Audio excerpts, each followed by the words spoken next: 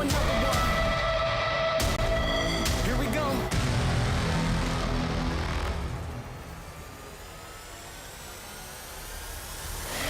We back on the scene like we never left. Time to go put them back on the shelf. No, we do not need permission. We came in alone, now we leaving you by ourselves. Now nobody wanna play me. Everybody think I'm crazy. Guess I gotta live up to it, nothing but to do it. Here we go. Let's go. They know we done been there before. They know I done been there before. I think we gon' do it again. I think we gon' do it. I'm ready to go for the win. Tell them let's do it again. Let's do it again. Do it again. You know what we doing. You know what we doing. Do it again. Do it again. Another one. Let's win. Let's do it again. Do it again. You know what we doing. I like that. Do it again. Do it again. Tell them let's do it again. Who you know got the power? How to turn on the switch anytime that they want. We do. Who you know got the energy? I bet I can take it that you know we don't. Who don't? I'm on the move and better believe I stick to the plan. Stick to the plan. I got the city behind me, yeah, 'cause they know I'm the man. They know I'm the man. Hold up.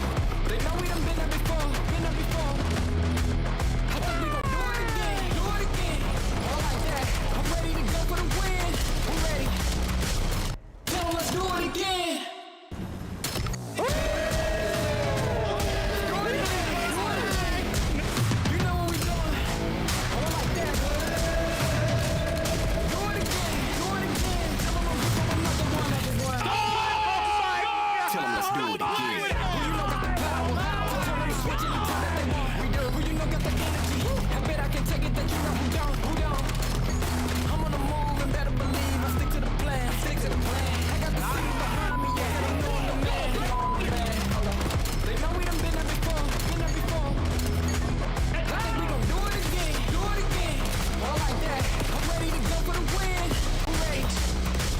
Wow, let's do it again. Hey, Let's go, baby. Let's do it again. Do it again. You know what we doing. You know what we doing. Do it again. Do it again. Another one. Is he travel? Let's win. You know what we doing. I like that. Do it again. Do it again. Tell them let's do it again. nice! Okay. I got my chain back. I got my chain back. No Nezzo this time, baby. I got my chain back.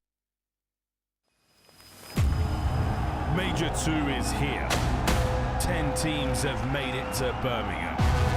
Only one team will take home the Major 2 trophy. The pressure is on. Brennan and Exton are firing. Trip, how does he get perfect game of search and destroy? Miami get another one on the board, and Falcons can't breathe off the respawn. Yeah, 23, 24, 25, and 26 for Traits, 9 in a row. 2v1. Lux is going for it. Lux! Oh my good God! Neptune is final. Take it over in a massive moment. He's able to hold it! Joe deceives! A quad feed for the young man. He's got the read, and he's able to do it a easy. Ice is up with a clutch. He's in! He's pushed him off the... Oh! It's an unbelievable play!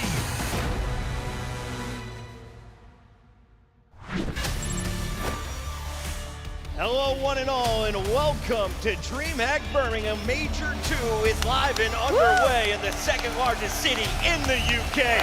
We have an amazing crowd. The bars have been filled with an incredible fan base, and the chants have already started here in the venue. We're live at a DreamHack where all the greatest games on the planet are under one roof, and we may have the best title yet with the best tournament underway. 10 teams made it out to Birmingham. We will be sending 2 home here on our opening day. Welcome in, everybody, and make some noise, UK. We've got the greatest fans from around the world all here to watch Call of Duty Black Ops 7. I'm your host, Chris Puckett. This is Miles, the Ross Boss, our special guest, and you know our regulars. We got Nameless and Rosalie. I want to start with you, Rosalie. when we first saw Birmingham on the schedule, Right. we weren't super excited. But Right. once we got here, it sunk in instantly. We know why we're here. This is going to be a great show. Absolutely. This is my first time in the UK actually for an event, and I'm so excited. You can already hear the chants in the background, and that's what I've been looking forward to. Nameless, last time we were in Birmingham, you were a player. How does it feel to be on the mic for this one? Yeah, it's awesome. I mean, you know, the last Birmingham was a special event. It was the EU versus NA final. The crowd definitely delivered. And, you know, right now, as people are loading in, I think we're going to get a repeat. We're going to have a lit crowd this weekend.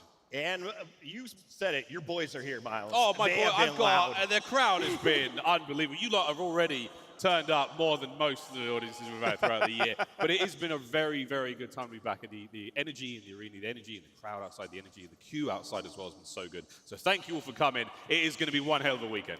Audio Wizard, if you can, let me hear my co-casters. In the meantime, let's take a look at this schedule. We have 2 streams live here in Birmingham in Alpha and Bravo channel, and we have 4 matches on each. Elimination round 1 will close out our day.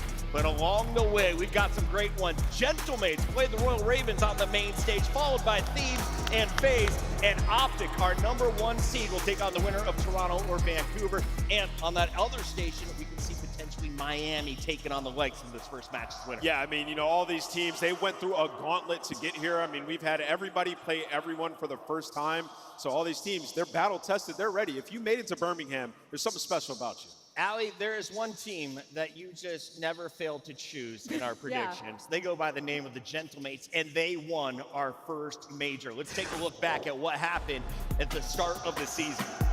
Yeah, it was unbelievable. I mean, we got gifted all the way to a Game 7 in Paris Gentlemates. It was the search and destroys that made the biggest difference, right? And for them, it was based off of a lot of clutches. We got the 1v3 from Neptune, then the 1v2, and that's even just to get to the grand final. And S&D hasn't been the same for them, so their backs are a little bit against the wall right now. They're going to have to show us something special. Yeah, you know, for the Gentlemates, it's been a really tough stage, as Allie talked about. 4 and 7, they were able to, you know, get in by the skin of their teeth in that 10th spot, and they have a matchup versus one of the teams that they actually beat throughout this split in Carolina, so they're comfortable there. Pressure on both sides, but you heard the crowd. There's a lot of OG Royal Ravens fans that are supporting the Ravens here. Obviously, they were, you know, the London squad, so they're going to have the crowd potentially against them. It's going to be a UK versus the French, but it's going to be an awesome battle, that's for sure.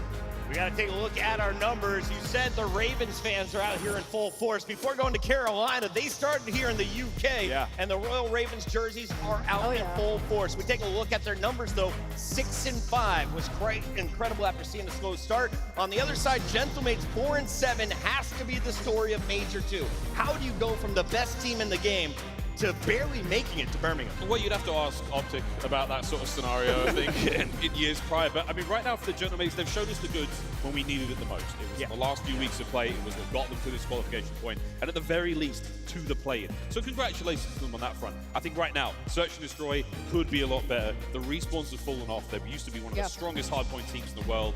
Overload, never been that impressive, but there's an opportunity here to absolutely turn it around. A win against the Ravens would be massive, because the Heretics are obviously a top contender in this tournament. It's a brand new format here at Major 2. We have 10 teams playing, but 2 of them will not make it into the bracket. It'll be Koi or Surge, and Royal Ravens or Gentlemates powering through to the next round.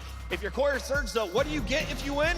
A match against the best team in the game. Optic Texas has been rolling through the competition, and our first time ever, every team played every team in the qualifiers. The only squad in the 11 fights to take down Optic were the Falcons, and even that was a great match. Yeah, even that was an awesome match. You know, Falcons are looking to do something special here. They've been getting better over the course of the last few weeks, but in that matchup, we did see Optic finally fall, right? So there is some things you can exploit against them. Map pool-wise, it's just really difficult because they're so well-rounded in all the game modes. And you're talking about the best search team that we have in the game, you know, arguably the best overload team that we have in the game as well. And, you know, in this particular split, Hook has an argument to be MVP.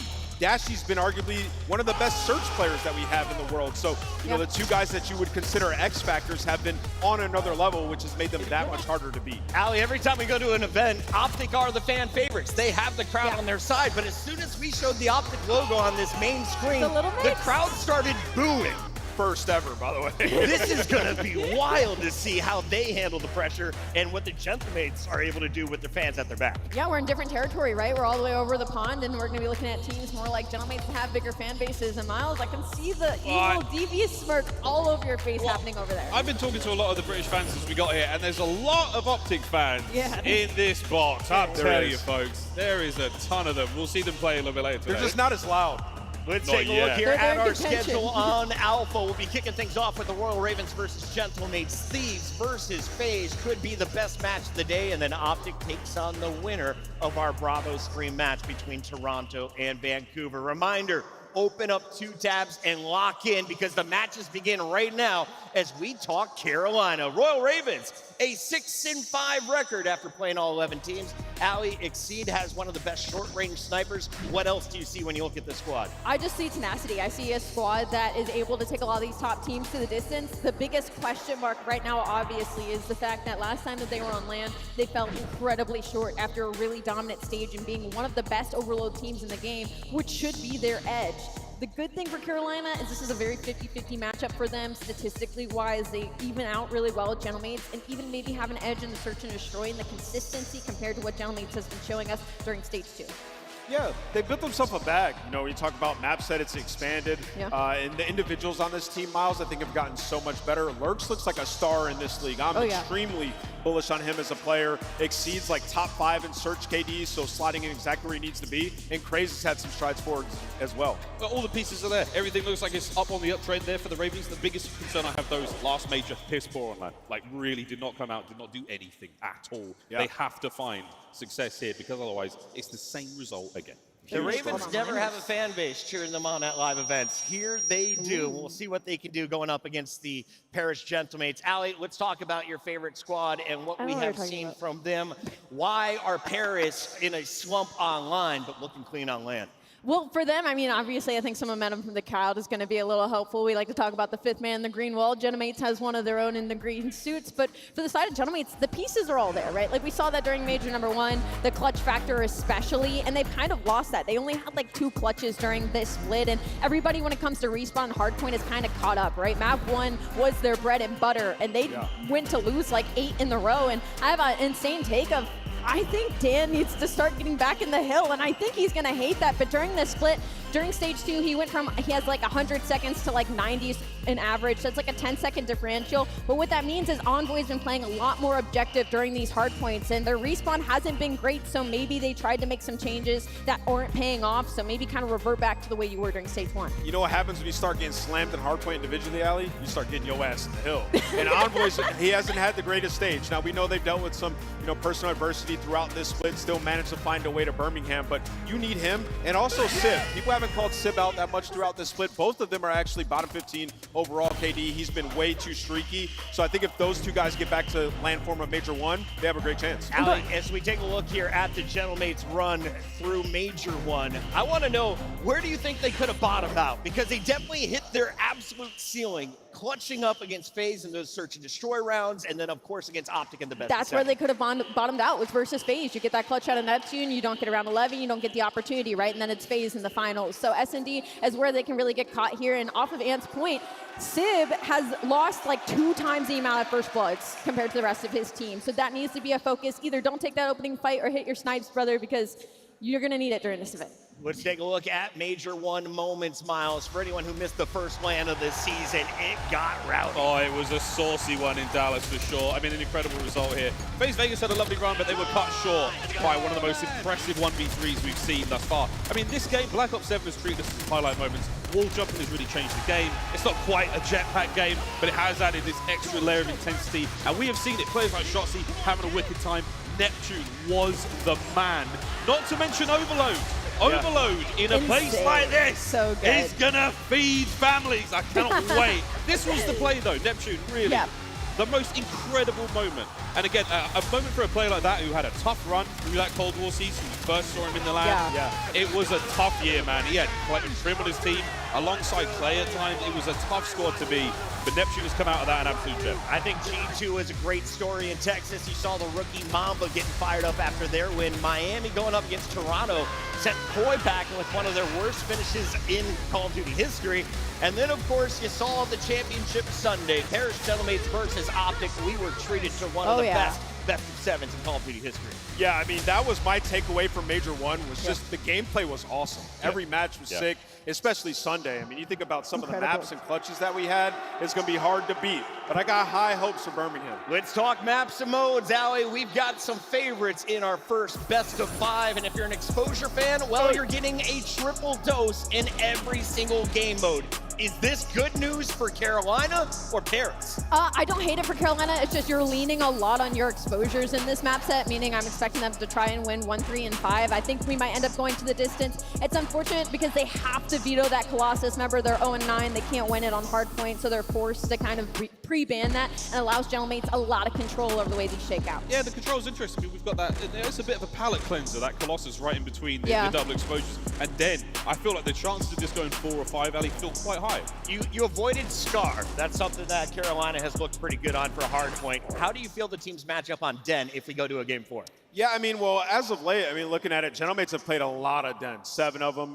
You know, if you're talking about Carolina, only 1, they did win, so that definitely favors the Gentlemates. But looking at this, I think 3 and 5, if you're Carolina, is where you have an advantage. So if it does go game 5, they're feeling pretty comfortable. And Ant, let's start here with Carolina. If they want to cause the upset today, is there a player that needs to step up their game on LAN? Yes, 100%. It's the AR duo, Exceed and Nero. Both of them have to perform. When we got to Major 1, they were coming off of like 5 straight wins. Exceed was balling. Their overload was unstoppable. All of that went out the window. The ARs got smoked. So they're the 2 guys that you need to see something from today for them to have a good chance in this series. If we get the Carolina we've got the last couple of weeks, I have them winning this series.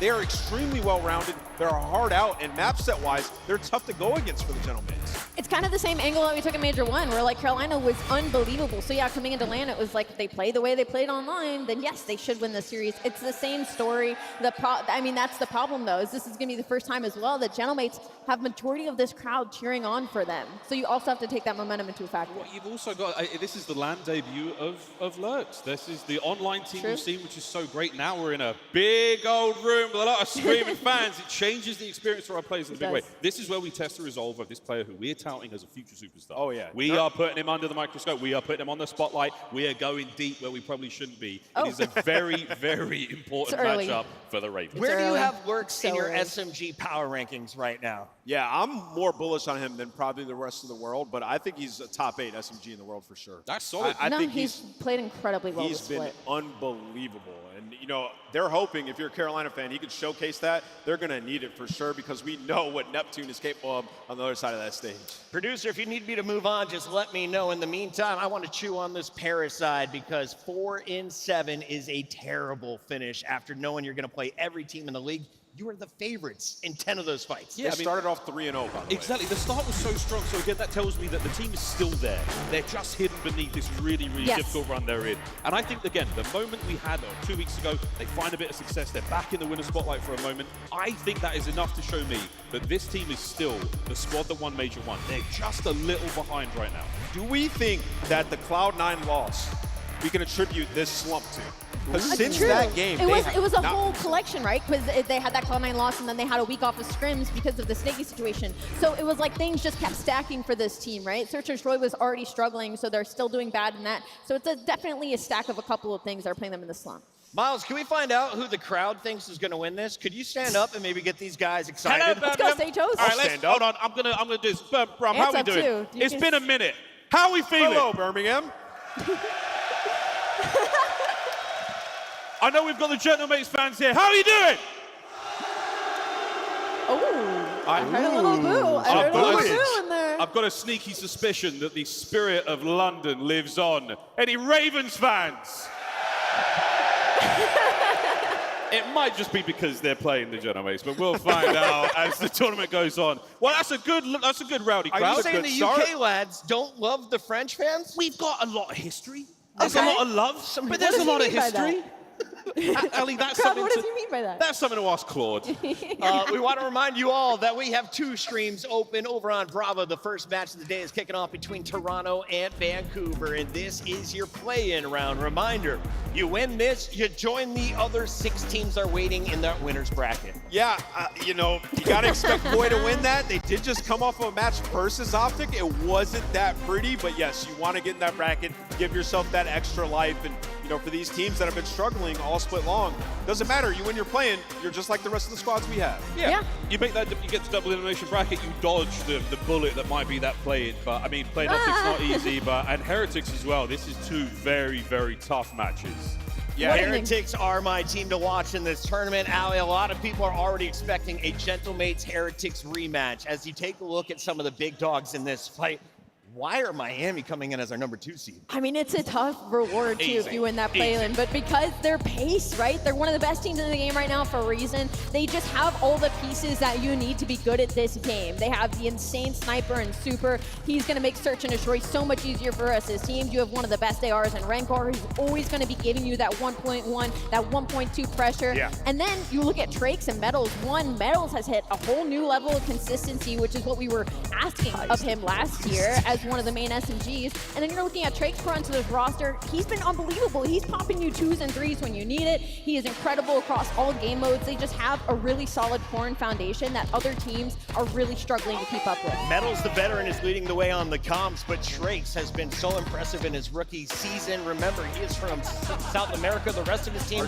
playing from Spain. Yeah. He looks like he's fitting in like glue. Oh, yeah. I mean, he's probably leading the Rookie of the Year conversation. Yeah. And, you know, he's part of what makes them so hard to play with, right, or play against, right? Because he's so fast-paced, he's in your face, and they, in Search and Destroy, never play the same way. It's a nightmare. It's nightmare to build a game plan against. So, Miami, this might be their best opportunity to make a run and get a championship. Given the state of the league right now, they have to seize this opportunity. One of 2 squads to finish 7-4. The other one was LA Thieves. Does a Beezy's crew have a chance of making it to Championship Sunday this time around? If they played like they did in their last match, if you get that of Beasley and Hydra, absolutely, they rejoin the conversation of making it to a Sunday. Nameless, anyone on that leaderboard that was on the right side of the screen that you think could potentially cause problems for our favorites? Yeah, I think whoever wins this Gentlemates in Carolina matchup, you know, looking at both of these teams, it's like, you know they can be dangerous on any given day. They'll be coming off of a huge win. Like, remember, there's storylines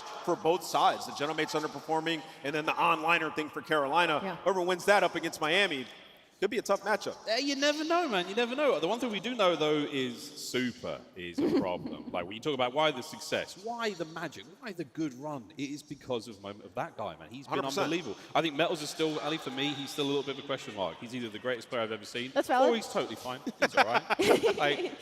What's great is he can, like, step back, and it'll be Trakes that steps up in that situation, right? Yeah. So if Trakes is playing really well, Metals will go back and do his kind of role-filling play style, which I think is what makes them so annoying, because you don't know which one you have to be careful of. There's a reason Super and Rencor are 1-2 overall this split statistically, right? And they've been crushing. They're both really good, but their teammates are also doing a lot for them, and Metals is that guy. Let's take a look back at what happened last time we were here in Birmingham. Which players were still competing? Well, there's a few of them. TJ Haley got third place on Rise Nation, the top of them all. You see, Insight was playing for Team AAA. 64. And then Dashy, the oldest man in the league, finished top 28 on Team Complexity way back then. Wow, you just made me feel so old. You said he's the oldest player in the league, and this was my last event. Hey, shout out to LG, though. Windows, Slacked, Octane, JCap, and John. That's my goat, They TJ beat Holly right Splice, there. I think, in the finals. It was a really good Yeah, match. Splice. Yep. Hook was playing for Envy, and Optic is technically Envy. So is Hook still on his old team? Yeah, I guess so. Pretty cool stuff here. I have a challenge for everybody. Every time you hear the word 100%, have a sip of your Monster. Every time you hear time and time again, have a sip of your Monster. And Miles Ross, please kick us off with the first Scuff, pick 'em. Well, it's tough. I'm thinking I'm going perfect on the day. And honestly, the way things are shaking up, there's something in the air right now. I might be going with the Ravens. He's feeling the birds. I'm feeling the birds in the first match. I am not feeling the birds because they got beat by Vancouver on land at Major 1. It is different when you play in person. And in person, the Gentlemates won a land. I'm going Gentlemates open up the day. It is like different. that. It is different in person your first time around. This is the second shot at it. I got the Ravens taking this one. The state of the Gentlemates is concerning. I think Ravens win this one 3-2. It is concerning, but the last time we were on land, they won, and that's the point Chris Puckett just made, my incredible host. It's my goat. I'm going Gentlemates, of course. We're split 2-2. Crowd, let us know, who do you have in this fight as we send it down to one of the greats in the industry, the lovely Frankie Ward. Yeah, Frankie. Thank you very much, Puckett. Birmingham, how are we doing? Ooh. Birmingham. No, I love you, Babs. That felt a little bit lukewarm. Birmingham, how are we doing? It's a good start. I'm liking it. The seats aren't even full yet, and already you are beautifully loud. And I know things are about to get louder because we're about to lose one of our teams, Birmingham, and I know you're baying for their blood. Our first team shocked the CDL by taking Major 1 by force, but since then, things haven't quite gone their way. Could this be the start of a miracle run?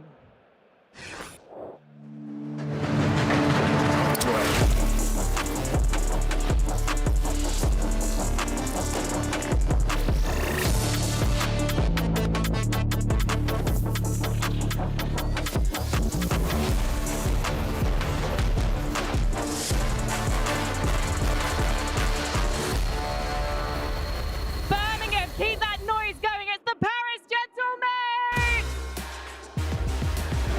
It has been a tough run for the Paris Gentlemates after Major number 1, but listen, you need pressure to become diamonds. You need pressure to get better, and for the Paris Gentlemates and the talent on this roster, it is all business as they take the stage. And there is no better time than in the UK for them to start making their big turnaround. I have no doubt the Paris Gentlemates will show us something special here on this stage. All right, guys, please give your appreciation for your players. Avai, Neptune, Sib, and Ghosty.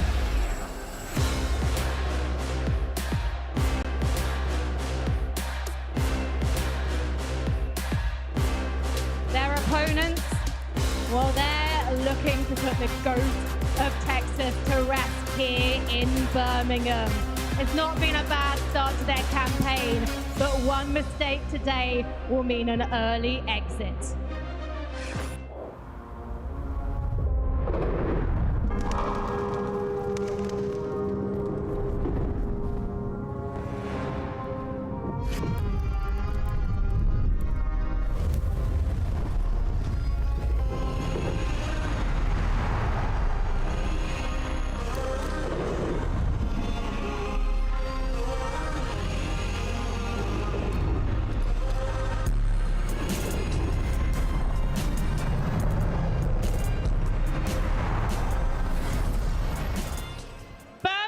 Please welcome the Carolina Royal Ravens.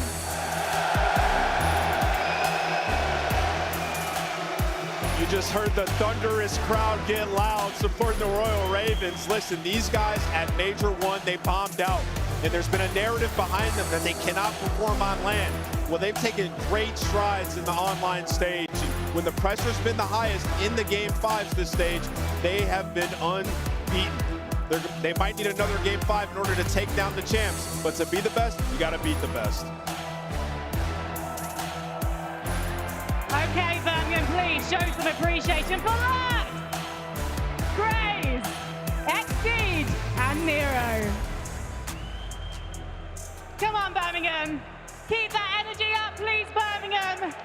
These two teams are fighting for survival in this competition. For one of them, it will be the last time you see them. So please give them everything as they get into the game. And we head over to Maven and Merc.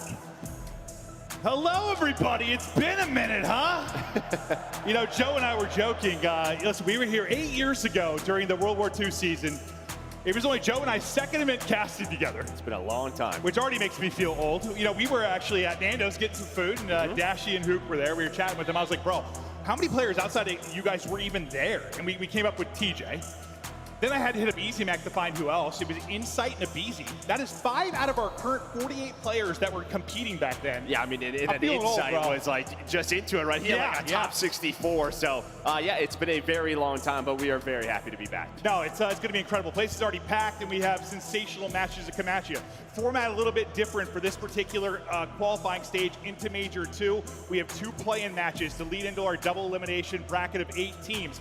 This will be our first play-in match, an elimination match. One team gets into the bracket, one team goes home. Joe, what are we looking at to kick us off? Yeah, I mean, listen, the desk kind of hit it, right? But a big surprise, Paris is here. A struggling stage, 1 win out of their last 8 matches. I think there are some good signs, though. They've been getting deeper in the series. They've drawn Game 5 with FaZe, with these. So it's been getting better, but the question is around the search and destroy. And then the other side of the stage, yeah, as good as you've looked online, it does not matter. No, on LAN, you were awful last Major. It has to be better. I think I said that literally at the very start of this qualifier. It's like, I don't give a shit about anything that this Ravens team does this qualifier. Nothing's going to matter until LAN. They have to prove they can do it here. They can look as good as they want online. Not going to matter to me. It's not. So, yes, we'll see if they can perform. And then on the other side, like, yeah, there's been listen, they played down to their competition at times for Paris. They played up to it. We know, based on a tweet coming out from their organization, a couple players were dealing with personal matters as well. There was the week that they got blacklisted in scrims. There's been some stuff going on in that camp, but the fact is, you won Major 1. Can you get back to form? Yeah, I mean, listen, they have the trust in one another, right? That's it. We do not have many championship squads left, right? Like, you have Opta, you have Paris. Everybody else broke up from the last couple of years. So you won a championship, you're going to believe in one another. They feel like they're on LAN, back to business. We'll see if they can click like they did to get that Major 1 W. And for the other side, with Brian Saint and the boys, for these Ravens, can they perform on LAN? I got to think, you know, listen, you were a guy that always, you loved LAN. You love to get there, you know, chat, yell across stage, get people's heads, but it's got to be tough as a young player where some of these guys are when you come in and have a poor start to LAN. It's this hurdle you got to beat. You got to think it's in the back of their minds to some degree. Yeah, and I think the tough part is they haven't had the easiest draws, right? When it comes to their matchups, they've had tough matchups, and now you're playing in a single elim pretty much versus your Major 1 champions. Easy matchups right now. No, there isn't, but this is probably not what you expected to be playing in the play-in. Very close to getting into that top 6. So, yeah, I mean, it is tough. It's going to be a bit of a mental fight for them, and yeah, a tough match. You see Envoy on your screen, a guy that's been under the microscope a bit as of late. It's funny because I think it was like 3 weeks ago, a month ago, where I said, like, listen, I was really happy for Envoy. He had been playing really well. He'd been playing consistent, something we hadn't seen. They win Major 1, and I'm really happy for the guy because he's a guy that's got a lot of criticism. Flash forward to now, it's like, here we go again. Yeah, I mean, just sort of your typical, just a lot of criticism, and just quickly we forget a couple of weeks ago that he won a LAN. Now, listen, I think there is criticism. It's fair, but I mean, to drop the guys, it's pretty crazy. The guy is a proven champion. He's won it. He won multiple tournaments last year. Already has one this year. So let's slow it down. To me, a little bit of this is just, I don't want to make excuses for him exactly. It's just how he plays. He can be an unselfish player. He can try to set his teammates up. He can play around the objective. My thought is, like, when he is on a team that is like playing well as a unit, they're finding success, he's going to be great. When they are struggling, he's the one that's going to get hit the hardest sometimes. When it's chaotic, it's not going to be great. Yeah. System type player that's hoping they can get back to the basics. We're going to start things off on Exposure. First match of the day. We have 2 streams coming at you all day long. It's going to be a fight to see who's on top. If you followed the qualifier, listen, we know Optic's good and we don't know a goddamn thing. It feels like about the rest of the pack. Here we go, Birmingham. Let's have some fun. Locked and loaded. Match number 1. Ravens, Gentlemates, kick us off.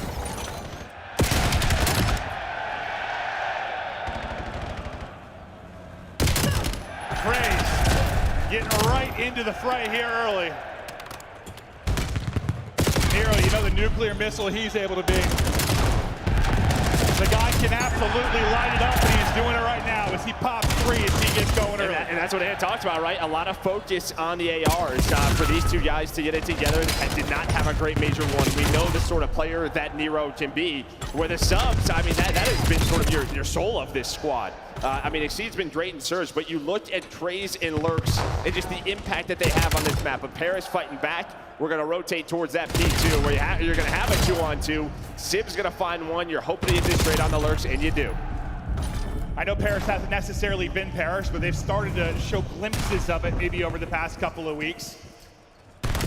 Who do you think is the biggest threat to the Ravens side when you're talking about Paris and the talent they have? I mean, it's going to be Neptune, right? Just what he can do. And by the way, the last couple of Game 5s, some of the bigger matchups, he has been back. He's been around like a 1.1 to a 1.2. So individually, it feels like he's locked in. Sib trying to push out and get any kind of space they can for the upcoming Hardpoint. They've got Royal Ravens right where they want them for now. Pinned out top left, getting all this time. It could not look better for this Paris side. The Ravens have only found 8 points so far through the 2 Hardpoints.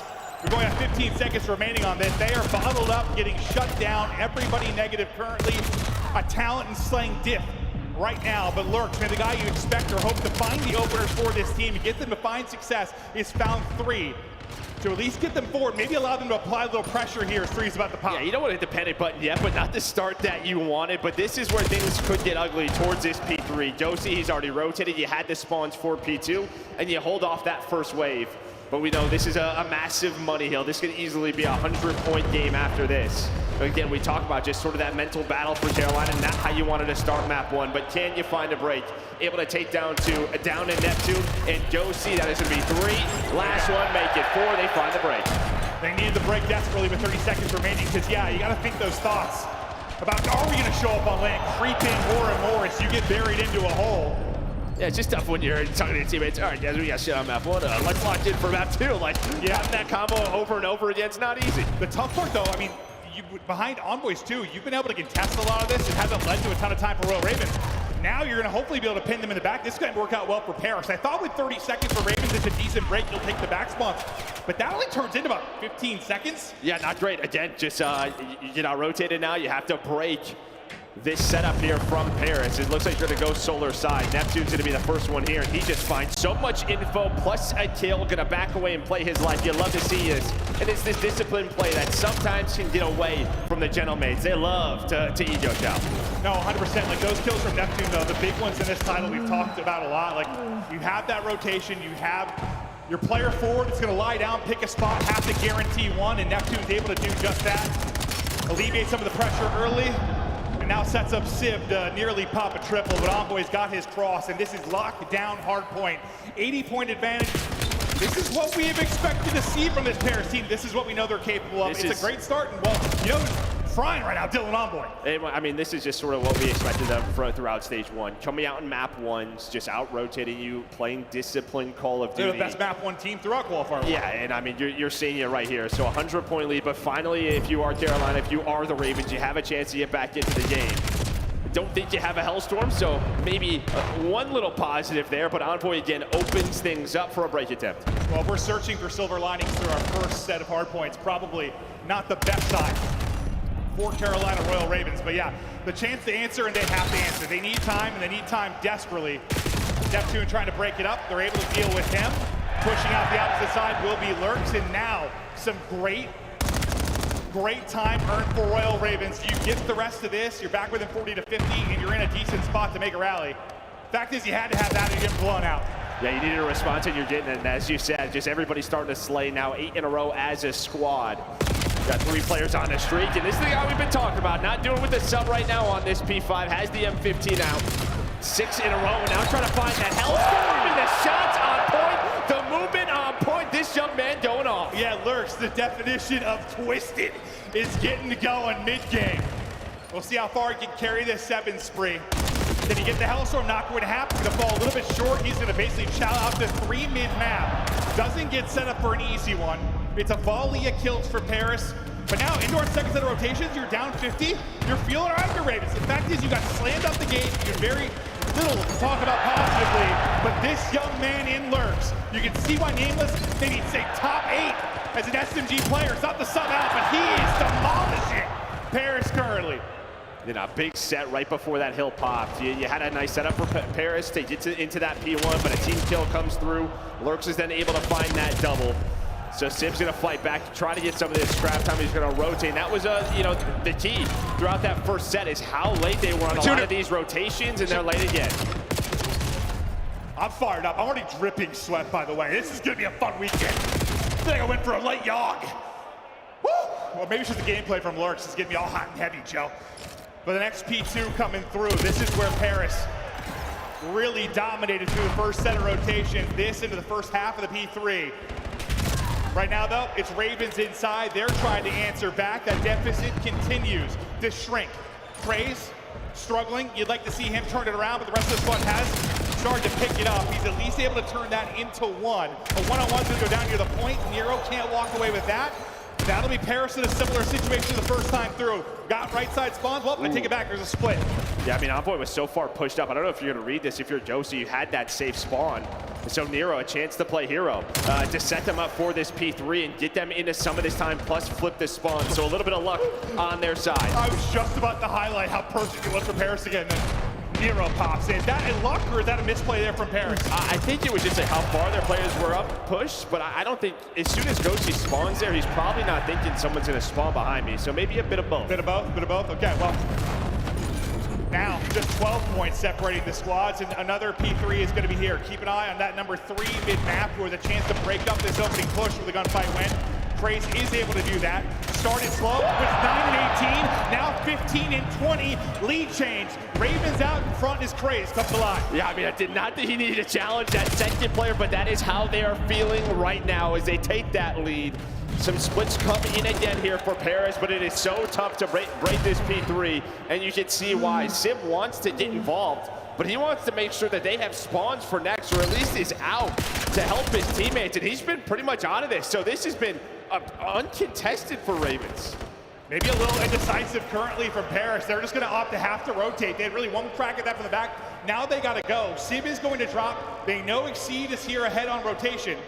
And I mean, we talked about just sort of the disciplined gameplay for Paris and how good it looked since that P5. I mean, they have, what, 20 points since that time? It went from choke slam to reverse choke slam. Like, this is dominant out of Royal Ravens. What a run it has been. What a rotation.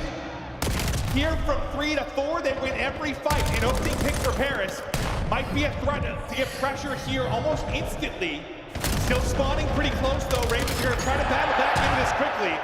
Massive gunfights going down. Exceed finessing towards the back, but can't take that one. Yeah, but you go for this, right? If you continue to play this, if you are Ravens, you have a couple of Hellstorms, or at least Lurks has one for this P5. So you can overinvest, continue to go at this if you want to. Now, P5 was so good for them. You can see Nero spawn up. He's going to try to take a long route. But the rest of the Ravens, yeah, they're going to go maybe one more time. Do have to be careful of feeding the streak back to Sib. He's going to get on this objective time, start to work for it. Oh, well, it's gone. Yeah, that's not going to happen. Instantly dropped. P5 about to roll. Envoy in position, but again, gunfight seemingly going to the way of Ravens. Envoy at least able to pick up one. Get back to mid-map and try to battle with this team. You're kind of all over the place if you're Royal Ravens right now. You have like a triangle trap coming in. They win all those fights, and that couldn't be more perfect. You now have right side spawns. You've won everything around the point. You can win it here with the time remaining. Yeah, Lurks is in the Hellstorm, so he's going to delay this push. You're going to have maybe one more go at this. This is going to slow down that clock, or slow down the play for Ravens. 20 seconds to take map 1. What, you've been outscored like 200 to 30? It's a lot to a little. Something in that ballpark. Just incredible turnaround here for Royal Ravens. From no lifeline to an electric bolt as they start to take over. 12 points just needed for them to close out this map 1 dub. And what a map 1 win this could be for a team that struggled on land in Major 1. No, yeah, I mean, that's it, right? Just throughout that first set, you're like, uh-oh, here we go again. But if they can close this out, but sometimes closing out exposure is not easy. So you're gonna have 5 seconds here. You would love that scrap time, but then through the middle of the map, Ravens are able to find the initial gunfights. Some big gunfight wins. So before dead. Feed all blue. Royal Ravens in control with 10 to go for the W. Nero. Exceed, have a lockdown mid-map. One final push gonna come in for Gentlemen. They gotta get in, they gotta break, but the line is holding for now. The line will hold, the map is done. Ravens down 100 to blowing them out. What a turnaround. building up that self-confidence. And I mean, listen, a great start for Gentlemaids, but to me, if there's like a key moment, obviously Lurk's going off, but sort of that skirmish around P2. Around P2 is so important, and yeah, that spawn out leads to them having spawns for P3. That is just where the momentum shifted. What a shift it was. Incredible stuff there. And now, where we talked a lot about how, you know, if you came in and lost this map on, if you're Royal Ravens, it's just going to compound the stress of your failures on land. Now it's the opposite. Like, Gentlemaids are thinking, hey, maybe we've improved coming into this event. Now all those faults you've had in the lead up, trickling down your mind. Yeah, media pressure for Paris, right? Right back to, I guess, sort of Sunday of Major 1. But we know these guys could do it. But yeah, if there are just sort of, I don't know, second guessing themselves, how they want to play, sort of what's going on. It's got to be happening. It's coming back. Immediately.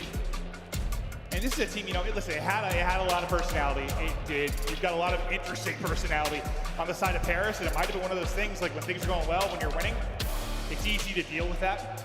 As things have sort of unraveled over Major 2, it's just hard reeling it back in for this squad.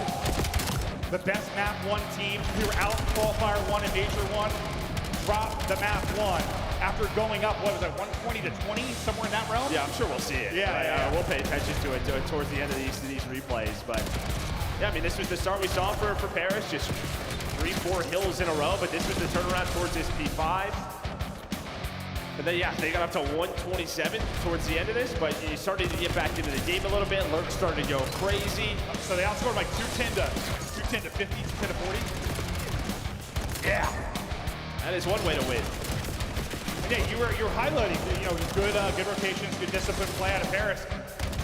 Why did that completely flip on its head? Well, because they flipped the map. I mean, as simple as it is, I think they just made a mistake at that P2.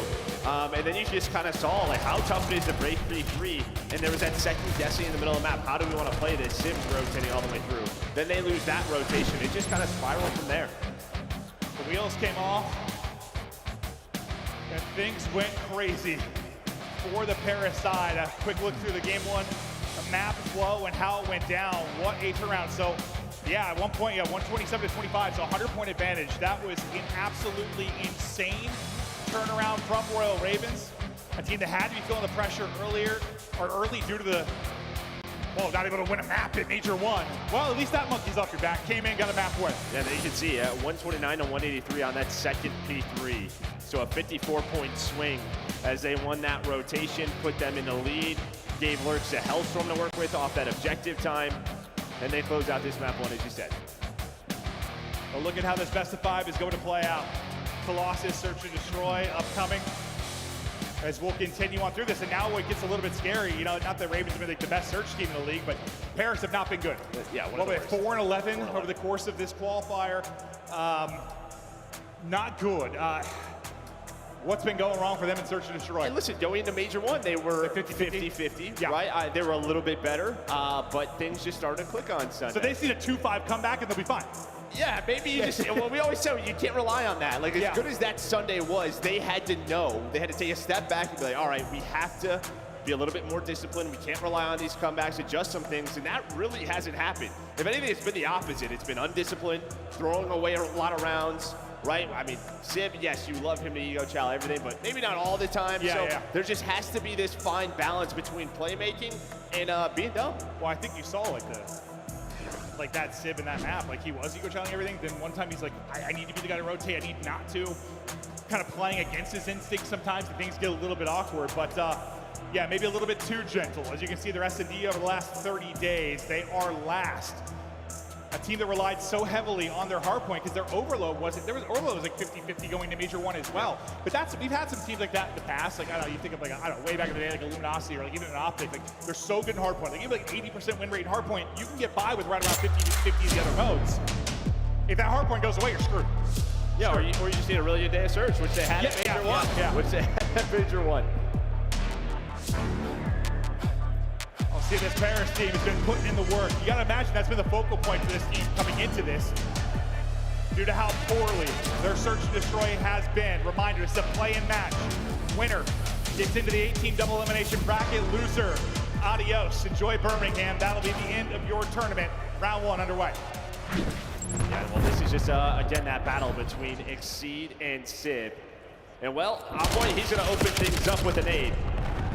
So he's going to find that first blood, gets the second one as well, and these are the kind of rounds we're talking about. You have a two-man advantage. Let's not throw these away. Sib does get picked, but now you're just trying to close this out. They push it together, they cut him down, give him the ace.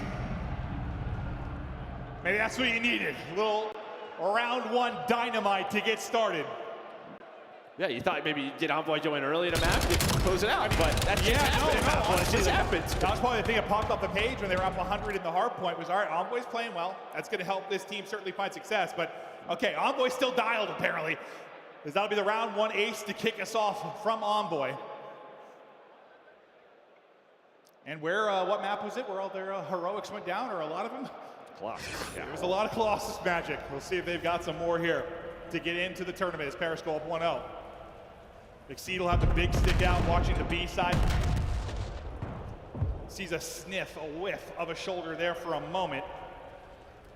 But just tucking into tunnel, it looks like Envoy is going to be okay to sit there and chill for a bit. Pressure, obviously, on Royal Ravens with bomb in hand to make a play develop. They're going to try to do this up through top mid. I thought maybe executing on A. Looks like they want to try and isolate Envoy tunnel. You got the information on him via Exceed's angle with the snipe. Envoy not able to get away with his life, and he loved that play out of Ravens. Yeah, and you kind of tell like Envoy wanted to maybe push Exceed, but he has no help, and then you lose tunnel control. So he's just trying to back up, but the timing on point, and now you're starting to work this bomb plan. But just a really good info game. Get info, isolate. Perfectly done by Ravens for the first blood. Now just have to hold on to 4v3. Neptune's POV now, as they use utility to try and work up on this. He wants to get dancing. Sib able to get a pick. Neptune damaged into two, but not able to walk away with a kill. We'll see if his teammates clean up the scraps. Not gonna happen. Carolina answered back and even us up. Yeah, some shaky shots. Also, you missed those nades, right? Neptune, he throws one short. I think if it goes over the statue, he hits one or two players there, and maybe they're able to win this push, but you missed that nade. Yeah, by a yard or so, and that's that. So just so tough to push this, but here's that first blood. Craze, playing with confidence, hunting down Envoy. So well done. And that's the game of search and destroy. Play for info. Try to give yourself a 2-on-1, 3-on-1 based off that info. Beautifully done there. We'll flip sides and now see Paris try to get work on offense again. Can't rely on an Envoy ace every round. Maybe. Or maybe, okay, I lied. Maybe he can rely on it. He continues to dominate around tunnel. That'll be number 5 for Envoy. A second first blood for him. And they've taken a bunch of space here. The 2 players remaining. Just gonna lock it down opposite corners as Sib will hold this. Plant not going in yet. Don't want to give up anything. They want to dodge the nades first and foremost. Nade not gonna connect. Shots are. Envoy's gonna get several in the round, and Paris once again cruise to an offensive round win. Yeah, these are those first 2 kills just so early. Like, yes, you want that bomb plant, but they're kind of thinking, kind of what we talked about. We've lost some of these rounds this way. Let's just wait this out. At some point, they're going to push. Try to hit a timing with one of us planting that bomb to give themselves a 2 versus 3. So you just take it slow, wait for each other. On point so far on offense. Yeah, and sometimes it might just be, don't have a trophy. Yeah. Let's get these 2 players to throw their nades before we work the plan or give them a freebie. Beautifully done. Solid stuff from Envoy. Again, he's at 6-1 with a pair of first bloods.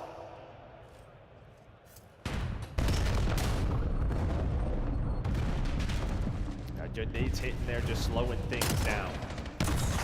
They see, though, he's going to find that first blood. Lurks with the second, so it has been all offense throughout this second map so far, and will it stay in that way as Nero snaps onto the second. All offense. So far, who's going to get the first stop defensively? Nero. So talented. And they're going to need that on full display in this particular matchup, where there might be a bit of a gap in that regard. Well, not really the story so far. Yeah, and I think both of these teams, right, I mean, they're so heavy with their snipers, Sib and Exceed, where I think now in the tournament, what you just saw to Carolina, you can do. You can switch up the pace and go quickly, have Exceed pull out an extra AR, an extra sub, and just go. Maybe catch them off guard. Able to do that in that round. And now continue to play with paces. I thought they were going to push all the way through B. but just gonna get that info and back away. I was gonna ask you, like, what do you try to change here for your Ravens, just to try and mix things up defensively? And well, you kind of solved the change up there. No early first blood for Envoy, but Sib's like, that's all right. I'll get it. One of the more prolific snipers in the league, and that team kill comes in from Ravens, from a Simtex, from Craze. So it's like an early 4v2 again for Paris. And well, that's gonna lead to offensive wins, Joe. Yeah, no, it really is. But honestly, Sib was the only one there. He's just able to find that snipe. He is happy about it. Here's potentially one of these rounds, right? Sib, he gets a little aggressive. He gets caught. Again, you don't hop on the bomb right away. Just waiting for that as Neptune's able to find Craze. If Craze just paused there on the heady for a second, he might have had a freebie, but just kind of sprinting at it, trying to hope to get a timing, and Neptune wins that fight. Still, all offense. Back and forth, we continue to go. Maybe what adjustments are you hoping for on the other side here? Well, I mean defensively for Paris, obviously. I honestly really haven't had too many just sort of slow retakes, right? Maybe just defense team has to just back away. Okay, just try to play the retake, like actually not get that situation down in numbers. Yeah, right, where you let them plan A and retake that. But yeah, a lot of early picks for these multi-squads. We'll see what the call will be. But now you mentioned like the snipe play. Like, I mean, that's been one of the big talking points, really. It's been like, if there is a sniper gap, like a skill gap between teams, like how do you play it? How do you try to isolate him or take him out of the play? It's just this information game, but finding out the sniper is and trying to avoid it. But people like Super are so good at mixing up spots and keeping you guessing. Yeah, and some teams are saying, all right, as soon as we find this guy, throw the smoke at him and run at him, right? Yeah. If they miss a shot, they're toast. Paris trying to get the first defensive round win. Craze maybe seeing a little bit of info there, which is the jump peek from Envoy. Trophy eaten up. I'm not sure if the smoke got through as they're trying to get through on the cross, or if the trophy maybe ate it. Oh, it's up top mid. Okay. So he just threw it to cross towards P1, and here we go. Maybe a slower round out of Paris. Don't get early pick, but you're gonna fly if you're Ravens. Take it to him. But we're shot all three. Yeah, he shoots everybody. Great finesse, able to play your life if you are Gentlemates. 2 versus 3 though for Nero and Exceed, but you got a flank in Sib. He's gonna push all the way through towards lobby side, and someone able to win a defensive round.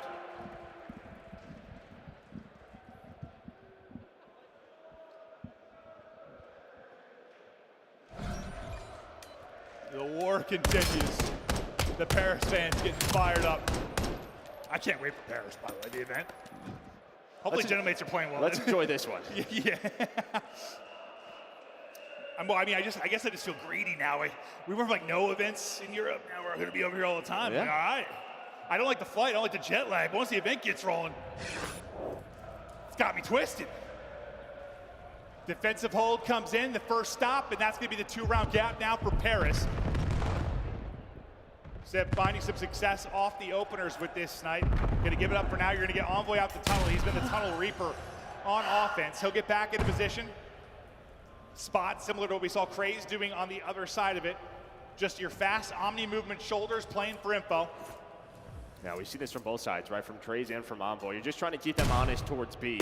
Well, maybe you don't know he's down. He's able to hit the second as well. Exceed one of the best in the league. Well, not able to win a defensive round. Now you're going to get 2 in a row. And that's a much needed one. Avoid that 5-2 hole. I feel like a lot of times when we're talking about Exceed snipe, it's on Den. He's had so many crazy plays there, but reminding you can get it done on Colossus as well. A little bang bang for your buck as he takes over in the round. And I just don't even know if they see him here, right? I mean, you're playing for info, so he's playing for that jump spot and then just saw Sib cross. Beautiful shots from Sib's like, don't worry, I got your trade. I lied. Yeah. I mean, Sib's tried to trade that all day.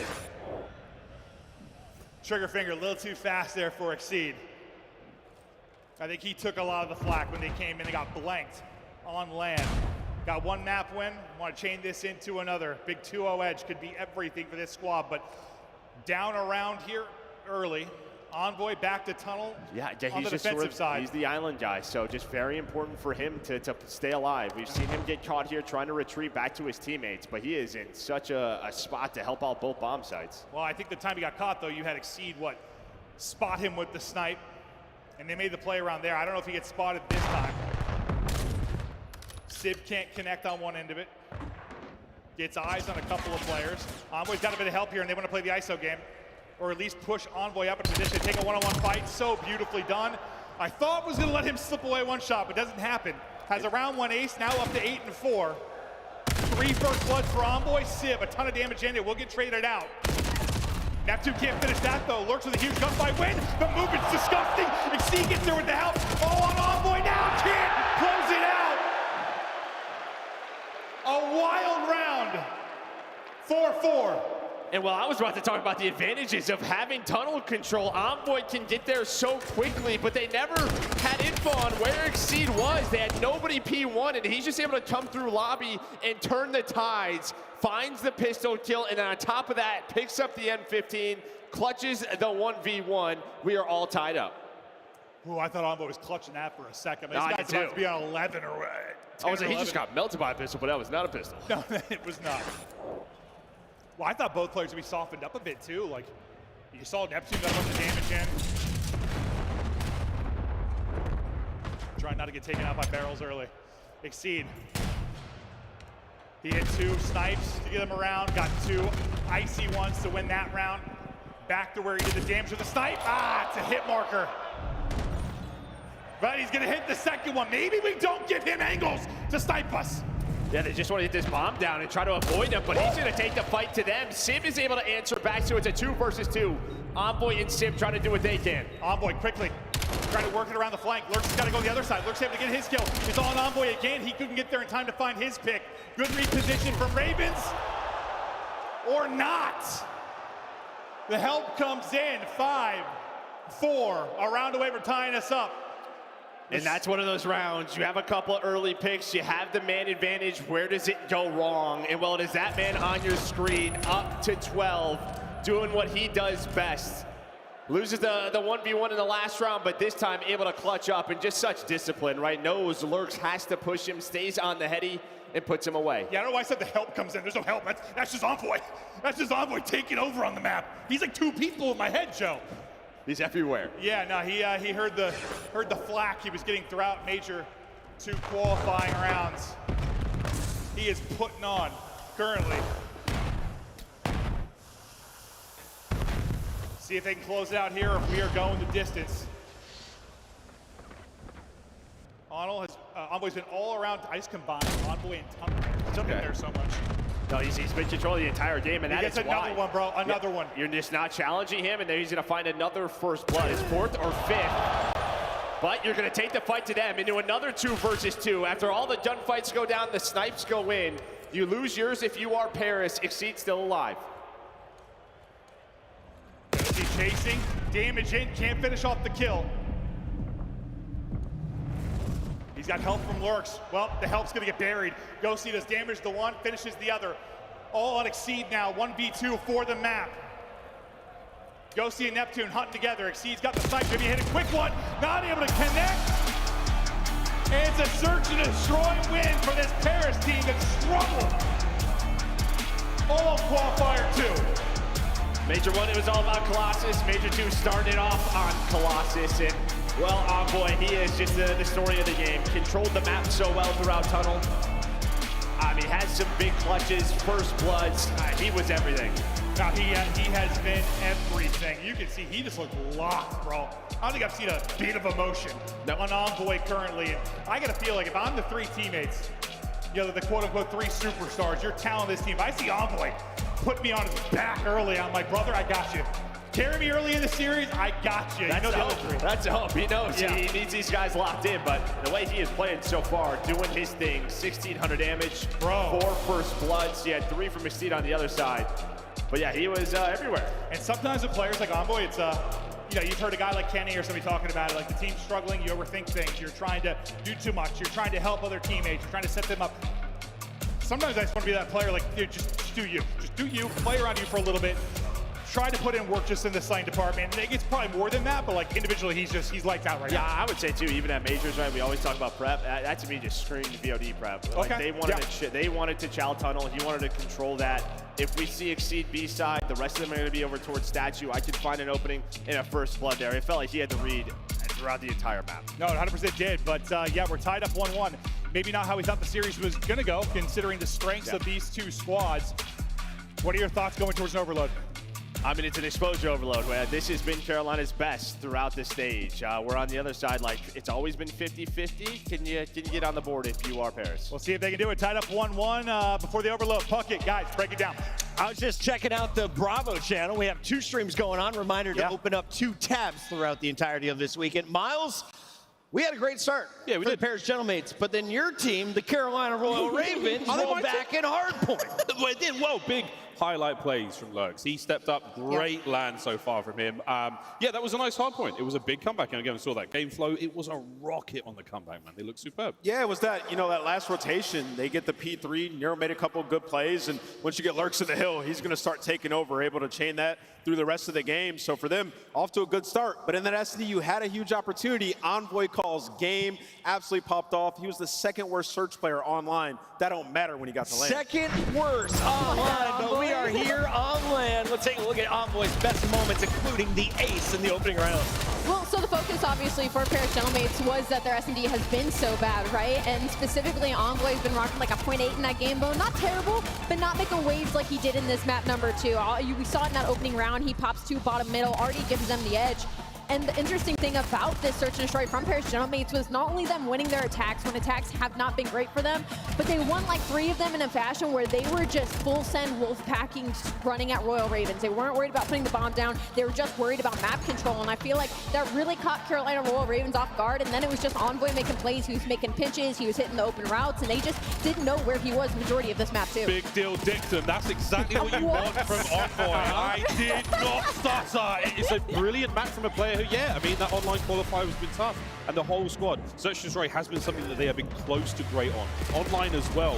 And all the problems we had coming into this online, looked in Search, all cleaned up. Yeah, I just want to thank the players again for allowing snipers into the game. It is so much more fun when you have Exceed and Sim on both sides of the ball. 100%. I mean, they had some cool sniper battles. You saw Sim. He's never going to back down from a fight, headed out all the way to the very end.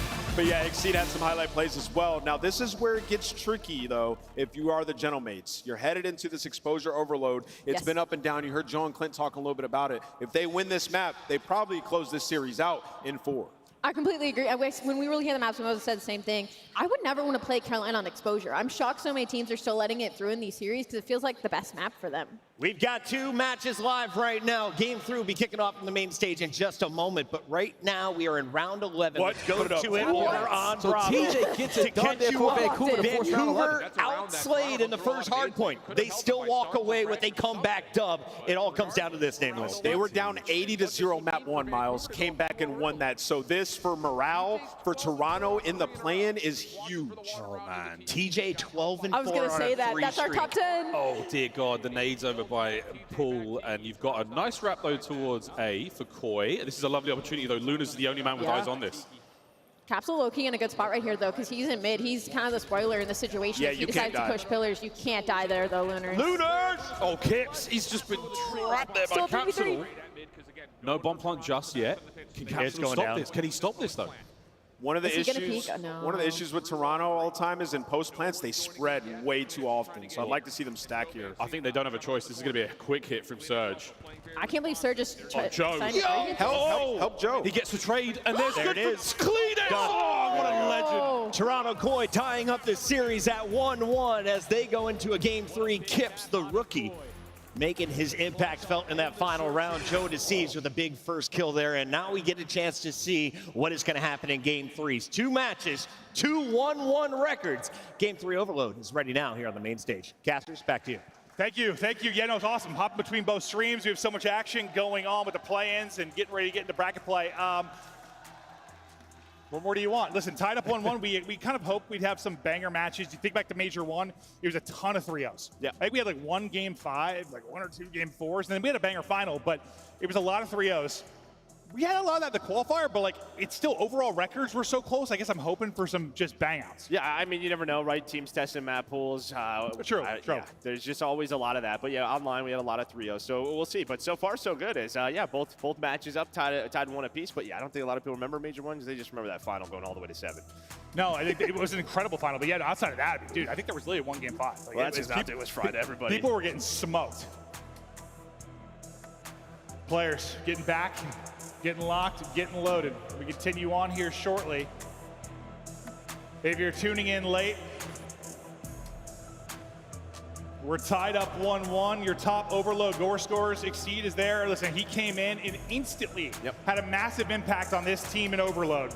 And a lot of that was on Scar to start, right? So I think they've obviously adjusted for it. They're 5-1 in exposure throughout Stage 2 qualifiers. They're happy to play this map. So you had sort of options if you were Paris, but allow exposure to go through. It's been one of your go-tos on the year. So it's a bit of a square up, but you were feeling really good if you're a Ravens fan. Well, I think back to the exposure, like honestly, early at Major 1. I mean, when you called Neptune God of the Sea, when he's on like a 12 spree, I think it was like a double positive map from Ghosty. Like that's where they really erupted, where I was like, all right, this team's making a run this tournament. They were just taking over, definitely one that they are very, very comfortable on. And you have the guy that's supposed to be your glue, your jack of all trades, and Envoy taking over right now, kind of a slang and damage standpoint. You got to think he's going to be massive for them, but in overload, you're going to rely on the playmaking ability of Neptune some. Your AR is allowing him to get in position to really be a threat. Yeah, I mean, listen, if Envoy's sort of winning majority of his one-on-ones the way he seems to be doing, good luck keeping up with him, right? Because what we see on exposure overload is like if those subs can get lost in your base, around your P4, inside of your top window, that is when you sort of have like the EMP rotate back and forth, tough to deal with. But that opener, so important, and then all eyes kind of are on you. So we'll see if Envoy can keep this up. Yeah, we had a change, really the major change coming in to major 2 qualifications was really some of the spawn changes in overload. On a map like exposure, they've really set up some quick counters. So we'll keep an eye on the play of teams trying to, well, how they set up the counter if they're going to give them a score, how the team scoring tries to maybe delay to prevent that from happening.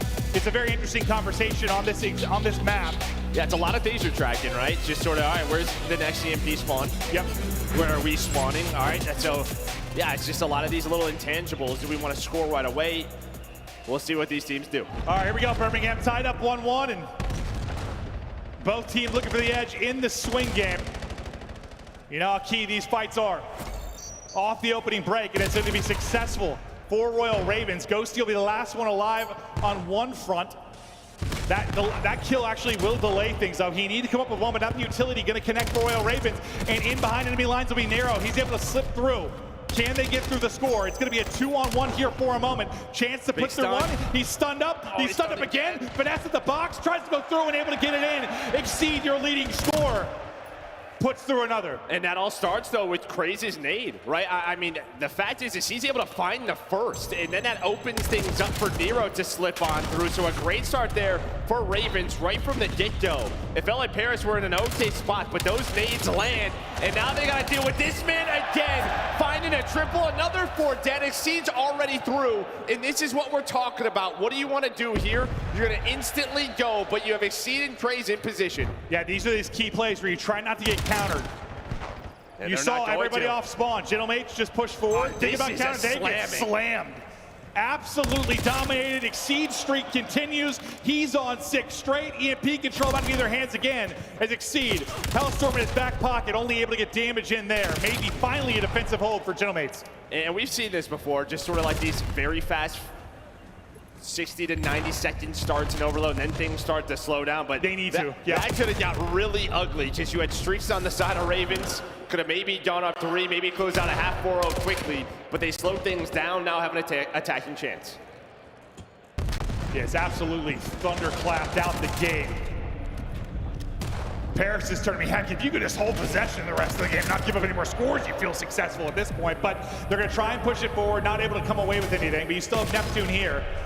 You no longer have Neptune here. Everybody's scrambling back to try to get into the fight from the Paris side as Royal Ravens content to just kind of lock it down for now. They got the early 2-0 edge, but EMP in a dangerous position, and now the pinch is going to come in. Pinch may not matter. It's actually going to allow Envoy to turn his head immediately, get on board, damage into Bull. Envoy's hot hand continues, and there's a score for Paris. And that's just, you lose the battles on both fronts, right? It's also on the pinch through P4, but then you lose tank control, right? Where you're trying to rotate to, you go to a 4 dead, and they just have so much forward position where they're now within 1. Exceed, he's all the way pushed up, just trying to buy his teammates mid-map control, and well, with his position, with him able to win that gunfight, they're going to have a chance. Paris, need to come up with some defense here. It's another nade that's going to connect that could be the difference maker. All on Neptune for a moment. He's got a bit of help coming through from Sib. Sib's gonna be cut down. Neptune last man. Able to take down two. The finesse good enough to buy them some time. The score's not gone in yet, and it will not go through. Royal Ravens silence for now, as Paris trying to push it out. Yeah, I think a key on that is, right, you're just seeing Paris shoot. Like, everybody is weak. Like, on the Carolina side. The first couple scores just felt like nothing was connecting. But Yossi now with 2 in a row. And, well, you force out an early Hellstorm. Still have EMP control. You're trying to go if you are Yossi. Just waste time. Yeah, also, that might end up being a great streak, though. Like, that likely might have set up the score. You had a player forward for Paris. Just trying to make sure you don't give anything up. And now you've got EMP control. Just what I mean, maybe it would have been a score, but just to listen, guarantee the defensive stop, change possession. And also, I'll trust whatever Exceed's thinking right now because he's 12-6. He's already put through 1 on the scoreboard. That's going to be 3 dead again for Paris, and that's going to be another score. That ends up being a great streak. And well, this is kind of what we talk about with sort of like the ball finesse, right? I mean, Sib has to stay around P2 because he thinks they could rotate back towards the top side. All of his teammates down, and he is just left out to dry. A potential counter, but Craze is in a great lurch spot. He's got to find the first. But his back line's getting destroyed. He's going to pounce out. Whoa. He doesn't get the kill. Exceed is able to get 2. EMP still a threat. Last player going to drop. And that'll be a score for Paris with 40 seconds remaining. Watch, just EMP like went back like 10 yards there as soon as he's able to find that kill. But yeah, it was just in the middle of the air. So yeah, you get another one on the board. You're still in the game. As good as this is looked, if you're Carolina, you're still in it if you're Paris. You got a chance for more. You just killed 3. That'll be last guy dropped. Everybody else has been coming off a spawn. Neptune just frying you. Back-to-back quick scores for Paris. You got another chance. And you sure as hell do. Enough time to pick this up and play behind the OT. Envoy still forward. He's going to buy you 1. Not able to get the second. Big gunfight win by Neptune mid-map. He turns that into 2. If Sib drops, we head to the second half. Let's see if they can take the edge here. I don't see it alive. The fact he's able to stay alive and get 1, that'll start the push here for Paris. Ghostie's gonna get another. It's a 2 versus 1. Nero plays good D. Yeah, he was mid-reload. I was like, if Sib can win this one-on-one, he might be able to get it through, but mid-reload, no chance for an actual gunfight. Probably just put in shots that the guy Ghosty ended up killing. But still, some great stretches there from Paris, considering we were worried that was going to be a 4-0 half for Ravens in 2 minutes. I mean, this first 90 seconds or so was, just unbelievable from Carolina as they're able to go up to. But you slow things down, you start to get on the board a bit. If you are Gentlemates, start to make some big plays. And yeah, I think they're just happy this is 3-2. I wonder what possession was. Probably ended around 50-50. You think so? Yeah, I felt lopsided early, but it probably did end around 50-50. You see the third one there? And then the tying third score. We end up 3-3 going down. I saw it 3-2. No, yeah, you said 3-2. I was like, John, I'm pretty sure it was tied unless I blacked out. But I always trust you when it comes to stats and numbers, so I waited. 3-3. Yeah, they put it back-to-back real quickly there at the tail end of it. The breakoff was won by Royal Ravens the first half. They turned that into a very quick score. Looks like that's not going to happen, well, quite as successfully here, but they will still have numbers in EMP control, and Lurks has gotten in behind enemy lines. Great shots in range with the sub. Movement is there to buy time for his teammate to chow with him.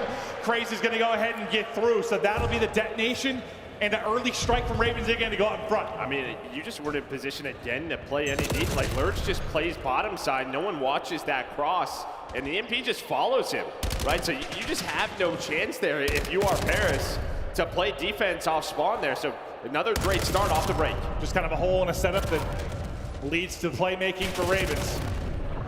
Sib beaming though.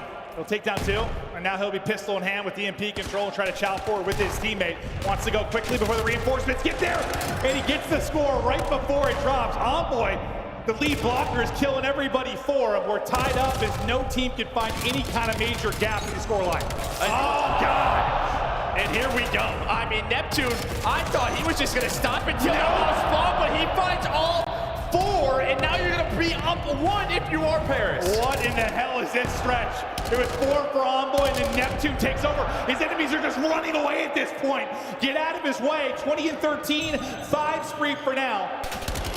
Things will slow down for a moment as some key gunfight wins for Royal Ravens out towards mid-map. But as I say that, the next two come through for Paris. Are we back to Major 1 now? The way this guy is moving and getting lost. Him and Gosi now on the attack. It was him and Gosi on attack at Major 1 that led their exposure. Overload, they're doing it again here. Chance for another one. One more player remaining. Can only stop one. Sip's got to track back. It should be good to put this through. Up to 6-4. Lights out gameplay for Paris. I mean, the other two were in the middle of the map. Like, Carolina did not play defense there. You do have a counter set up. You're not out of it yet. Still a lot of time on the clock. There was a streak on the Neptune, and well, he's going to call that right away. Not to allow the counter to happen, you would hope. Got to get there. He's going to use it to take out EMP carrier and Craze. Exceed able to dodge for now. Still a ton of time. This has been a riveting one, honestly, a ton of scoring. 6-4 with 2 to play. Just so much back and forth. Yeah. We're online. We just normally see so many goal line stands. We have had none of that here. And now it's going to be another 4 dead, another attacking chance. Ravens in trouble. And as they try to get in position, you've got Sip and Ghosty with a bit of a crossfire. Ghosty will chain that into 2. Last guy's looking forward to Exceed, but they're coming from the other end of it. Exceed's got a chance to pop 2 to stop this. Not able to do it. Maybe doesn't think there's one more there. Goes to grab the EMP, and then Neptune wins a one-on-one for the score. And they just had so much forward position.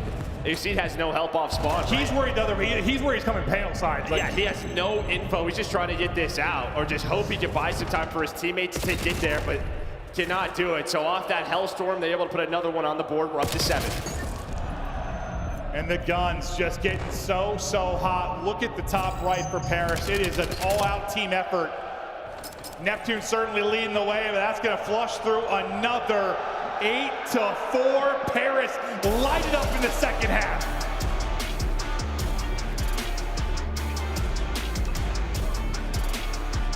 And well, they have arrived. I think you should say it, right? The individual talent has woken up as they just steamrolled them. It was such a good start for Carolina.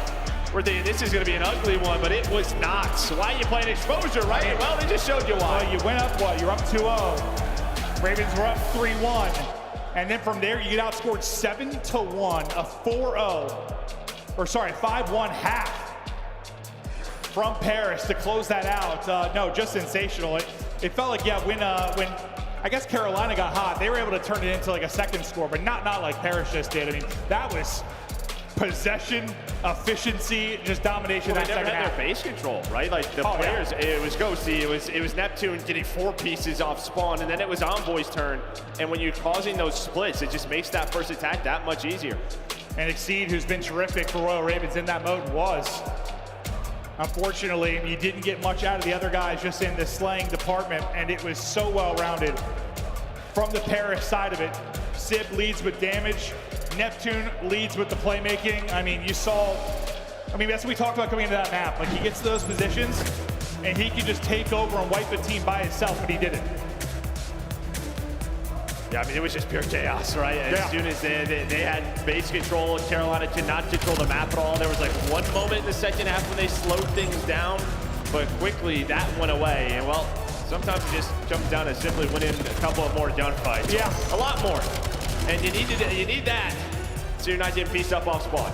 No, I mean, it just feels like one of those matchups where if Paris are playing to their capabilities from an individual standpoint, there's a pretty significant gap here in the slaying column, or should be, unless you have Nero turn into God mode where he's the best player on the map, which we know he can be, but like, there should be a margin, a wide margin here in the talent standpoint. You saw it in moments there. Yeah, here's the insane 4-piece. I thought he was gonna get caught sprinting. I was like, dude, slow down. You guys should go for a second one.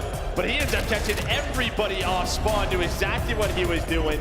The onslaught continued. Neptune adds another one to it, then Ghosty puts the final number 8 on the board. And one of the most important things and one of the most difficult things I think in Overload is, yeah, when that chaos starts, when you're coming off spawn and things are frantic, it's like, it's regaining control in those situations. And where I thought like the streak use from Exceed was a good use, it kind of got them back in control. Once they lost control again after that, they never got it back. They never got it back. No, they never found that one kill, or they did it by themselves. They weren't playing together as a team. To me, that is like comms are a little bit all over the place. And if you're getting pieced up like that, like sometimes it's just like, well, yeah, I just got shit on. Me too. A frustrating day at the office. Well, after Carolina were able to strike first with a massive 100-point comeback in that map 1, I mean, you play them tough in the map 2. You lose that 6-4. Honestly, you play them tough in that really until the second half, but then you just get gapped.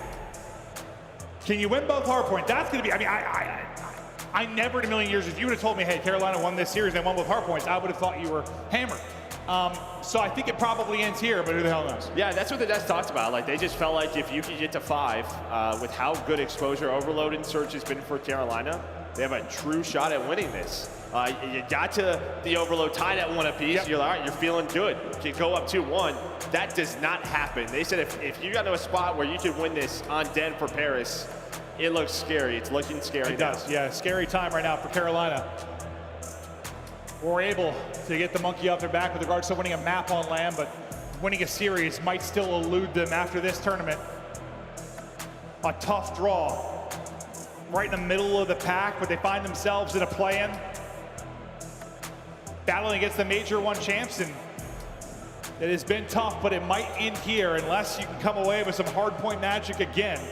Probably don't go down 100 and expect to bring it back on 10, but you're gonna need lurks in takeover mode. You're gonna need Envoy on your screen to slow it down maybe a little bit for Paris. Yeah, I think for Carolina, like, as good as, you know, Seed was 29 and 20, like, Lurks wasn't that bad. He was like 18 and 23. It's kind of the other two, like Praise and Nero, who can be such, I don't know, confidence players. They were both like neg 10, like 15 and 25 or around there. I think they need strong starts here. Okay. Because they could be the guys who are opening things up, especially Praise. We'll see if they can get off to a strong start and try to battle it into a map 5, where they've got a chance of winning that one. But if you're a Paris fan, if you're a Paris player, you're wanting to end it here, get it done on Hardpoint. You're coming off some hot moments for Neptune in that map 3. He's just going to carry that momentum here and take over on Den. Just a reminder, this is the play-in match to the bracket. You lose, you are done. You win, you get to the double elimination 18 bracket. Paris just 1 step away now. And the win is in their hands. They've got advantage up 2-1, and they're going to one of their favorites. Yeah, winner of this plays Miami. I believe that's up next on Bravo. So some great matches all around. Yeah, Face Thieves on main up next. That is going to be a fun one in this place. A ton of terrific matches going down today, but right into the fray we get here at mid-map. As Paris take advantage early, and of course it is Envoy. He's been so good throughout this series, and he starts them off with 3. Envoy playing with confidence right now. Yeah, immediately you see number 6 in Sim. You need this. Someone playing safety net. Don't flip the map accidentally. Allow them to have P2 control. You have to start. You want it. You're getting the early time.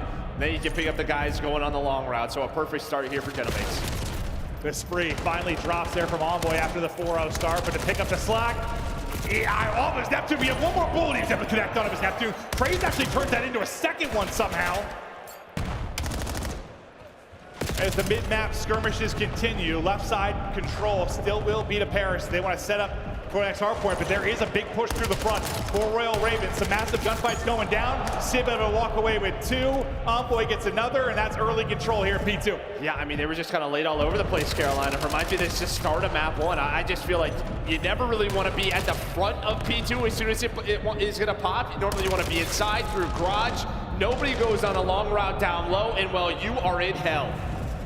Sib, Envoy combined for 13 and 2, both on 4 sprees currently. And yeah, Royal Ravens, the definition of hell is just running into people pre-aimed on headies, and that's what you've been running into. All the position in the world for this Paris team. Your next chance at a push is going to come through a pick by Lurks on one side and a pick by Craze on the other. They're going to battle back in, but honestly, there's only 15 seconds remaining, so this point it's kind of whatever. You've done the damage if you are Paris. But you kind of lose everybody at a tough time, so you're going to have to fight your way over to 3 as well. Yeah, the only good thing here for Carolina is you're late on this if you are Paris. 6 and 8, they go at P2. Normally you just rotate through Dojo there, but you decide to hit that scrap time. So there's a chance you can win on both fronts if you are Ravens, get back into the game. Yeah, I thought like 15 seconds remaining when this first goes in. I'm not sure. I thought that just left just enough time for Paris to like rotate, but I was wrong. And now this is set up for a great Royal Ravens hold this far. And this is kind of like what we've seen, some of these undisciplined plays from these guys. Not a lot of it throughout map 1, but some here in map 4. The point guys and Crazy and Lurks continue to at least find one from their position, then you set up narrow to get two, and that is the absolute blender there for Paris. You're up, what, 60 to 15? It could have been a relatively easy rotation, or at least a good, like, 3-on-3 fight on rotation. Instead, that turns into a full, almost a full 60 for Ravens. You got to answer back here now for Paris. And now you got Nero going. He's up to 9, coming off that 5 screen. Yeah, in a good spot here for the P4. You are all here, though, if you're Genomates. You're in a tight setup. Watch number 1, though, Nero. Off spawn, he's going on a long route. You are waiting for him if you are Ravens. Spawns a little bit all over the place. The problem is, though, you're losing gunfights, but some close spawns come in for Ravens, and they have a chance to attack. But it's going to be chaotic around the point. The skirmishes continue. Last man standing will be Envoy. It's a double from Envoy again. 13 and 7 out of him. Going to buy his team some time here. A big multi. We'll see how much they can turn this into. Dude, look at him. He is in his bag right now. Dialing back the clock. And sometimes it's annoying to just say, like, all right, just wait for land, wait for land. He's a vet, but that man has enough land titles to say that he is showing up here today. No, honestly, they might have got this scrimming on land. He's like, oh yeah, I'm not ass. Yeah, I remember how to do this. But playing with some swagger currently, but still a delicate lead, up 40. And, well, Paris, as we've seen over these 2 hard points, they might be a misplay away from things really swinging towards Ravens. But through our first half, they will take advantage of it. But work for maybe the P2 to P3. This could be a blowout advantage right now for Paris. But due to that, still relatively tight. We'll see if Ravens can do a better job at 1 and 2 this time through. Yeah, I mean, you have I was gonna say, a really good setup to earn a lot of time here, but Docio's on a long route. Now look at this, right? Your blue arrows are all over the place. What do we want to pick up? Should be a break for Paris, but can you hold on? Answer is no. I thought for a second Nero was like finessing that perfectly to keep them alive, but as you said, eventual answer, no. So this will be Paris time for now. Number 2 on the route will be Exceed, trying to get through enemy lines. He's going to get picked up and shut down, and that's going to get pushed through and flip. He should be flying forward. Paris will try to get there and influence it. Only 1 is going to spawn P2 side. The rest are going to be spawned out. That's going to be up to Envoy to deal with it. But that's a textbook. Kill everybody, push forward, flip him out. Beautifully done there by Paris. I mean, what a couple of lives out of Dosi. Big props to him. Maybe he wasn't show up in the scoreboard, but he leads to the break at P1. He's able to find that player going on that pitch and Exceed to break the P1 again and get them to a good spot. But as you said, hold up, because you have control, but you're not blocked in the back. And well, Sim is going to get involved. A second one to spawn in the back. He's going to get his head peeled. Yo, I said, it looks so good for Paris. And then the next gunfight, or the next wave of fights, like Royal Ravens got every single kill, and suddenly they're in. So I thought this was going to be maybe an 80-plus point advantage for Paris. Not looking that way at all. Craze is on 5 in a row. Maybe had a little bit of a slow series so far in the respawns, but he's starting to feel it. Exceed was putting him on his back maybe the last map. Now it's the rest of the squad picking it up. And you'll have to see. I mean, Paris this time they're just going to rotate, it looks like, yeah. Yeah, but you might get it too. We go to Craze's POV. With this objective time, you may get a Hellstorm. It's going to be close. You might need to add 1 more kill. If he can get that, maybe you get a clean break here and open this game up. Yeah, he's going to need another. Oh, well, he's dead. And that conversation, nice setup, Joe, but it quickly is gone. Basically a tie game, but yeah, this time Paris, instead of hitting it one more time with a couple of players, they do opt to rotate to P3. We'll see if they find success. I thought Lurks was about to put him in the blender and pop a triple, but after his double, they're able to silence it. So Paris, take a breath. Problem is, though, look to build this lead, but spawns are close. No, I'd say the problem is, though, they pushed through mid, so both sides were open. So you get some splits for Carolina. They spawn up Dojo. So now you have to play to re-break this. I mean, this is good discipline here out of Paris. They kind of read that situation, and now they're just playing for the kills. It's all down to Lurks. He's going to be the final player here. Ghostie's doing what he can, but for P4, you are here if you're Genomates. I mean, that's another P3 that probably could have gone better for Paris, yeah. But it keeps Ravens in this game. As it'll be just about tied again once this hard point finishes. Racing towards tree, Exceed is chasing, and Exceed's getting punished. Last guy there, though. That'll be Ghosty trying to finesse, so he gets a little bit of help. Not able to do that. Craze is locking onto his forehead. a tree set up early. Now for Ravens, it was chaotic here to start last time through. It's chaotic here to start again as everyone trying to get a foothold inside of the point. Yeah, but a great breakdown of Ravens just right when they needed to spawn them out. But we talk about that, as you said, it was chaotic. They lose control on the hill is Paris. Yeah, no one's been able to, like, you know, get a nice setup and push out spawns. Like, it's all been just battling. I mean, since the clean start, but for Paris, after that, it's just been chaos on the map. Who will thrive in the chaos? Well, it's been Dylan Envoy. That's been doing it, leading all players currently with 25, damage into 2 there, but not able to come away with either. About 50 more points needed. Paris will move on from the play-in into the double elimination bracket. Spawning out opposite side, or yeah, it's Envoy that's going to be separated from his team with a chance maybe to make a play on the other end of it. Well, I think they know. They just don't know where he is, right? You saw the players, they spawned P2. They're trying to find that player. They deal with them, and now Paris are in a good spot, setting up this pinch again. But Nero's got to get involved. Well, the timing didn't work out great. There is the third coming in. Sip, the last player alive. That's going to be all 4. And I like the discipline there from Royal Ravens with Nero on the route. A teammate backing it up immediately. Don't let anything get wonky with spawns. And we're seeing that a lot more, that push through dojo. And sometimes when you're spawning tree, you pick that up. But when everyone's kind of pushed forward, it's tough to do. But it's been some big praise here for Genomage, maybe doing it again. Oh, just ripping right now. And that is some dangerous time for Paris. We'll get them just over the 220 mark, putting a lot of pressure to Ravens here. And Ravens, unfortunately, you get the rest of that time, you've got a chance to maybe win it at P2, or at least make a little desperation come out of Paris. Not going to be the case, though. They'll have several opportunities to try and break this early setup from Royal Ravens. We'll see how long Ravens can hold this. So far, so good. So far, very good. But the thing is, they cannot win it here. Yeah, Trace is playing very disciplined, doesn't want that bash spawn in to come in like they did last time. He's locking this down. I mean, you have given them nothing through the front. Finally, Neptune's off spawn's gonna find one. There is an immediate trade. You're hoping Nade's stun starts to connect for the Genomades and it lead to a break, and maybe it starts right now. Paris have had so many clutch breaks.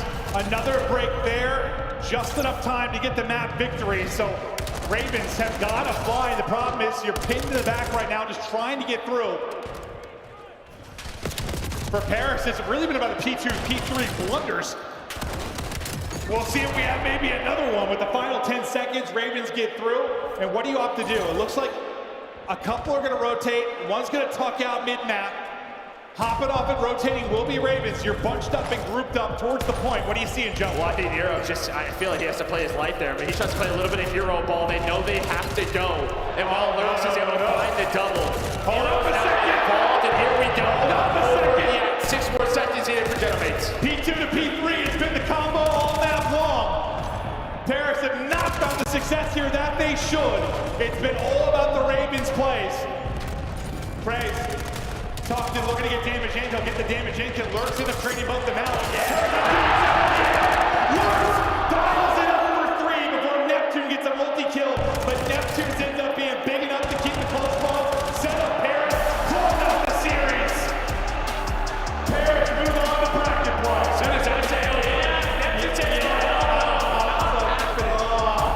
Lurks a kill away from maybe not going down differently.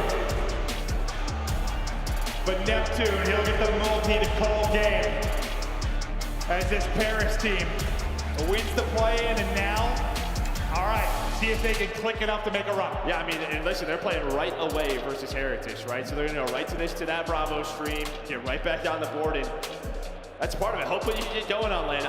Listen, I think Hardpoint to me, like, it's not what it was throughout Major 1 and Stage 1.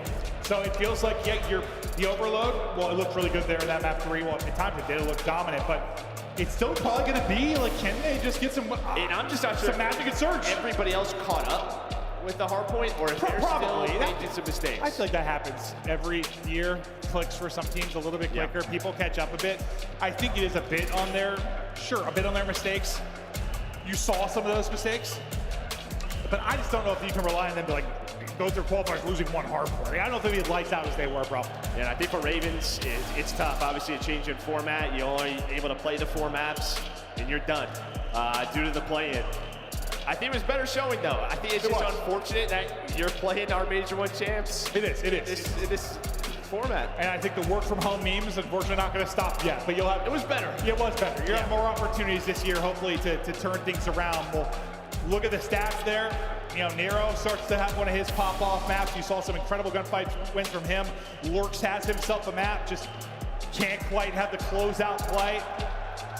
And again, in the respawn, just pretty balanced there out of Paris Gentlemates. You might even, I mean, Slang is, well, I mean, it's basically around even. Yeah, but I think the story's all about Envoy. It really is. Yeah, I mean, he carried them throughout map 2. He was just a force throughout this series. No, he has been, and I'm happy for him. A guy that, came out playing really lights out this year, but some flack over this qualifier. Back to land, feeling good, and no, I think he's been competing so long. It is partially that, just like, all right, man, back on land. I'd love to hear that, like if he's in the interview, just like, was that the mentality, sort of like back here you play in a scrim on lane, you're like, oh, okay. Yeah, I mean, I think obviously he knows he's been through all the ups and downs of a year. It's a very long year. Yeah. You probably don't want to struggle this much, but like people saying he should be dropped, they're dumb as hell. Yeah, no, I'm with you. This team showed that they're capable of Major 1 to get the W.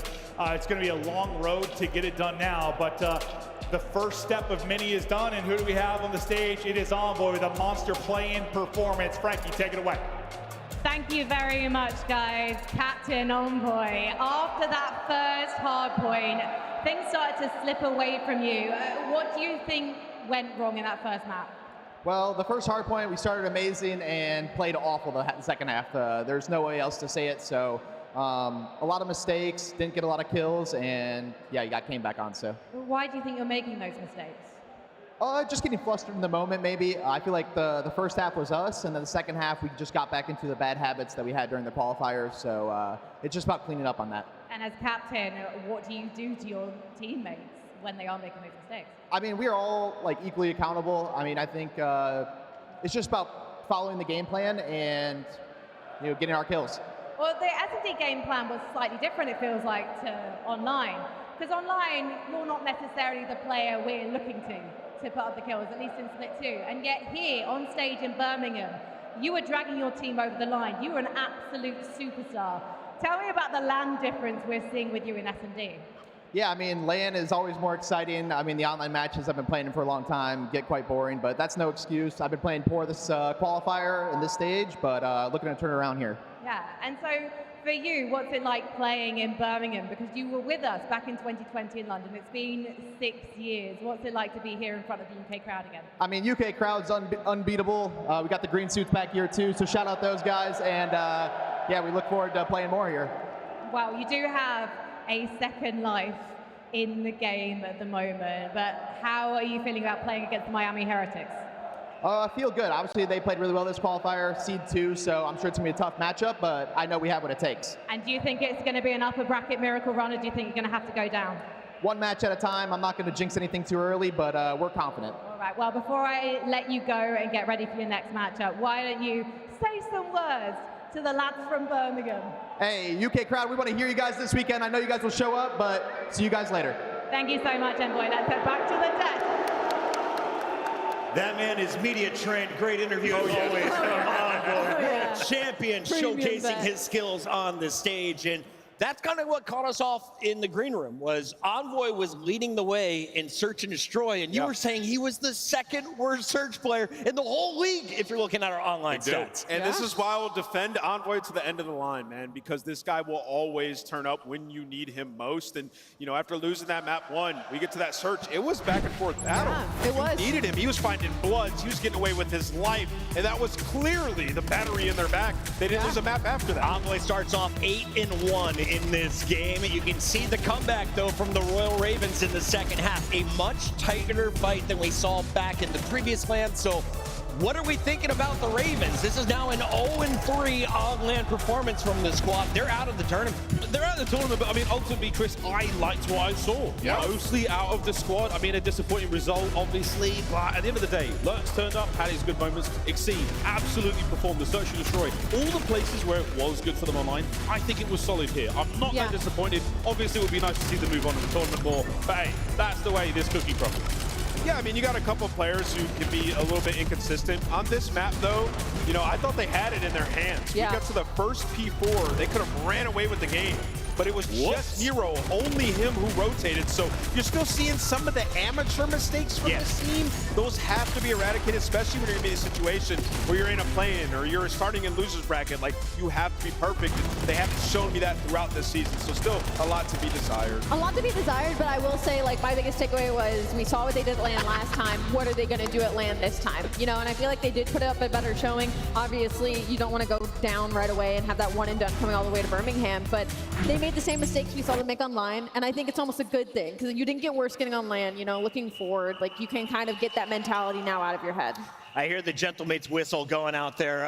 Shout out to that very loud fan. Also, shout out to all of our watch parties. We had Broken and Gataga celebrating this moment. It's your scuff play of the game. Let's take a look at the second half of Overload, because you finished the first half 4-3. Then it is all Gentlemates when we switch sides, Dan. Yeah, so they got a situation where Neptune was in their top control room. And you know what happens when Neptune gets in your base and you don't send everybody together at once.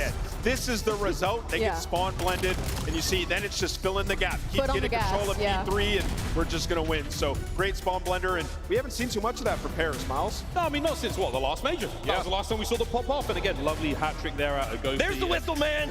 We found him. We found him. A wonderful performance though from the Gentlemates, and again, I needed that result. When we think about them, you know, the performance of the Ravens, we're going to look back at this and go, but it was the Gentlemates at Major 2. You know, it could have been way worse. They played a tough team. Ali, final thoughts on this matchup. Did you see enough from Sib? He dropped the lobby high 4,000 plus damage in that game 4. I think I did see enough from Sib. I think my biggest takeaway for the Gentlemates in the series was the overload. I think that was most impressive to me. I did not expect them to win that exposure versus the Carolina Royal Ravens, so maybe some high hopes for their run here during the rest of the weekend. Let's take a look at our bracket as we have it updated. Reminder over on Bravo, you have Vancouver and Koi still battling, and as I say, it looks like the Koi final number clicks in 3-1. They will advance to play Optic. Both of our blue teams out already. Yo, bro, this bracket right now, all these matches are ridiculous. Maybe besides Optic Koi. But yeah, every match should be insane. When we come back, it could be the best battle of the day. Vegas is going to be facing off against LA Thieves. You're going to see some greats taking the stage when we come back, live from Birmingham.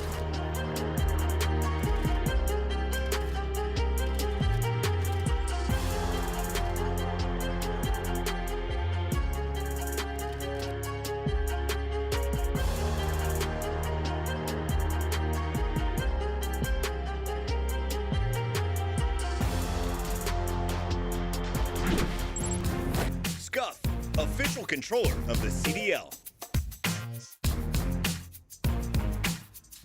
Monster Energy, the official energy drink of the CDL. COD Champs tickets are on sale now.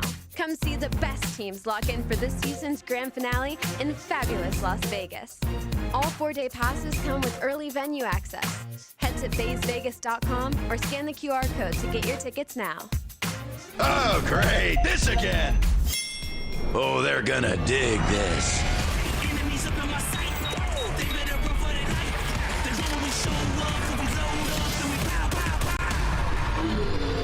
Finish the mission. Hoorah! Can I get some help? On the way! Look out, freak bag! It's you and me against the world. Controlling the show, blow for blow. You cannot see me. I leave eyes closed.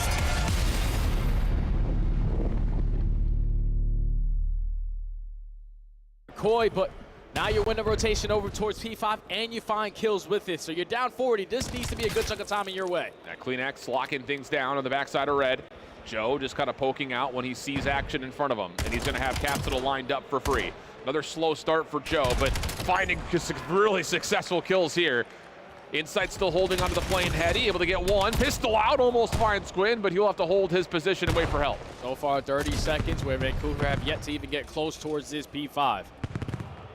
They know that they have the rotation that they want for the reset at the P1, and you're not willing to give up all this time. But Koi are lighting up the kill feed. Gwyn is able to give you one, but this is a perfect response here for Koi to take a slight lead going into the reset of Hardpoint. Yeah, this has been a flawless P5. Vancouver trying to make it messy in the back 10 seconds or so, but Insight's able to find a trade, and that will lead to Toronto at the end of the first set.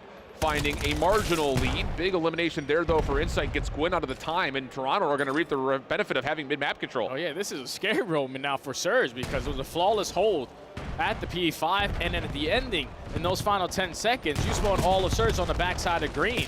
So you're winning the rotation over towards new. Joe Deceive starting to get hot. Koi just running up that score little by little. This has been a really successful exchange now for Koi. Vancouver all spawning on the backside of Motel Steps.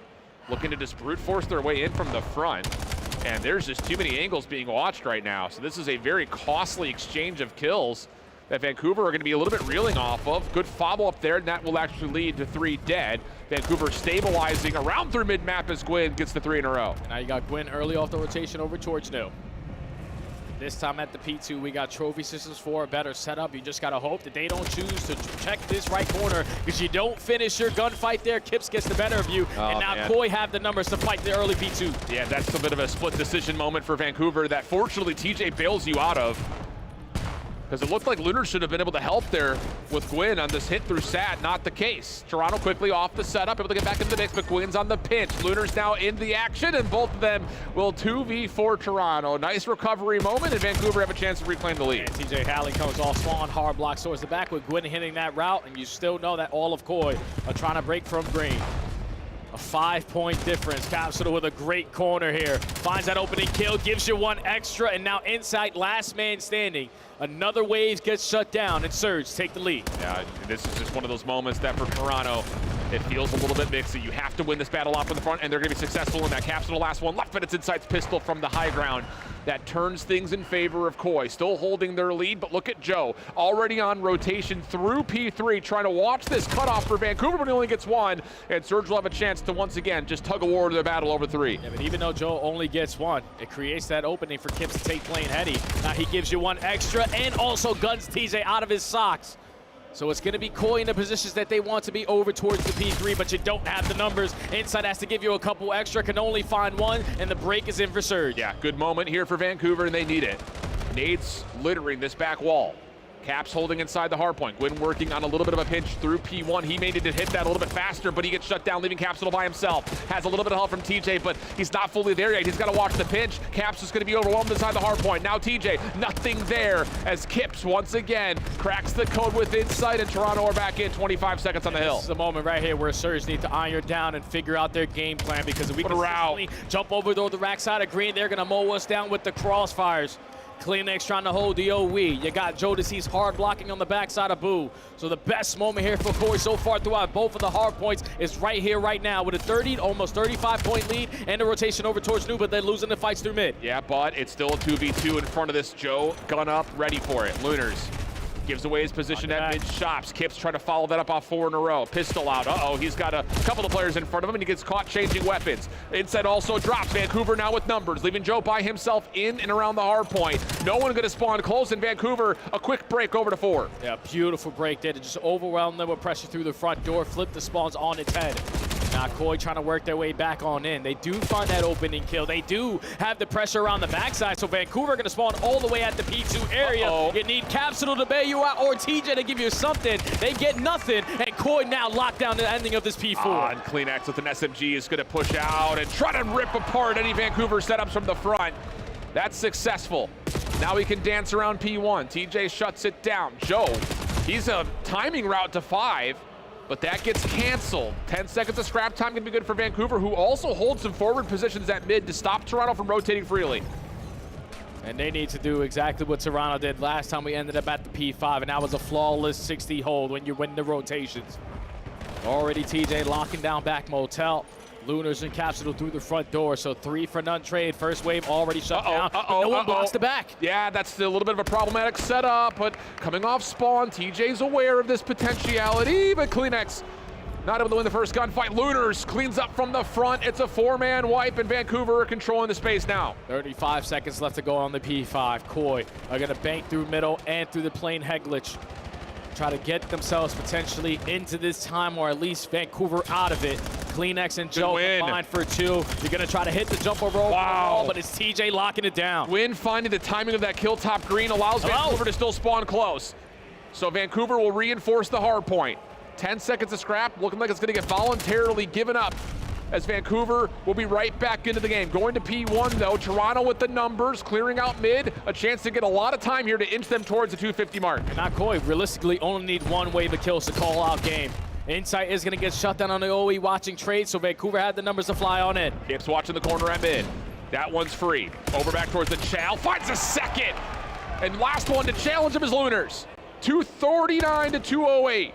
Joe still in the hard point. Vancouver tried to rush over through mid-cut. No one watching it immediately. Kleenex gets shut down, so the contest is in. Numbers starting to build for Surge, but Joe's off the finesse. Kip's able to help him out. One more to grab, and they're able to find the kill. Last 3 seconds, Vancouver spawning P5 are not going to get here in time. A tight series, but Toronto, the expected winners, survive into the bracket. And that's the guy who I wanted to see get out of his chair. There's been a lot of talks about Insight potentially still being on the lineup at the ending of Major 2. But I told you, every time you talk about this guy potentially getting dropped, he gives you the series that basically shuts your mouth. Insight making big time plays in that following hard point to lock down the spawns. And Koi get the better of Vancouver 3-1 in the series. It wasn't the ideal start to lose the bread and butter on the Den, but you clutch up on the raid, search and destroy. You get to the Scar, where it's been a lot of reps throughout stage 2. And you close it out in 4 and send Vancouver packing. So give me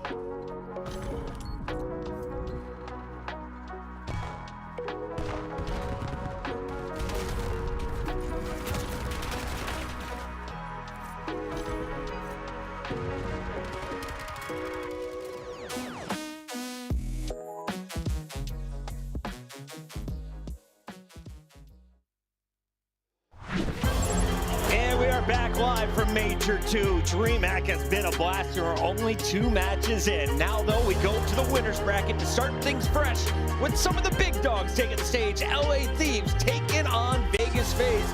And if you started the season, everyone was talking there's 3 or 4 teams to look out for. These 2 were always on that list, Allie. Oh yeah, always. And the thing is both these teams are in a similar situation where their SMGs have just been inconsistent. They've been kind of living and dying by them, especially LA Thieves in their most recent matchup when we saw Abe and Hydra be able to take over. Nameless, let's start here with the Vegas squad because they are coming in with a lower seed. Simp and Draza able to find some late game wins that put them back into the left side of our screen. They finished with a top 6 seed, one of their lowest on the season. Yeah, but it's been an up and down stage for them. They're kind of trying to find their form that they had late in Major 1.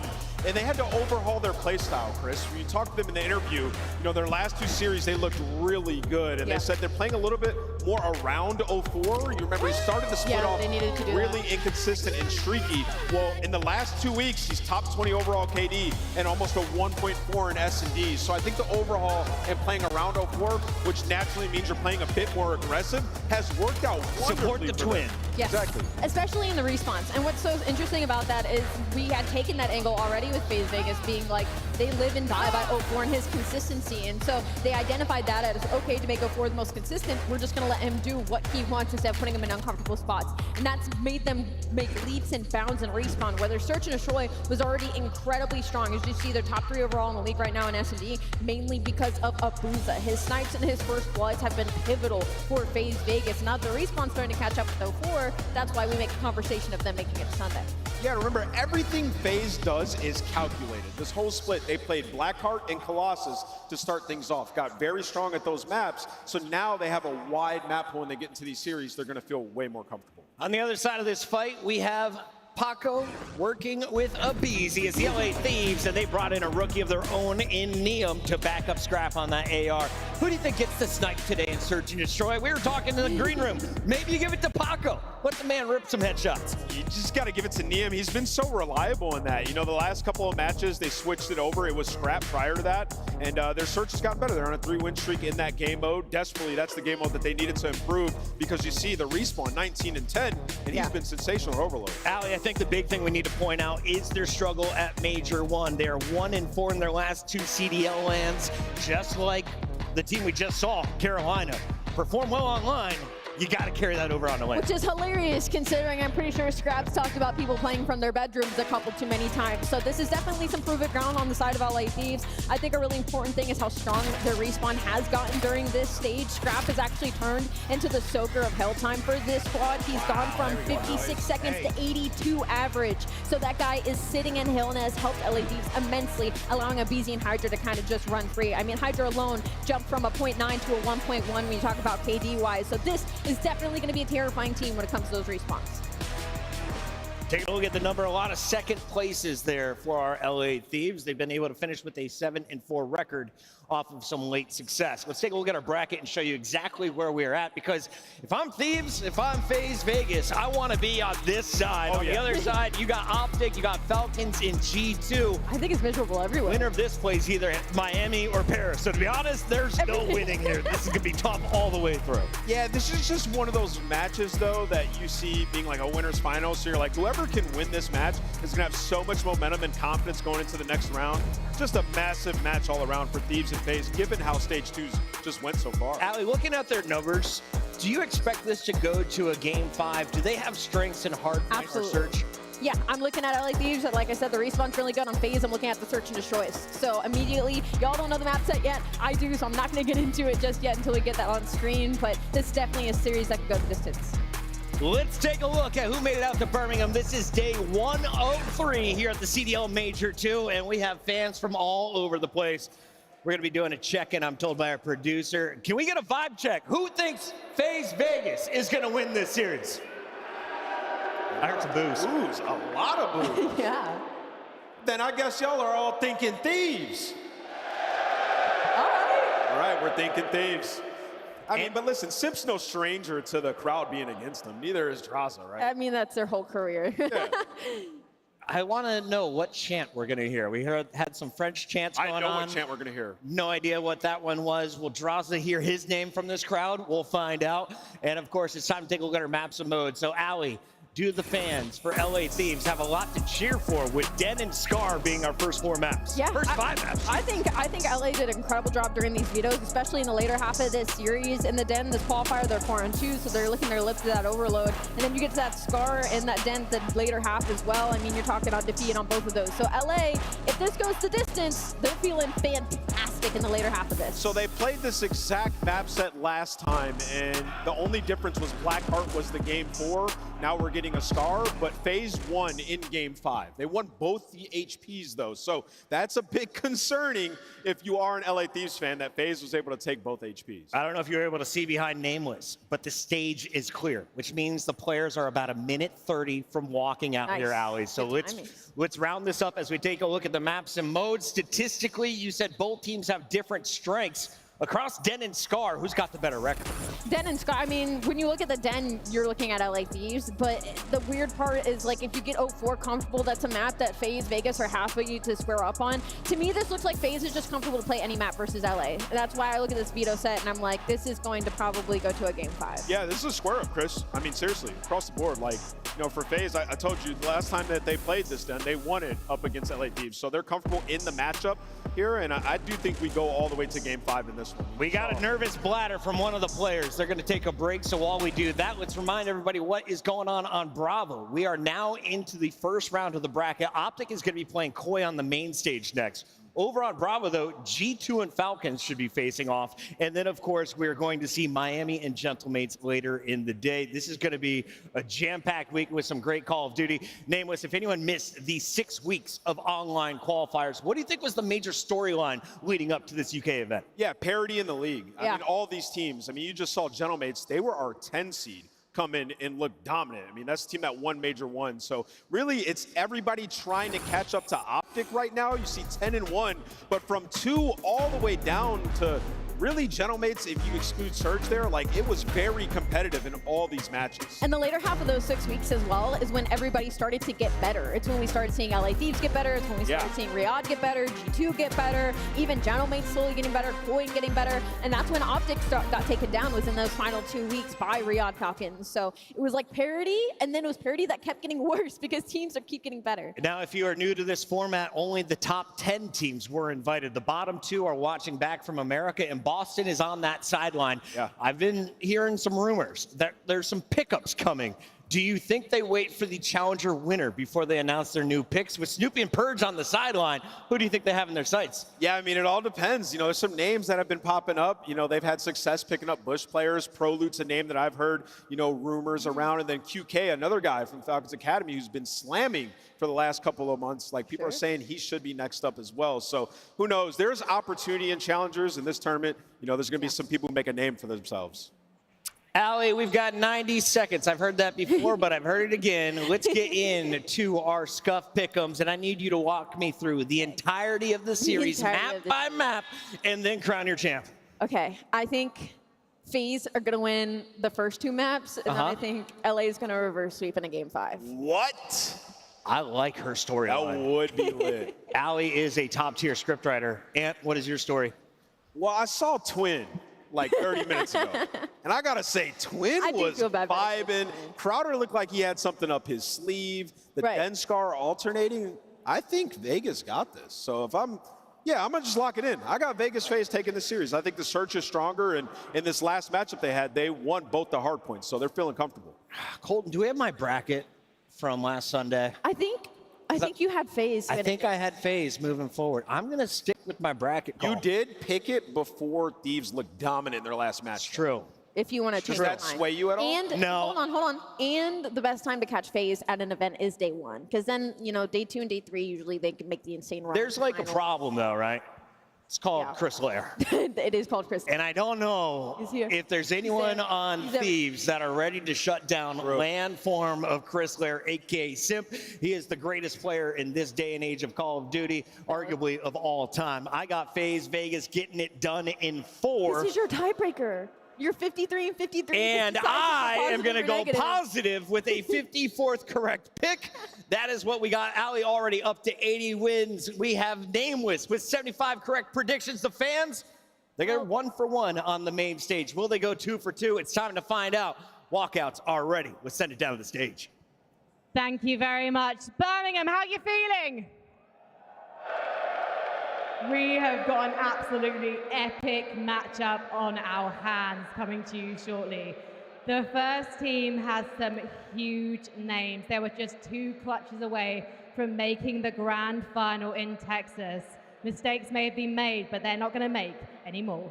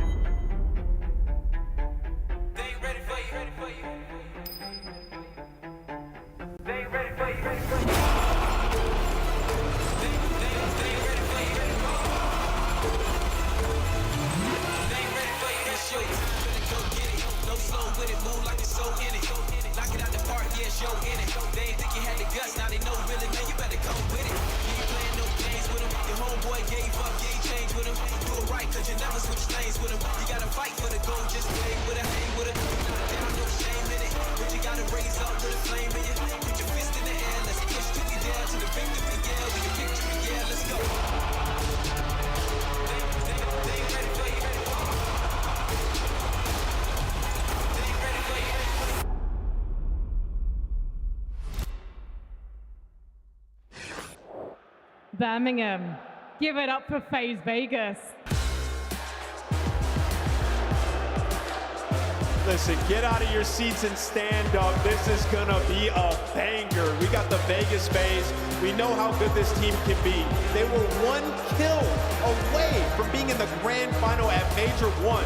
Looking for redemption. This is a search and destroy specialist team who can also get it done in the respawn, and they've been looking good the last couple weeks. More specifically, Twin 04 has stepped up his game. They're gonna need him today. All right, Birmingham, please show your appreciation for Abuza, Dresser, Oakmore, and Sim.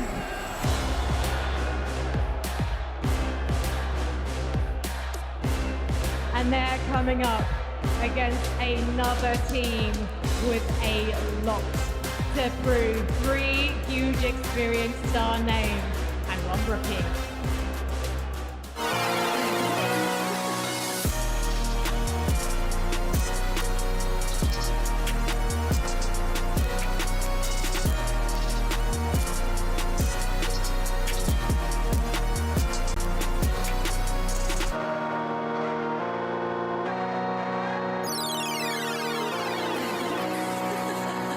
Birmingham, let them hear you. It's LA Thieves.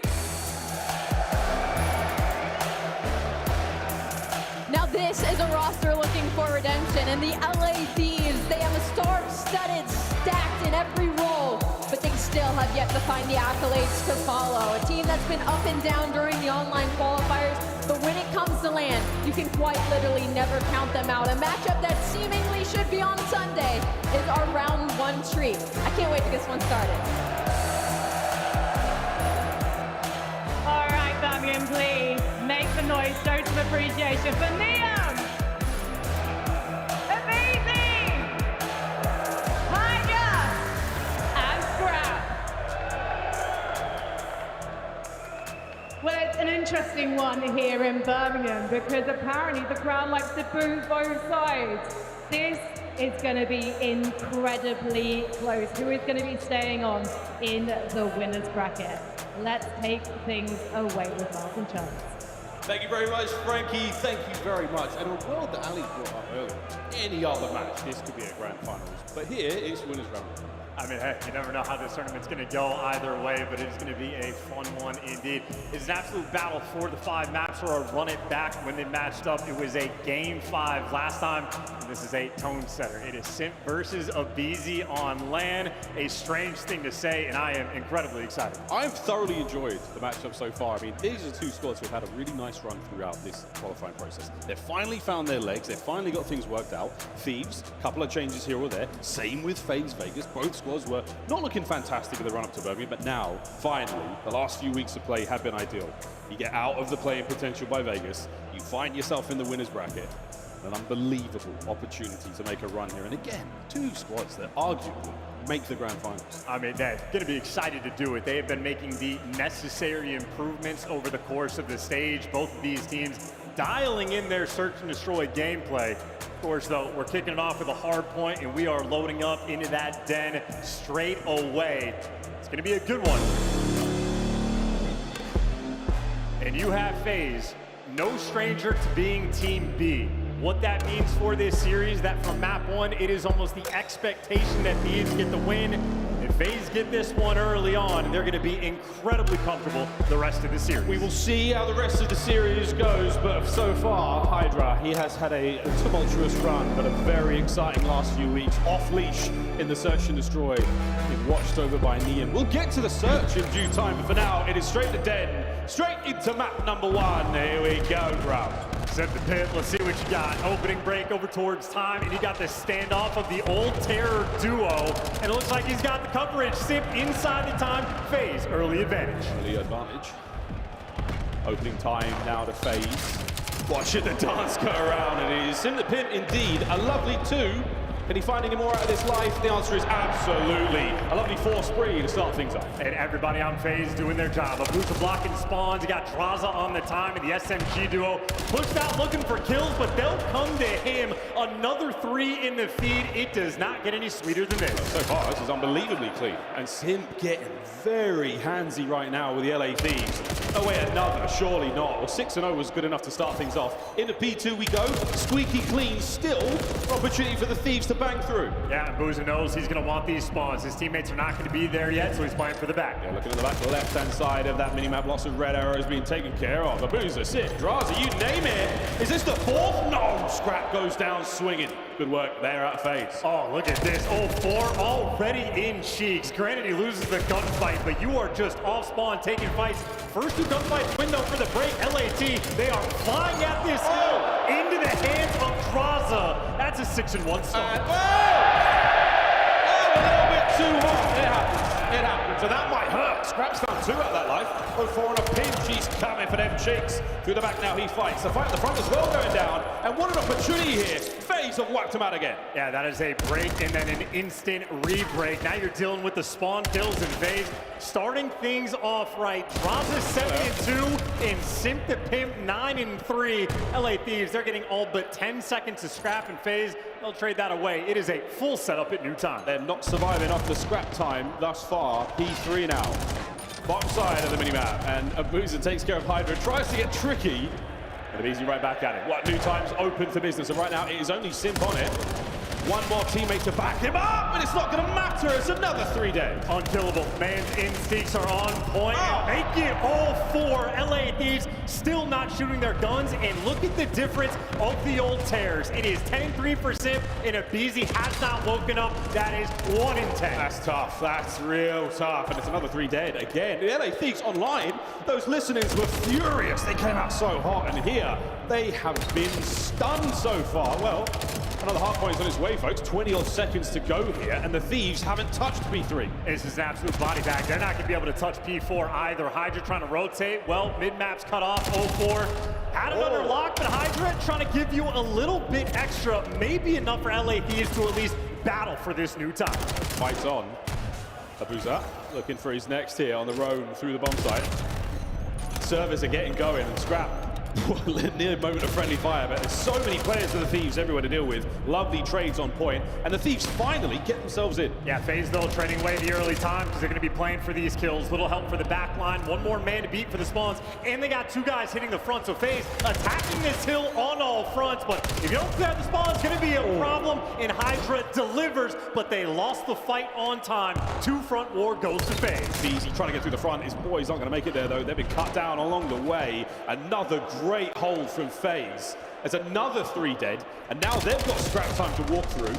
Brilliant stuff so far from FaZe. Thieves absolutely coming out cold. Yeah, I mean, Abizi hasn't spawned in. 1 in 15 might very well be one of the worst maps of his career. And we're only halfway through it, but a 100-point gap after the first set of rotations. FaZe, they came today correct. Second set of hard points on us now, and absolute devastation. Thieves, this is their opportunity to find a bit of a bounce back. They've got some early progress here, and nice trades either way. They get the opening time on P1. Let's see how it goes. Trying to hold the line. Moves mid-cut. Abizi loses his life, not even exchanging bullets. This is about to be an instant break for FaZe, unless the AR players can hold him back. Neil, good for 2, and that might be just enough. LA Thieves have held on to time. About time. Oh, Abizi's managed to do more than double his kills so far.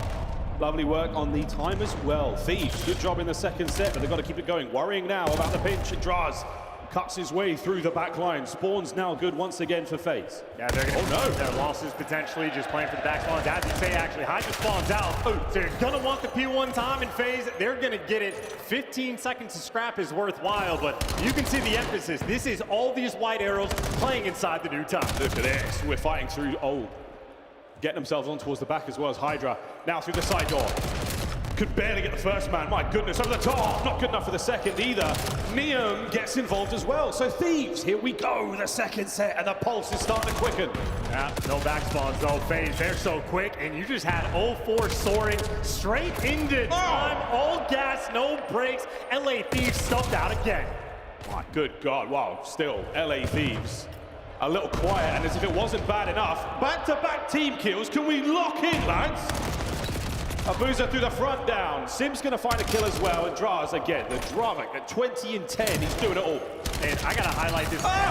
If FaZe win this match, they're going to have all the confidence in the world. This is LA Thieves pick. FaZe, the chunky, the meat of the series, is where they're looking to set themselves apart. This is just an early punch. Abizi, though, at least is shooting back now. 9 and 20. He's starting to catch up. Thank God. Well, P3 once again.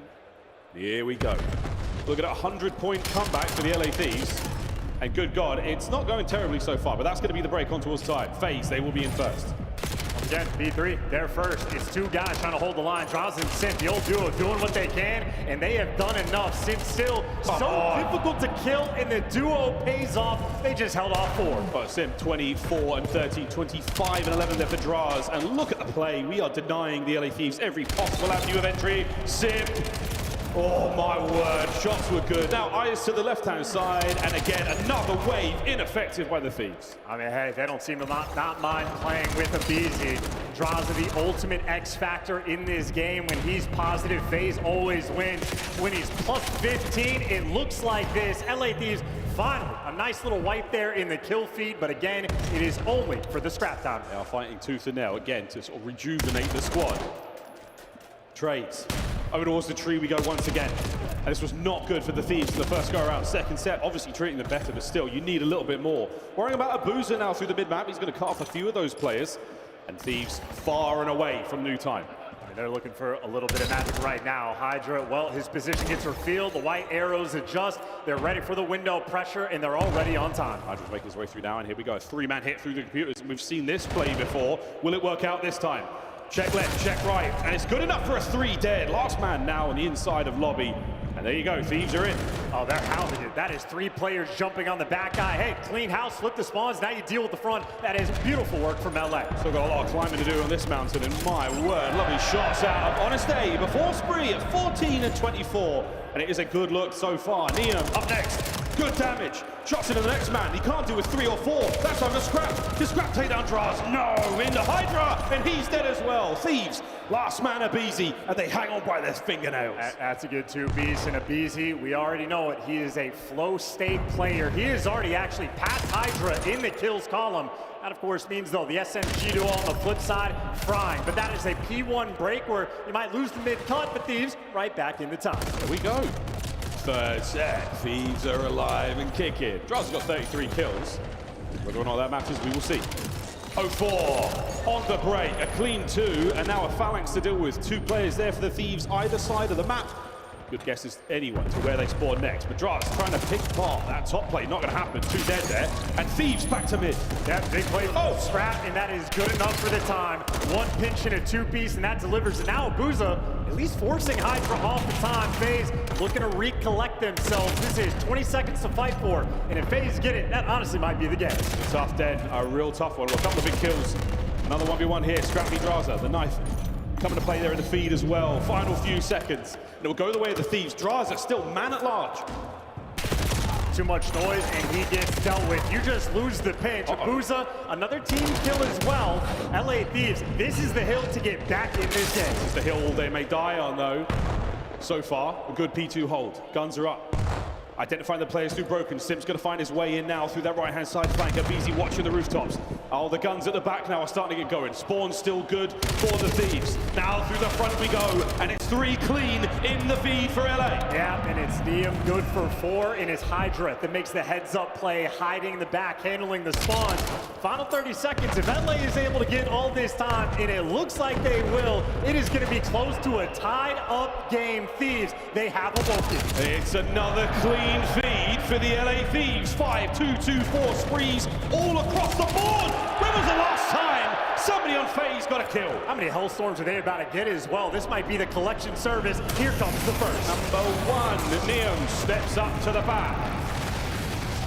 Lets them fly, connects on 2.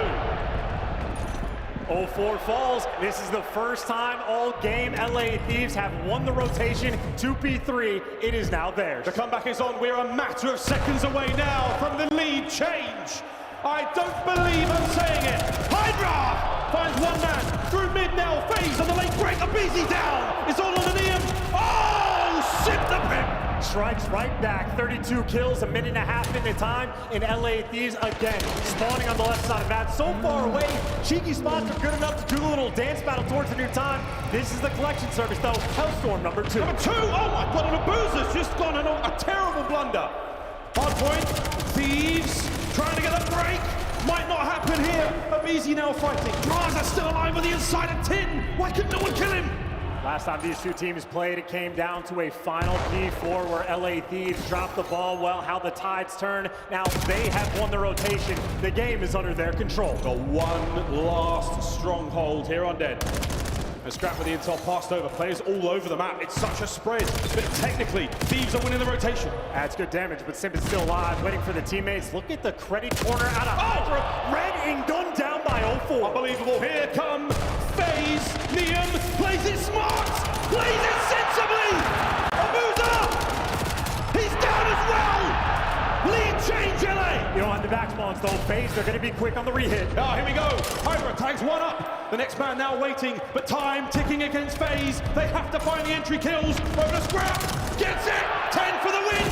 Sim down. And LA might have done it. Abuza drives down to the rooftops, and I don't believe. What a comeback.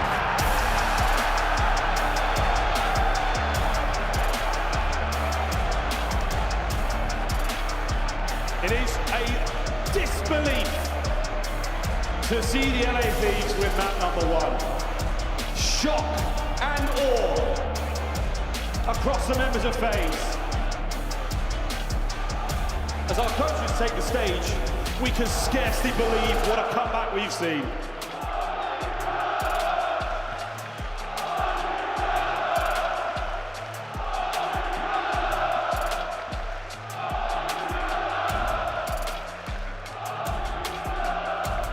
It cannot be understated how important that map 1 is, let alone for the way it went down, but that jet lag seemed to be hitting Abizi hard.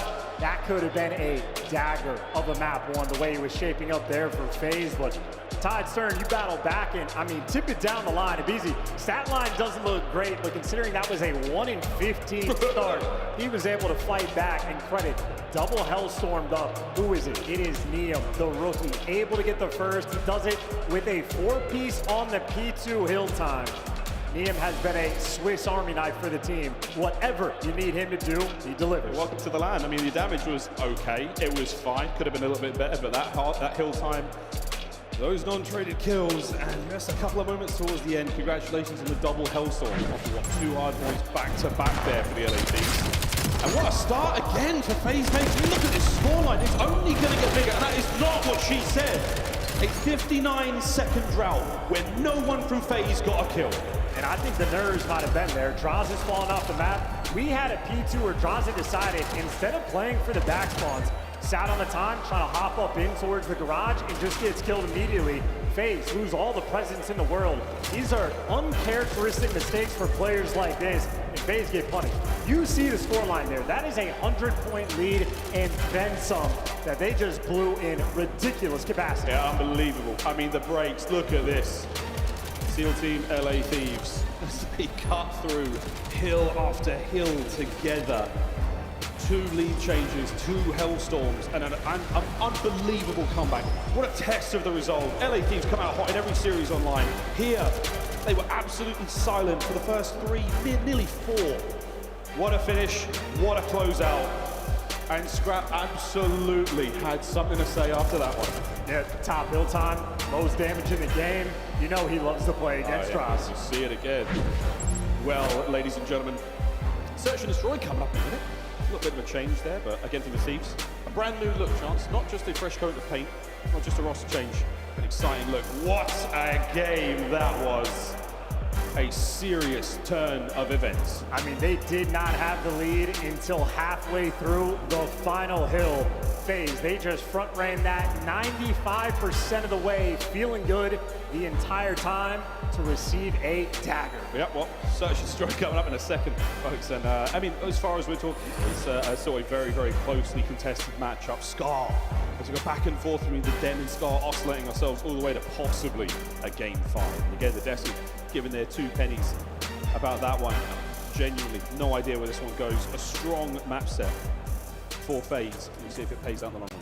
And S&D is the ultimate test, I think, for both of these teams. It is the main place where they have to make improvements. On the side of FaZe, it is 0-4, one of the most first-blooded players in the league. Wow. What we saw in the final 2 weeks, he made massive improvements. Fantastic playmaker, making the adjustments. FaZe doing the dirty work. Now you have LA Thieves revamping their entire system. It's not going to be a question.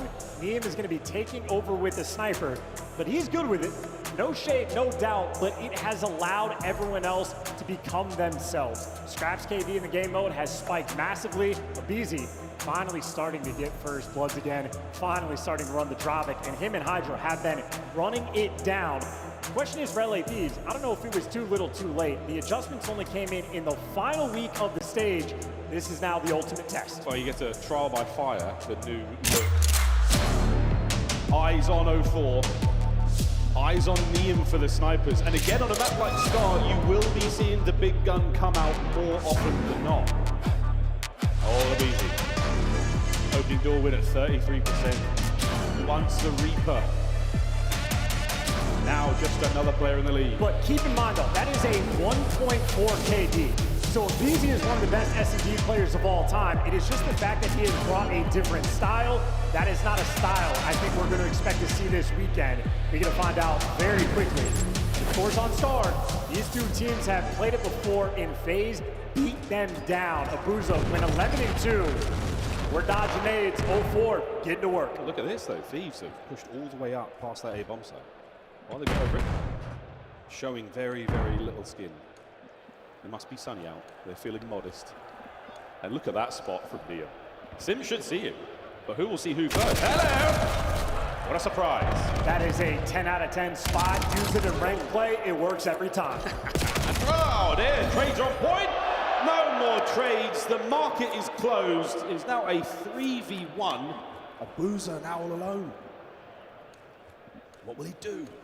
He's still going to recover that bomb, make his way towards one of the bomb sites. Right now, Thieves swarming it.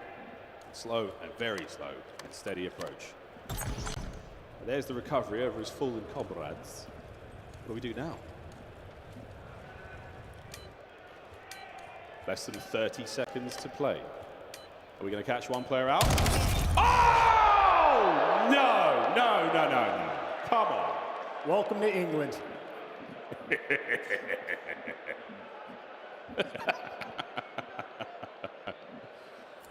Oh, it was Scrap. Oh, he gives it the old shiv. The old LA Thief shiv.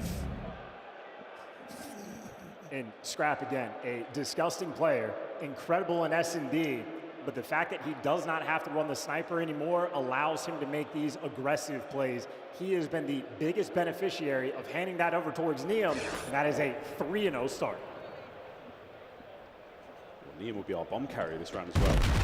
No sniper rifles just yet. I'm just giving him all the gas in the world, talking about seeing loads of snipes this round. Nothing thus far. Quite an aggressive position forward here for FaZe. Thieves showing as little as possible. Hydra, little sneaky move forward. But again, this has been read many times, and Abuza sniping on the other side there. So you get caught out from this position many, many times. We have the angle. We should park here. And now he's just waiting for the intel. If Scrap makes contact, he'll make the jump. Well, there's the contact. And is Scrap apparently feeling it? He does, in fact, have the snipe, and they are, in fact, going to win this round. Oh, they're sending it, absolutely going all in. Abuza backs up. A bit of smoke now to just cause a tiny bit of discourse. Plant the bomb, why not? You're going to get the score. It's going to keep the spree rolling there. Scrap at 4-0. For Abuza, show us what you got. Solid. But now he's in trouble. There's no getaway from that one. Thieves, do it again. Yeah, that map one might have been the momentum killer. LA Thieves continuing the prowess. Scrap on point, and my expectation is that Neum would have been almost permanently running the snipe for this team. That is a clear indication they're happy to make the calls on the fly. And that keeps everybody guessing. We've all been talking about this for so long now. All of a sudden, you're expecting to find Scrap with an M15 in his hand, and no, you get absolutely taken down by the high cal round. And that bloke in the back is having a great time here in Birmingham. Not that one. No, it was your mate with the long hair. Round 3. Look at this, 4-man hit through the B side for LA Thieves. Abuza, oh, what a massive job he has before him. Got it, gets the connection, a tiny bit of information, but it has not deterred the LA Thieves from their march across no man's land. Bomb plant, oh my God, Drazi, you came close. This is all on Abuza, all on Abuza. Here we go, there's the first. What a lovely slide, but Hydra and Neum find their kills, that pressure on towards the bomb site, and you're running out of cover, and Sim has to turn tail. 04 watches the front, it's not going to be a problem now. It is a 3v1 with a bomb planted. And that's the way this one might go down. 04 is got to go all the way around the world, and the bomb will be defused as well. As clean as you like, LA Thieves. Yeah, FaZe right now not fighting back. Abuza in that situation, I feel like almost has to give you 2. He can't deliver, doesn't get the intel on the other players on the pinch. That is an aggressive play call by LA Thieves. The fact that they are now up 3-0, that round felt like a punch in the mouth. This is Hydra's fight. Again, what a slide out of both of them. And again, the Dravik just that little bit nicer at that range. A submachine gun here in Black Ops 7.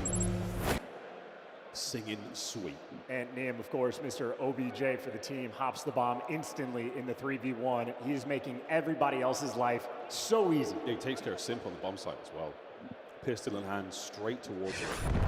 Trusting the teammates to take care of the last man. Scrap at 4-0 thus far. Lovely work from him. Neum, he's just on a bit of a spree himself. Still going. Oh my goodness! A gift from the COD gods puts Scrap at 6-0. And I love this instant play call over towards the B site. Neum has already pushed out plane. We have flipped the map on its head. Oh, come on. And you have everything under control, and now 04 left alive in a 1 versus 3, and he will stay on a donut. Absolutely nothing there. A Scrap again, a little gift. But when you get a gift in this game, you take it. Neum's final kill here on 04. Not nearly that necessary. They had the complete control of the map and the bomb plant in the B. And you have LA Thieves, might as well be playing against recruit bots at this point. Oh my. FaZe Vegas are not fighting back. It was a great first blood. Finally, they get it, and Thieves just straight up run them over. Scrap is always hungry for land. Oh God. 4-0. Abuza, we'll see what he can do.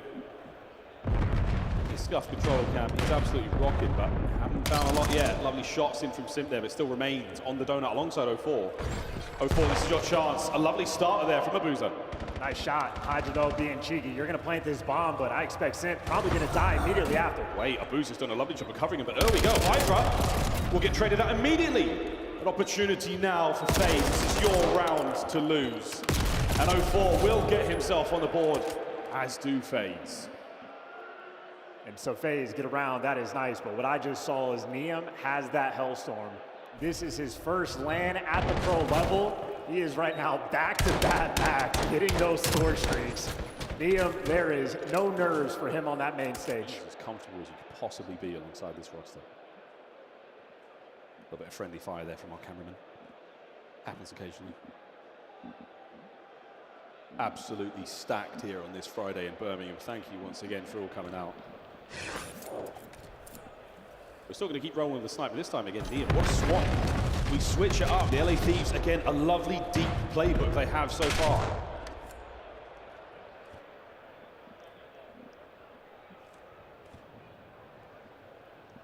Sim doesn't take the bait. He's going to get squirrely. Might have fell into the trap of Hydra. But as the bomb leading towards A, so is FaZe. They are reading it well. He's just got it all right now. Oh, what a dodge. The first nade does connect, though. Has to get out, but enough bait to pull the members of FaZe in. Yeah, you bet. Will he check low? Bang! Into the first man. Trades are good. But 04 still finds his way down low. Scrap's not going to check it. And he's going to get the bomb a little closer in this 2v2, but they're so disconnected. Hydra on one flank. Can he make something happen? Liam on the recovery. Now towards the bomb site again. Running it down, has the AR in hand, and they're just trying to group up together. No intel just yet. He's going for an aggressive bomb plan, and he got it. Got it, and he's going to get away with his life now to escape Liam. He can call in the street, why not? Still, what a post-plant position right now for the Thieves. Smoke over the top. Hydra! Oh! Unbelievable tenacity from the Thieves. I mean, quick, clean, and easy. Scraps handing away his life, trying to run for the hills, but his teammates bail him out. And again, Liam, back-to-back games where he's got a hellstorm. An 8-2 start, getting bomb plans like that off in a situation where Hydra was giving him no help. But as soon as you get it down, you have the perfect crossfire setup, and this is just light work. It was the crossfire. That was the situation we find ourselves in. Again, heads up from the Thieves. I worried about that sort of 2v1 on the bomb site for a moment, but Liam gets away, gets out of position, and now puts the Thieves. This is map point to take a rapid 2-0 lead in this winners bracket matchup. Hydra, the only man over by the B-bomb site, and here we go. And this is a hit that almost never happens. Are you ever going to read Hydra here? Absolutely not. And he gets away with his life. Gets away, the Thieves now, the cavalry on their way to fortify the B-bomb site. Just over a minute, and it might not even matter. Abizi takes a couple of tags. He's going to get away with his life in a few splinters. Hydra strikes again for the second man over towards Plane. Sim's going to join the fight late, and Hydra on call for the ace that Liam will deny. Eyes on the Phenom, and that is the search and destroy.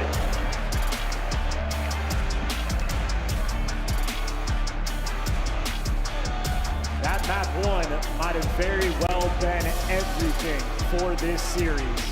100-point lead blown. FaZe had the lead for 95% of that map, dropped it in the end. LA Thieves, last time they played them on Star, they got beat down. Look at that reposition. Light work for LA. It's all smiles for the Los Angeles Thieves to FaZe. It is a wake-up call right now going into this overload game. And again, we go back to Den. But what an unbelievable series. Incredible comeback in map one. Impossible confidence and immaculate execution when it comes to the search and destroy as well. 2-0 going into the half. And Hydra, what an unbelievable run. I think he got the final kill. I think it was his ace in that final round. I mean, if that's the case, that means Scrap and Liam just put on for every single other round, because that is 7-2, 8-2, and 8-2. If you have a scoreboard where Abizi gets first blooded 3 times, goes 2-4, you expect the worst from LA. That is a feet-up, comfortable win. He was along for the ride. His teammates picked him apart. And again, for Liam, the rookie, the Swiss Army knife of this team, back-to-back Hellstorms, great calls, great bomb plans, great diffuses, Mr. Do-It-All. This is too easy. Veteran plays his first LAN. I mean, quite a lot of players have done that, and he's nailing it right now. Desk, are we loving what we're seeing or what? LA Thieves are cheating. I don't know how you throw that game one, FaZe, but that is not the course I expected. Bro. We are in the hole deep, and Ali, you said it was going to be Thieves with the reverse sweep. Now I need FaZe to do it. Now FaZe, yeah. What's crazy is that map one, right? I mean, you go all the way back. You have a player that's like 1-15 at some point. You're down almost 100 off the first couple sets, and then you get into it and you get a couple of kills under your belt, you get a little bit of momentum, and suddenly there's no life out of FaZe Vegas. This Scar S&D was unbelievable. There was one job LA Thieves needed to do, and that was shut down Ibusa, not allow him to get those first bloods with the sniper, and that's what they were able to do. I mean, they were just flying at them. I mean, you're on offense, and you're like, screw it, let's just run them with the bomb and get a couple of kills. 6-1 is an insane finish. How did they dominate this map? Oh, it's ridiculous. One, there's a ton of film out there of how Vegas like to approach this map in S&D, and you saw, I mean, just the standard really pushing through A, making plays. Sometimes Hydra on a bit of a late flank is what he does best, and you know, this is why we thought this team would be so good at S&D. You can get Hydra or a BZ kind of out on their own, and as long as the other players are playing well, they're going to wreak havoc. And you know, in this one though, so far through 2 maps, Chris, it's been the Scrap and Neum show. Right. Map 1, your ARs straight up hard carried them, and then the S&D, really both of them all the way up until the last 2 rounds where Hydra got activated. If you're looking at map number 1, Draza and Sif did their best, both putting up 35 kills. On the other side, Scrap matched that stat for LA Thieves, and the difference was 19 points on the scoreboard. It seems that slaying is not enough to get the job done today. You're going to have to play as a team in the second half. Who do you give the edge to when it comes to Overload map 3? I have to give it to LA Thieves now. I mean, you've got not only momentum, but even during the split, Overload was one of their stronger game modes when you look at it overall. And so they're feeling great heading into this map number 3. Now, I thought we were going to see G2 and Falcons on Bravo right now. That is the next match on Bravo. Instead, if you're a Gentlemates fan, here's an update for you out in the crowd. They're playing Miami. End of map number 1, 220 to 170 here in Hardpoint, Nameless. Yeah, and you know, at one point they were getting outslayed massively. You see Envoy, he just came off a big series, not playing well, but this is the Gentlemates everybody knows and loves, right? Like, you can get outslayed and still be leading this. So Gentlemates, you know, in a good spot here at the end of this map 1. Ali, as we're looking through the numbers, it looks like Rancor is off to a great start slaying once again. On the other side, you've got a number of people contributing here for the Gentlemates. 31 kills already from Dan Ghosty. Yeah, unfortunately, at the start of this map, you didn't get a whole lot of participation out of Super, which is really uncharacteristic from him. So a little bit of struggle out of Miami. Where on the flip side for Paris Gentlemates, Envoy, we just saw him have a career series, and he had a little bit of struggle at the start of this as well, but they pulled an LA Thieves and a huge comeback from the side of Gentlemates. Yeah, tough matchup for them too, because this is a map Gentlemates love in Den, and Miami largely throughout the split have played Den and Scar Hardpoint the entire time, right? So with how good their search is, you can afford a Hardpoint loss, but now the pressure's on. We have to get the Super that has been dominating S&D. Miami doing a great job on this hill, brings them just to about 200 points, but it was the final hill that comes in for Paris Gentlemates. They should be able to lock this one up if I was watching it correctly.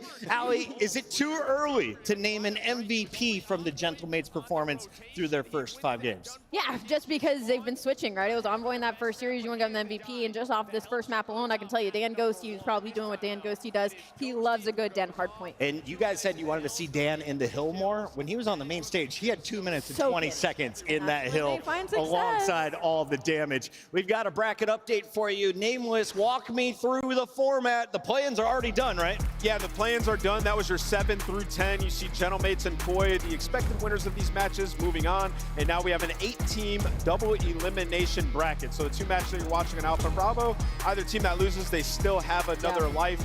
But hey, man, looking at those 2 matches at the top, we still got some good ones left. Bro, I am 53 and 53 in predictions. This is going to put me back in the negative. Hey, not yet. Unless Chris Lair can win 3 straight for me, it's time to start it with an Overload Game 3. On the mic, give it up for Miles and Chance. We're still here, we're still rocking, and we're ready to find out how this Overload goes. Thank you very much, guys. Ready now to dive into our 3rd map of the series and an electric staff here from the LA Thieves. Yeah, purely from the LA Thieves, at least in the second half of that hard point. But this might be devastation for FaZe.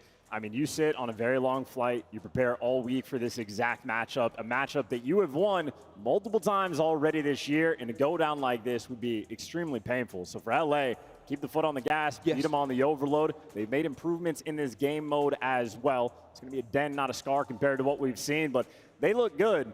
And high key, Neum has been the best overload player in the game, and he already has the hot hand. Thieves, all the pieces are in play. Yeah, absolutely. Neum is the man to watch And this is the lamplight so far on land. These are the overload scores we've seen coming into today. So from the previous tournament, a lot of love there for FaZe, but it feels like a different FaZe, Chance. It feels like so long ago. I mean, hey, good opportunity to battle back, though. If you got 3 players there in the top 5, we know that when they bring the goods, they got everything. And Draza has been the X-Factor player for this team, but in map 1, it didn't matter.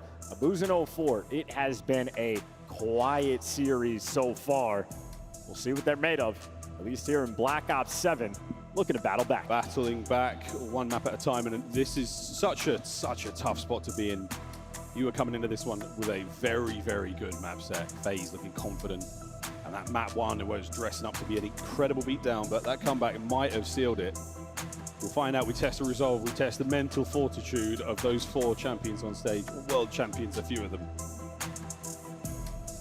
Can we find some of that success here in Birmingham? Major 2 has been a delight so far.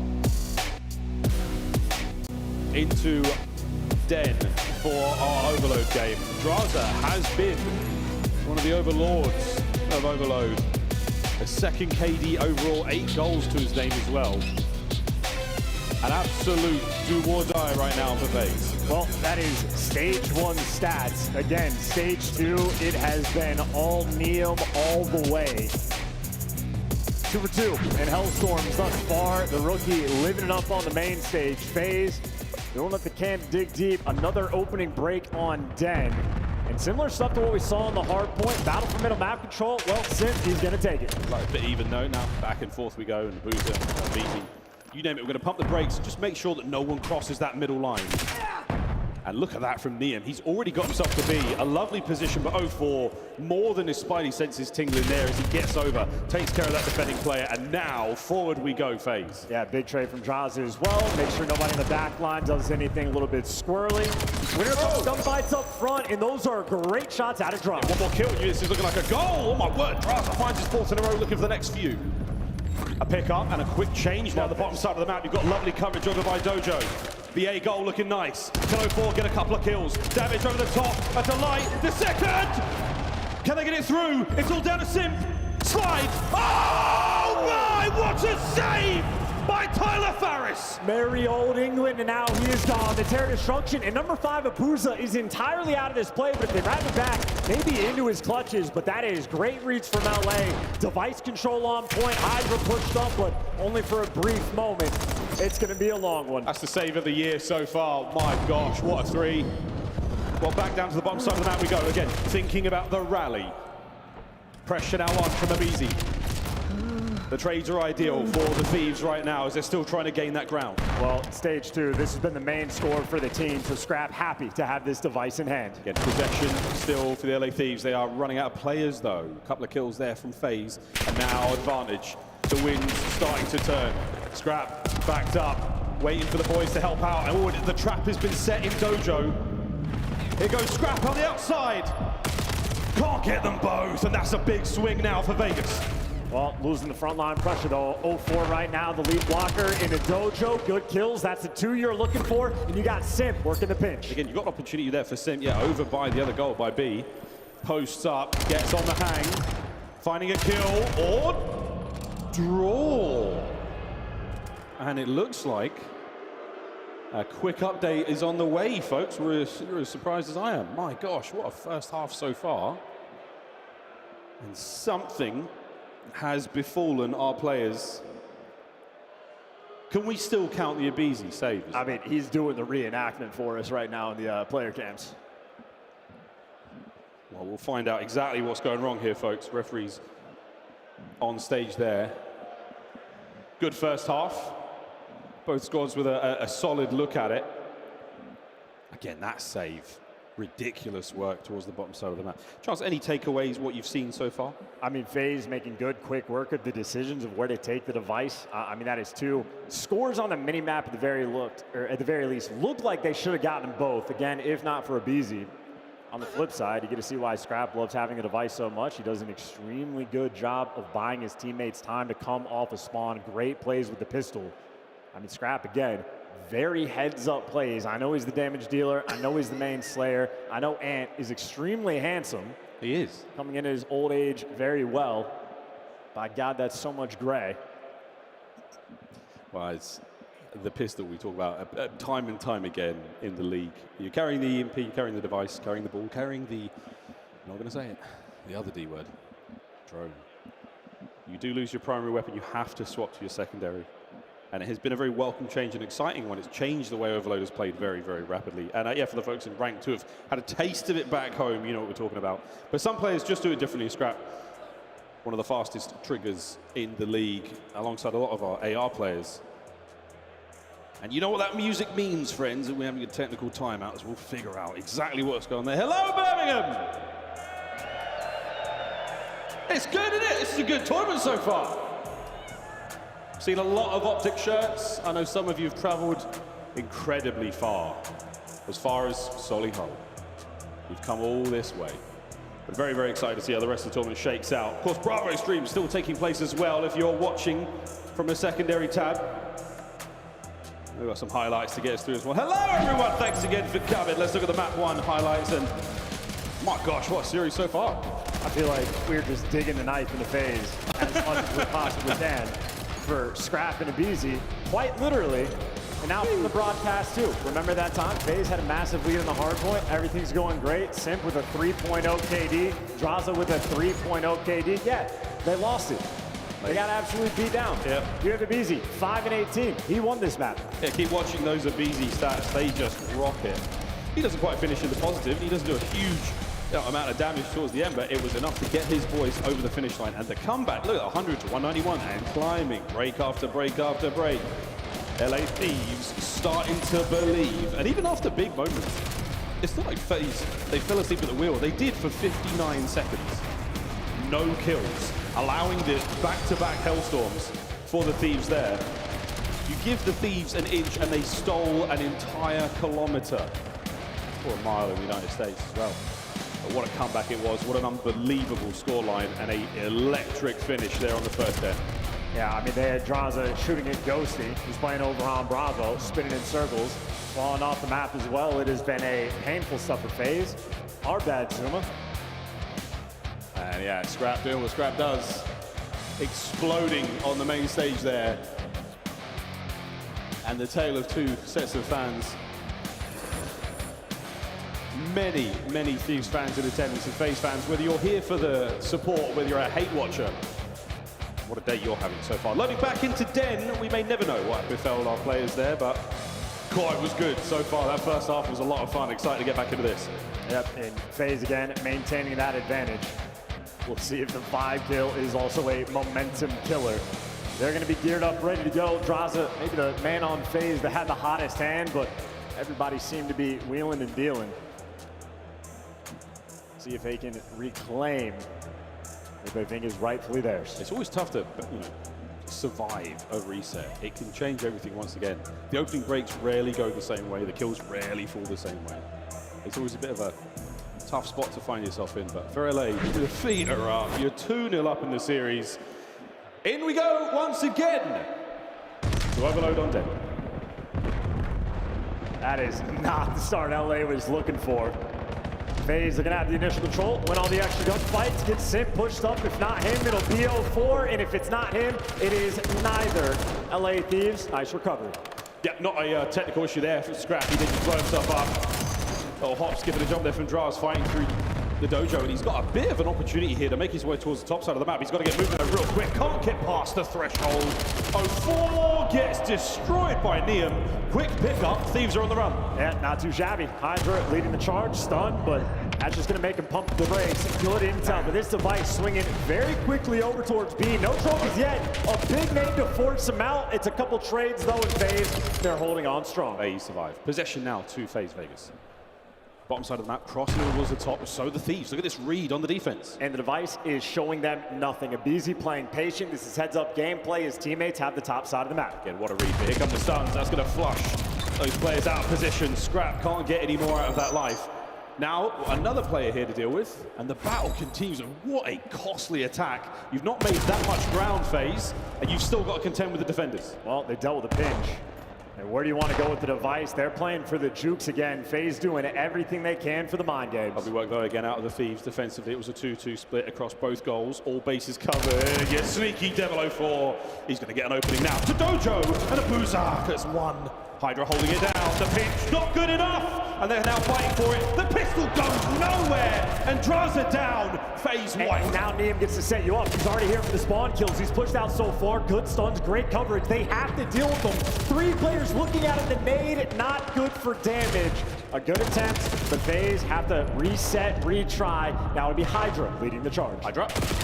Can't catch a thing. Lovely defensive work again. And Easy gets a bit windy over there by the outside. And oh dear, another set of kills. Last man, Neem. Not good enough. Here we go. FaZe on the attack again. Uh-oh. All the way to the dojo we go. Draza in position.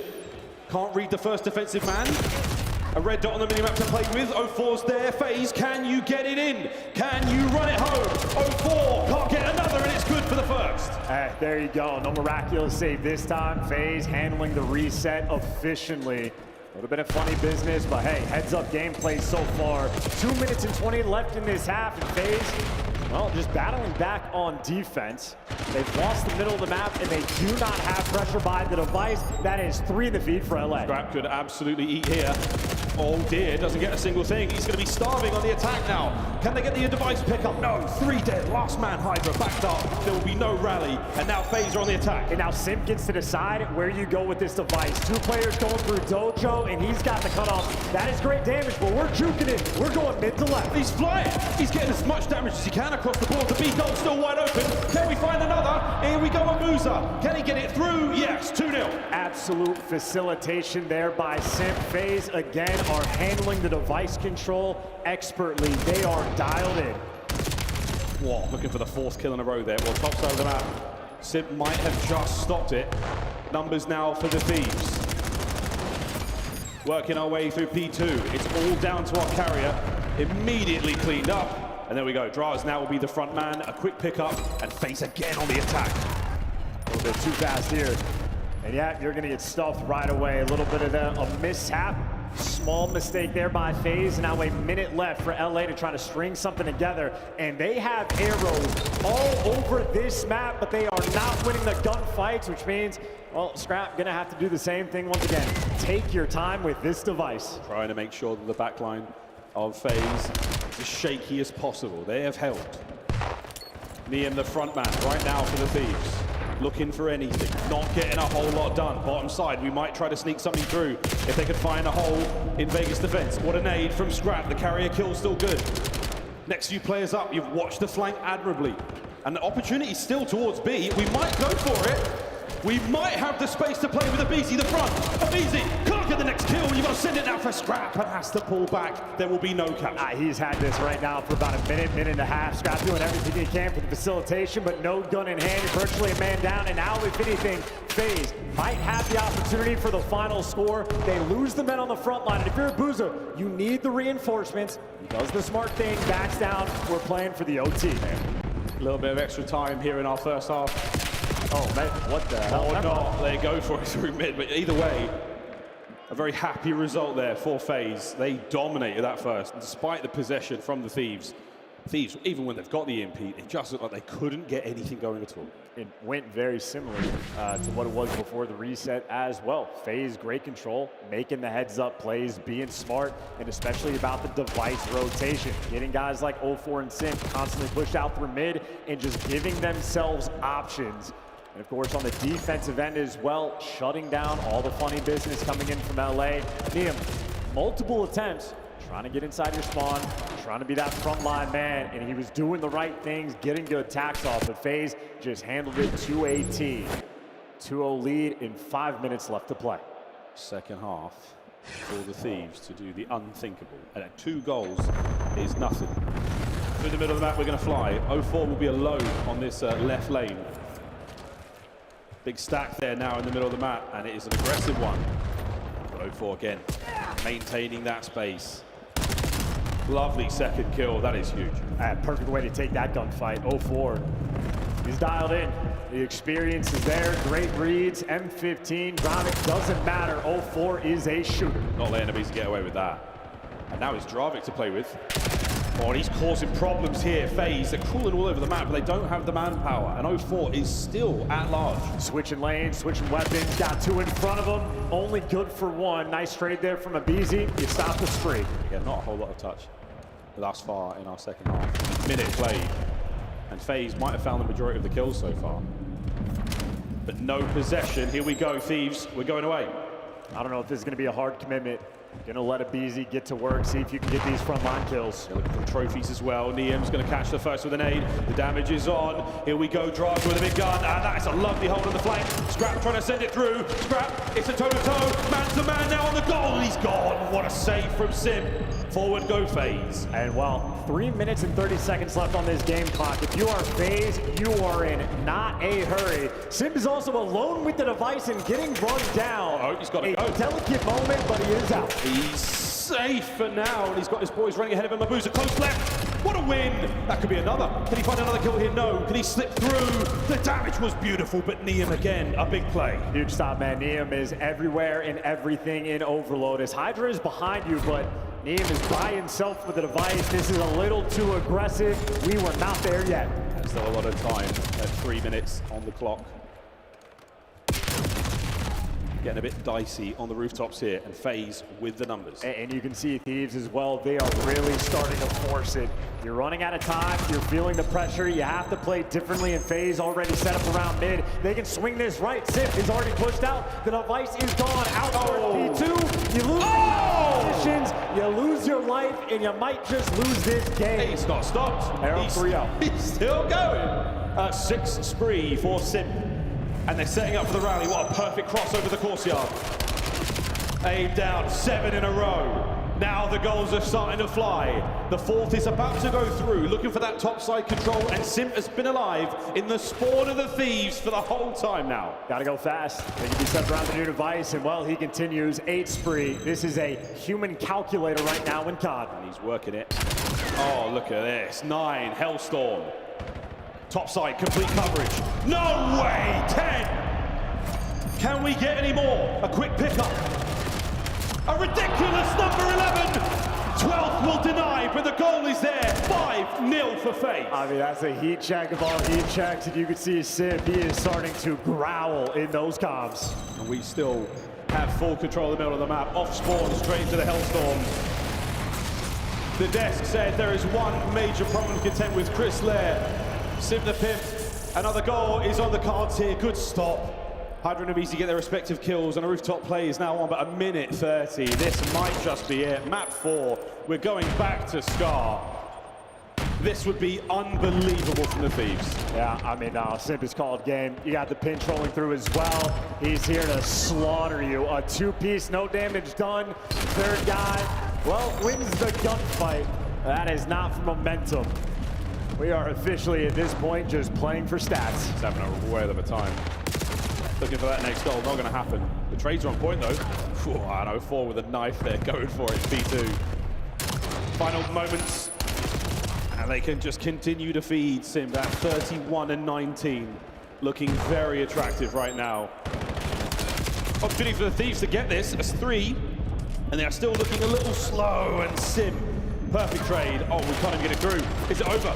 It's finally in. 5-1. That should be the final score. And once again, congratulations to FaZe. The first half was good. The second, even better. Congratulations, LA Thieves. The consolation prize of not getting goose-egged here in Overload. I mean, this is just feed up victory lap, get the guns hot. 0-4, 27 kills as well. It is FaZe's map pick for the map number 4. They are delivering us there in emphatic fashion.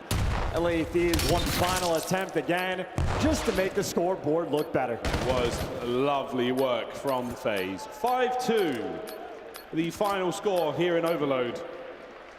And a GG's in the chat. We will be continuing the series onwards. FaZe finally find themselves on the receiving end of a win. Thieves, still plenty of work to be found there in Overload. Den does not treat them well. Not at all, at least not right there. And if this series does go the distance, it'll end on a Den as well. So we're tripled up for that map, and Sim is having an absolute blast. Another down 2-1 in the series, but he has been fiending and feasting for this matchup. This is the 4th time they have played all year, and Sim's stats have been ridiculous. He always rises to the occasion. 3,700 damage, 34 kills, a 10 spree he was able to go on, and finally crushing the momentum there of LA. Only 2 players able to go positive. Yeah, there's 11, the highest spree we've seen thus far at the LAN, and a lovely 4 goals for Abuza there. At 5-2 score, ideal, absolutely ideal. No extra time, no sudden death, no shenanigans outside of these highlights. And again, 0-4 certainly coming to play. Not having to go tremendous in the damage department, but teamwork and timing was absolutely on the side of FaZe Vegas. Again, going to another Scar, going to Hardpoint this time round. Which way are we dressing, brother? I mean, this is going to be FaZe's map pick as well. For that Den Hardpoint, they have a 2-5, now 2-6 record overall. So if you're purely looking at the stats, you expected LA to win that map number 1. I think the S&D, though, again, that has been the key factor for both of these squads. We might potentially have that be the deciding factor. But he is barking in these comms. He is looking to be the taller terror. This is terrorizing stuff. Well, Scar again, FaZe, happy to see the middle of the series. We get over the hump map, and they remain alive for their last life in this matchup. They will go down to the lower bracket. The loser of this one will. They will continue to have a life in the tournament. So it's not quite over yet, but how happy and how sweet it would be to find victory here. Chris Puckett, do it for his Peckhams, FaZe. Do it for Chris. Scar Hardpoint on the way. That Chris duo. Yeah, trying to show off something. Looking out for each other all across the board. Tunny as well. They're all just looking out for each other. But yeah, Scar is on its way, folks. And again, outside of a tiny technical issue there at the start of the overload, that could have been a lot faster. I mean, maybe it wasn't meant to be in that game, but in this timeline we're currently sitting in, strong bounce back there from FaZe. Well, map 1, folks, it was a bit of a beatdown, a wonderful comeback from the Thieves, but Scrap Draws, a classic, boys and girls, 250-231 was the score. The chance of both of them, great work. I mean, keep in mind, Draws at one point had 27 kills when the next highest in the lobby was his teammate at 21 or 22. So Draza had the ridiculously hot start, but Scrap, he is a guarantee. Damage dealer, he is the constant, a titan in the league. Since he joined it, he has dominated the category. Loves the respawn, and you know on Scar, Scraps is gonna show up there as well. Question is, can the AR players on the flip side match him? Bit of a long-time rivalry here. A lot of experience playing against each other as well. They are quite familiar. Very familiar with one another's game, in and out of it. No love lost. Into Scar we are soon to go. The LA Thieves is still match point. A victory here will move them on in the tournament. Vegas, a chance of redemption to survive going to that Den. I feel like we deserve it in this matchup. It's just been that kind of series. The comebacks, absolute blowouts in map 2, and then map 3, a blowout in its own right. Get a bit nervous, I would imagine. A little bit of nerves there as the Thieves fans. You see our players still shooting bots. We're not quite ready to go just yet. I just know in the comms, anytime LA Thieves call out Simp, there's going to be a little bit of extra emphasis. That is a trade you are going to have to get. Again, barking in the comms, chomping at the bit, and no nerves for Neum in map 1 and map 2. See how they can bounce back after a loss, but we are officially dialed in. The latter half of the series, Scar, it's going to deliver. Map 4. Thieves still happy to see it roll through. Map pick for FaZe Vegas. It is theirs to lose. And a loss will send them down to the lower bracket. Things are starting to get hot. Here in the winners, will there be a home field advantage for Draza? Here on an Alaskan map, Scar. Map number 4. Here we go. It's a deep cut. LA Thieves gonna have the advantage off spawn as well. If they win the opening break, they might be good to soak up a ton of time on this P1. We'll see how the nades land. We'll see what connects. You see these players, these arrows, they are chucking them straight out of spawn. Abizi makes it through white wall right towards the time. Everybody survives. And an unfortunate timing on the last time there, but back and forth from the kill feed. Scrap it Abizi. Hydra, stop it. Thieves are in. It could not get better than that. You're already pushed out. You got FaZe spawning up in the blender. And look at this Hydra. Gets forward, doesn't quite have the time to make it all the way to the back. Pumps the brakes. He'll deal with 04 later. But Beezy's still soaking away. Lovely P1 so far. That's a perfect place for Beezy to be as well, because one guy actually spawns out. But again, you win the opening break from that side of the map. You're good to collect a ton of time. Simp good for 2, but you are not good for the hill time. This is emphatic dominance on P1. LA Thieves starting off the map right. The conga line through shot. What a Beezy takes on his teammate. Walks away with the victory there. His 3 teammates are collide and fall. 38-0 going into P2. FaZe have the early control of the motel. Let's see what they do with it. Shots from Hydra. And that's the reset button. This is about to be back-to-back kills that LA Thieves win. 0-4 up top, falls. Neem and Hydra there, complete and dominant control of this new time. Neem good for 2, and right now for LA Thieves, everything's swinging right. They are dialed in. This is exactly how you want to play this Scar. All the kills going their way. Next hit from FaZe. No trophies yet, so it is an absolute frag fest. Hydra scrap, they get theirs. Another 3 dead, good break. I mean, listen, 20 seconds of scrap as well. This is about to be an 80-point lead going into the new time. If you're thinking about momentum in Hardpoint, I mean, this is maybe 8 hills in a row that LA Thieves have just dominated FaZe. It's still rolling over. Well, to the plane we go, and this one can be a massive turnaround. That's a clean 3 in the feed. Thieves on the back foot for now. Scrap still on a spree. FaZe, it's time to turn it around. And it's early to say, but well, 04 is getting pushed out, so they're going for the full aggressive setup. You might lose the blue spawns, but Simp keeping it under control. Playing heady, the most important thing, but Scrap actually takes the guys out of time. Now there's a little bit of pressure on. I know they're going to be coming from both, but LA Thieves, they're working on this quick. A mid-map hit as well. 04 playing it safe. A big flank from Neem. He's going to be going all the way around. Have they guaranteed the block? It's not quite enough for all the kills. And Draza somehow finds another. There's the flip. That's all good now for the Thieves. And talk about what you can do on this map when you have a lead. LA Thieves just put so much emphasis to get bow control, send Neem on the full pinch all the way around the old time. So they trade away about 20 seconds, maybe 30. But they're going to be good for the setup for this new time for the spawn. So LA Thieves right now, with the lead, they're playing the heads-up, high IQ game. Over to Blue, over to the bastion of defense here. On Scar, trades are good. Through the tank now we roll. That APC getting popped open, and they're going to spawn on the back right now for Draza. He's looking as live as well as he can, but APC, wonderful heads-up moment. Wonderful work, but not enough to get all the kills. You've still got FaZe members in the back. LA Thieves just did everything right, except for properly blocking those spawns. This is a big opportunity for FaZe to punish. Throwing the detonate there. Or Neem is getting out there. He's trying to get in the mix, trying to get involved, but that is going to be the flip FaZe. You've got time here, but over halfway through this hard point and not a lot gained. Well, keep in mind for the hot hand, well, Draws is there good for 2. FaZe finally in control of something, and Simp has not slowed down. He is tied with Scrap in kills. That is the true kill ace battle right now. They're trying to do it all. Through the front now we go. Oh, look at a couple more. The front door about to burst right open. The boots are the only man in there. Lovely damage over the second, and it's going to get to Neem, who finds the final kills. 04 alive. The knife out a little prematurely, and Scrap wins a kill or 2 there. Final seconds go the way of FaZe. And the last hard point in the set now on us. And again, that is one small mistake from Thieves, not blocking those spawns. They get punished immediately. Still though, ahead of the rotation game, set up around the time. They got plane control. They're blocking the spawns. Draws is winning the gunfights, but they got a long way to go. Through the back. Scrap in position. Our head-to-head at the start of the series now. Bullet to nade. The lineup, not good enough for Sim. Back and forth to the kills. Draza sending it through that window. Unable to get the kills, unable to get the damage, and now his teammates on the pinch. You've got to fortify this and try to hold on. FaZe are doing it slowly.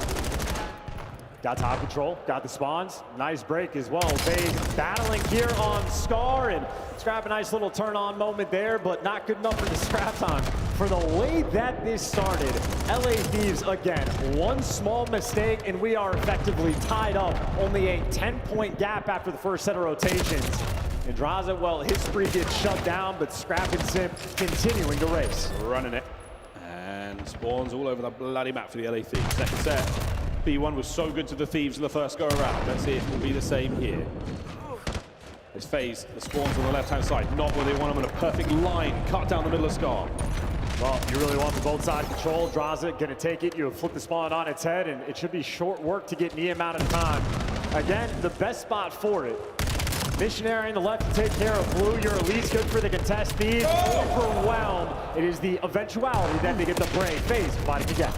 Shots on the snap. And I think a Boozer in there too, out of a Boozer. And he's going for it. To the pistol, back to respawn he goes.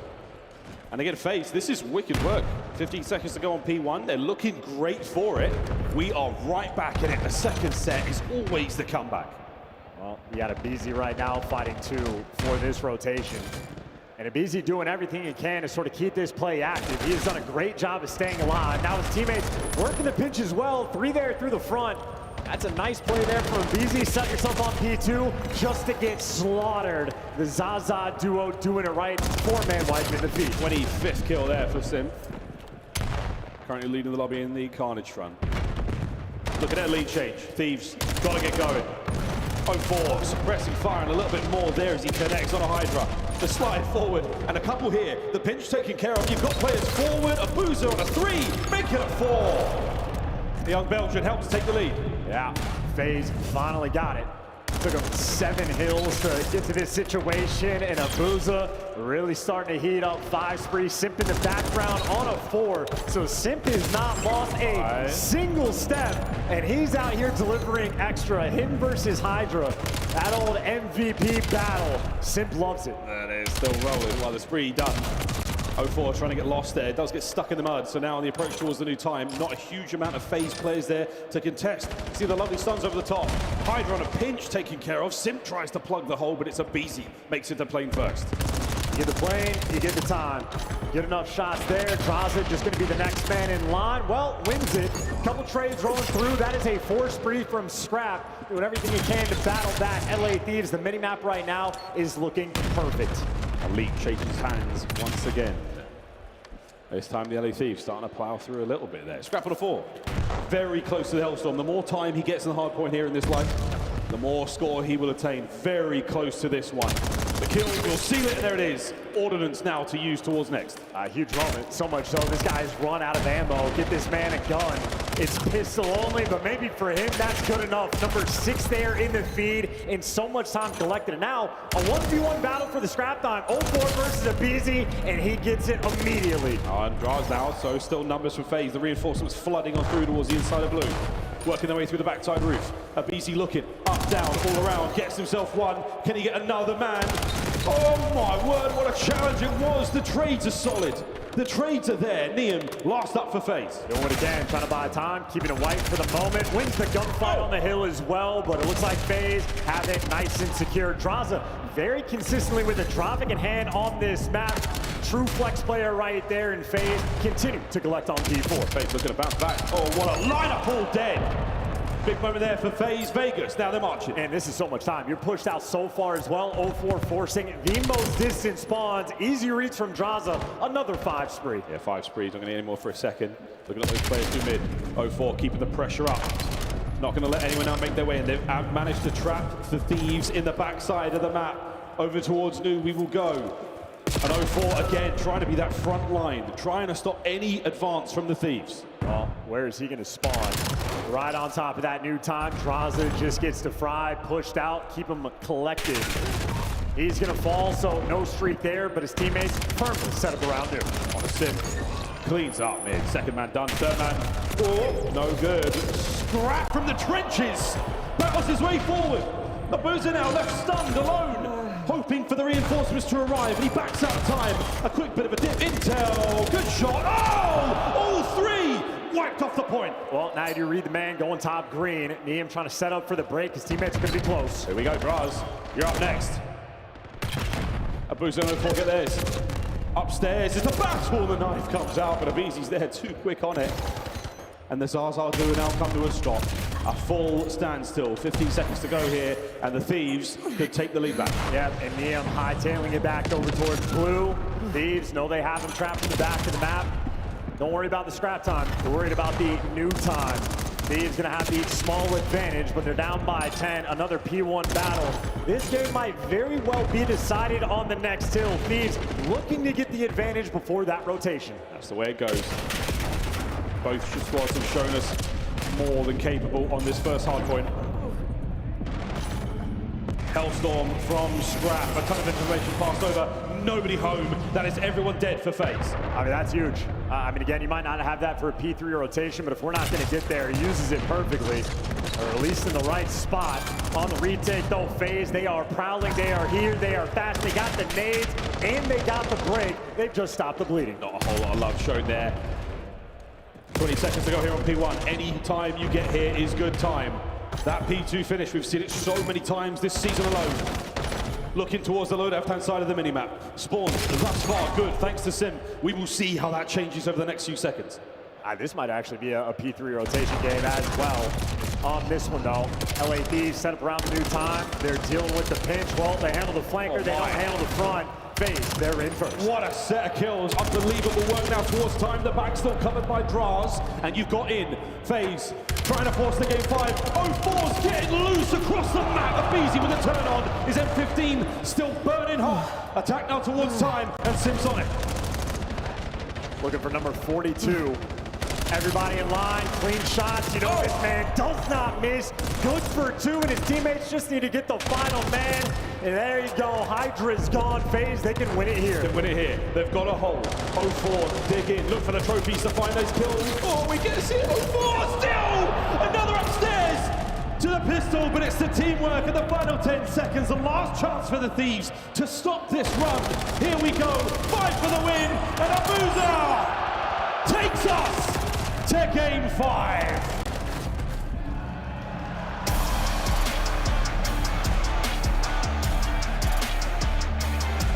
It's not over yet.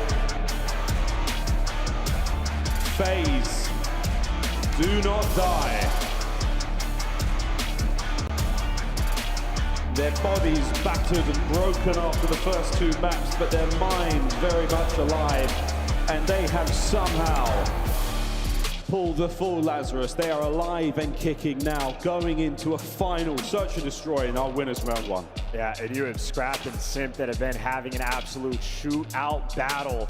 Simp has been giving you extra the entire time. Body shots raining out across the map, trying to let the other team know.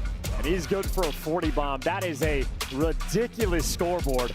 5K damage out of each of those players, a 40 bomb for the pair of them. So many objective kills as well, and decent hill time. For those 2 players, you could not ask for anything else. Perfect stuff. Absolutely delightful work there. 250-208, the final score of map number 4. Into our 5th and final, we will now go. Well, what do you know, folks? First one of the tournament and a banger. We guaranteed you lovely back and forth there on Scar, but in the end, the final hard point. So strong P2 finish there, as the Thieves unable to muster anything after the P1. Done. There it is, folks. Scar in the books. We go back to Den, where it all started, Chance, and I cannot wait to see how this one goes down. Quick thoughts before we go to the break. I mean, listen, S&D has been the name of the game for both of these teams. Last time they played each other on Den, FaZe got the win. 04 got first blooded 5 times. So he's going to try to dial that in as LA Thieves, obviously, they're revamping their game plan as well. S&D for each of these squads, it'll decide the fate of their tournament. It sure will, folks. We're also going to find out exactly how this all goes down after this quick break. Game 5, the LA Thieves taking on FaZe Vegas. When we come back, more Call of Duty here in the winners bracket.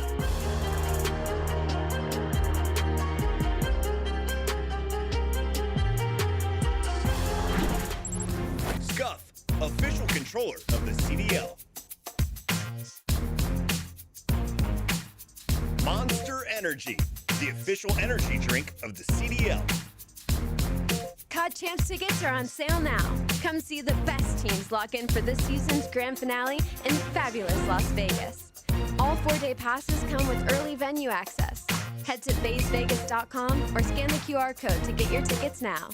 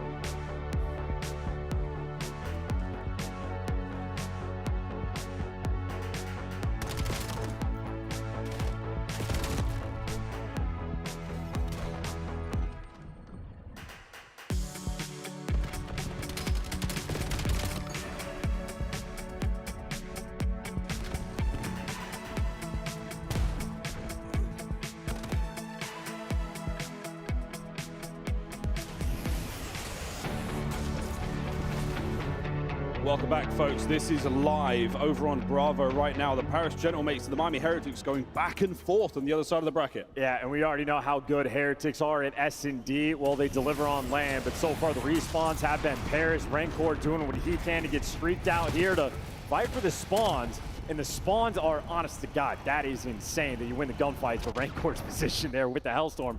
They keep him up. They keep him up. Well, people, this is a big old rotation right now. This is the Heretics pulling the lead back slowly but surely. First up, we checked in on the Gentlemates. They had a real solid one. Big kills here from all of the Heretics on the push towards the backside of New Time. So not letting anyone in from Paris. They've got themselves on hold. That's lovely scrap, but worrying now about the entry to New. And this is the diabolical setup as well. 3 players in and around the time. It is extraordinarily difficult to break. Paris 2 there through the back, and it's Envoy again, who has had a monster tournament so far. He does the difficult things on land. Unbelievable 3 spree. You'll be able to keep up with this live over on the Bravo stream, or if you're here in the NEC, you can just walk over there if you want. But we are now about to dive right back into this Game 5 between Vegas and Thieves. We are moments away from getting that underway as well. A nail-biter. Will we see the first reverse sweep of the tournament? Very possibly. This would be the opposite of the script that Ali predicted. Is actually FaZe right now making the comeback, but we already know S&D wins championships, and in this series, S&D, it'll win a winners round 1 matchup, battle between these 2 squads. And again, a game mode that has been the focal point. Exactly where LA Thieves have been trying to dial in the game plan. They looked extremely good on map number 2. But obviously, throughout this stage, or at least the season here in map 5, FaZe have just had the edge in the game mode. They are extremely confident in the map 5. That's map 5 alone. I mean, they've had to go the distance in a many series, and they've come out on top in most of them. A 2-win streak as well. We'll see if that matters whatsoever. Again, all smiles there for the Thieves. Niam, what a debut series this is on land. He's shown us all sorts of good. Can he show us that little bit extra now for FaZe? Smiles across the stage as well. Uncharacteristic of a squad. So serious, but it's all fun and games now done. Strictly business. Into the last map of the series. The coaches vacate the stage. We load in one last time here in the winner's bracket. And a lot of chatter behind the scenes about 2 really important storylines. Firstly, the teams on this side of the bracket, in this battle between FaZe, between LA, the expectation has been, whoever wins it, we're expecting to make the grand final. High expectations, and the other thing floating in the background, FaZe apparently, they have been earning the respect of everyone in scrims. It was a rough first 2 maps, but now they have Thieves exactly where they want it. Fast hit through mid. 0-4 doing what he does best, which is absolutely roam the middles of the map. This does allow for a fast plant from the LA Thieves. Post-plant position solid. No major threat just yet, but here comes a slow, steady attack from Vegas. Yeah, and Ibizi, the bomb planner as well. That is as good as it gets. I'm still waiting for 0-4. Possibly something happen on the other side. Perfect nade. Starts off proceedings well. Scrap finds both. Simple the trades. Oh, what a win! He finds himself 2. And you've lost the bomb site. 20 seconds to go. A position that Niam can now see. You have to take care of the man in the middle of the map. Niam on the dance. 15 seconds. Hydra keeps it going. A 1v1, not nearly enough time. Not nearly enough. It comes down to the last man, but the Thieves win it. Dude, and their strats have been extraordinary as well. They've been making all of these adjustments. Who's going to snipe? Scrap or Niam? Well, apparently we still don't know. What types of aggressive play calls? Hydra, in the interviews, is talking about how he has had to learn how to be the bomb guy. In round 1, we see it's with a Ibizi. It is a bomb plant in 15 seconds. It is nades over 10. Perfectly timed, perfectly calibrated, in the dance battle in the middle of the map. LA Thieves, again, the coaching staff for that one, as happy as you could possibly be with how it played out. It's sort of a random strat, random roll generator where you just sort of spin the wheel. Everyone gets their respective play and you go for it. Keeps you guessing every step of the way. I'm quite certain every player was hit by that nade. Yeah, that is a loud hit marker. And, well, it slows FaZe down only for a moment. Double smoked out, and right through it, we're running down to the kill. Oh, and it's getting really ugly. Scrap finds another pair. And now the remaining members of the Thieves, they are disconnected. Hydra on the right, Niam going on the worldwide tour with a minute to play. Yeah, we got the credit as well. Hydra, well, if the kills come to him, that's great. If not, Niam working the slow pinch. Looking at the minimap, this is looking beautiful for LA Thieves. They've taken the time. They could have gotten out through the middle of the map. Neum. Oh, he's more than dead. Watch out for Hydra then out from behind. Goes right back to his spot, to his perch. 1, 2. Oh my good God. To perfection! Or is it? Now the hunters become the hunted, and Hydra on 8 HP. He's going to get away with his life. The hunt continues, and Hydra once again finds himself a corner. Will Draza check right? Will Draza do it? And Hydra! Simply glorious work on the clutch. Yeah, he is a sensational player, one of the best slayers in the game. Make no mistake, he can credit it up. And this is a man with a ton of S&D experience. Doesn't go for the highlight reel. Perfectly calibrated 1v2 and delivers the goods. That's the type of round to break the backs of FaZe. And again, just to not die in the 2v1, despite having both of their backs, is a miracle. 8 hit points, folks. 8. You stub your toe and he dies, loses the round there. 2-0. FaZe again back at it through mid. Checks everything. Gets away with it. We back up through the middle of the map once again. 0-4. In position. Good for 1. Trades are on. I mean, you'll take that if you're FaZe. That could have been a lot worse. Again, 0-4 blooded many a times in this matchup. And now intel on Scrap, but baited out. Simp with another kill. Advantage finally for FaZe. Floods a ton of information across. He says, I saw at least 2, maybe 3 in that moment. Hydra, another corner.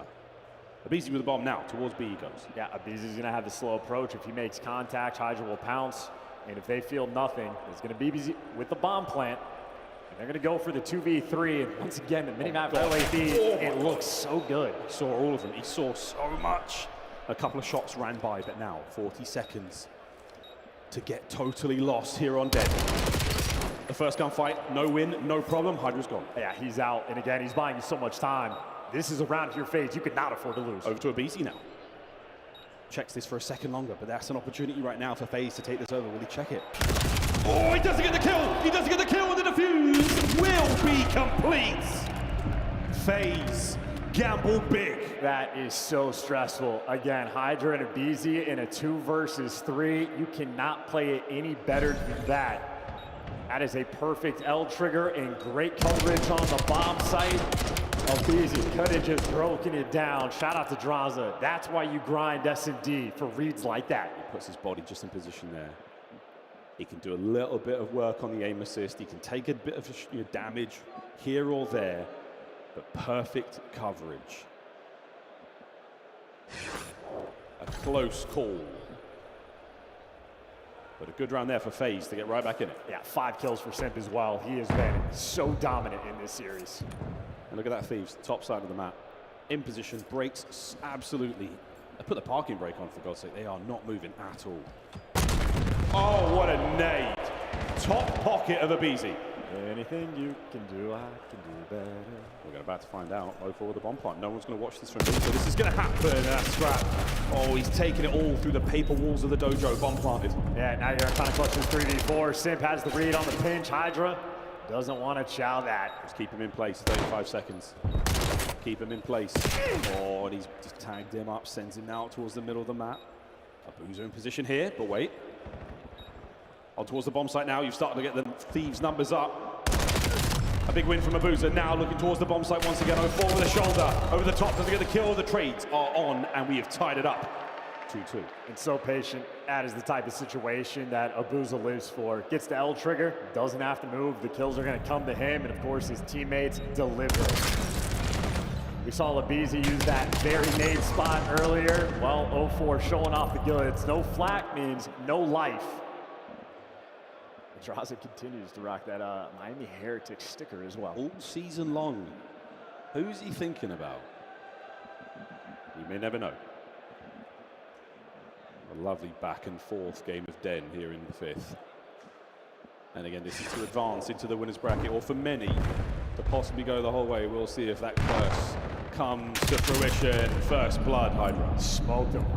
Great intel, great bomb site awareness, and now it is Scrap with bomb in hand. LA Thieves the amount of homework they have done to prepare their search and destroy, and enough to back him down. Don't miss, don't lose. Well, this round's looking good for Thieves. He takes the bomb site alone, nearly gets himself a kill. It's a great play. The phase down a man on the retake. We're going to stack up. Here we go. 1, 2, 3. Hit it, boys. Hydra first. He's going to check that close left corner. No, worrying about the flank. Simp finds another. The trades are continuing to roll. And Abuza with a big snipe levels it to 2-2. Abizi now eyes on the players on the inside of the bomb site. Last man left alive, Simp. 20+ seconds to go. Well, you know, as he's outer, he got spotted the entire way. Great pre-aim, great intel, everything dialed in. If Abuza hits that first shot on Scrap before he gets the bomb down, FaZe, honestly, great odds there in that round. But instead, it's Hydra getting to stand tall. 7-2 so far. We already know for Hydra, his S&D levels up throughout the year. Thieves, they are putting the work in. Just keeping an eye on the way Hydra plays. Watch that arrow. He knows when to go, he knows when to stop. And as of now, he has been so on track with every play. Very, very heads-up work. But it's only 3-2. Plenty more still to play. Here we go. Triple B hit there on defense for Thieves. I mean, they dominate this space. FaZe have captured the middle of the map. They're going to leave 0-4 up and aggressive. He's going to play off contact, as it looks like we're going to slow force A. What is this? Who built that? Well, it's a pile of logs. I was going to say, what a bad wall that is. What an angle. 0-4. Good for one. He doesn't see the man in his peripheral vision, but his teammate does. Shots are good for Draws, and now it's a 2v2. War all down to Hydra. Out of the play for a moment, but he'll get there. Dude, 0-4 has some stones on him. Twins, if you will. Slow from Hydra. He's really trying to calculate this one. Waiting for a mistake to be made. There's no way they got across to the B-bomb site. We're going to check this. There we go with the trade. Ideal. Behind the tree. The hop up. Insurance play.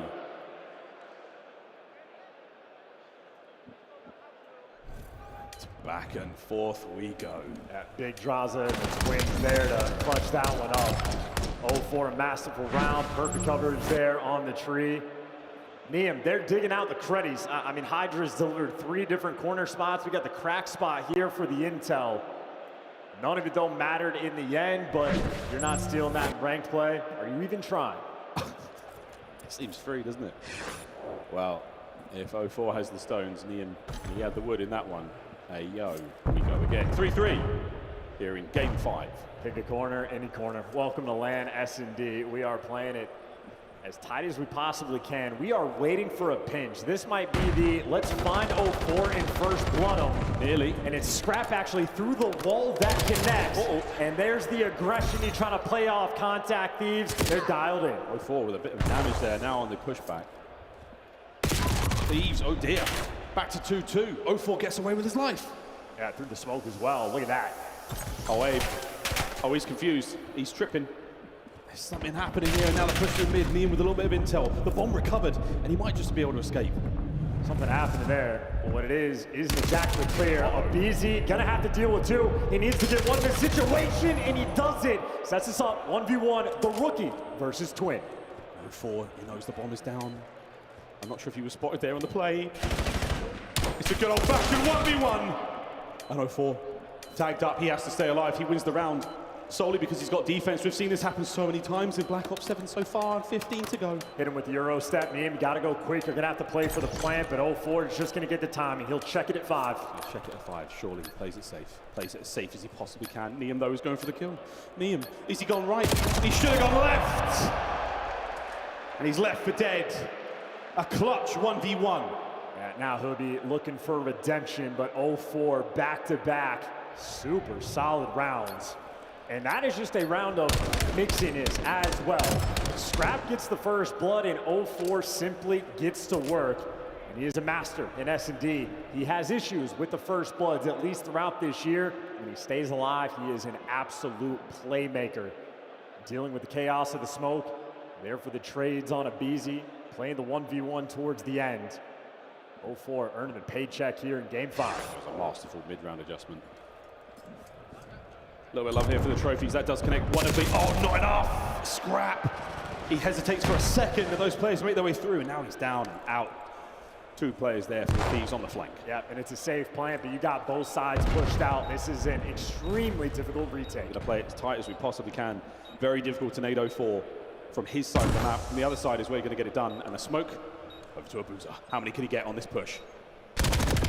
Good enough for the damage of the first man. He will surely get traded out. There it is. The man on the inside, and Sim cleans up both.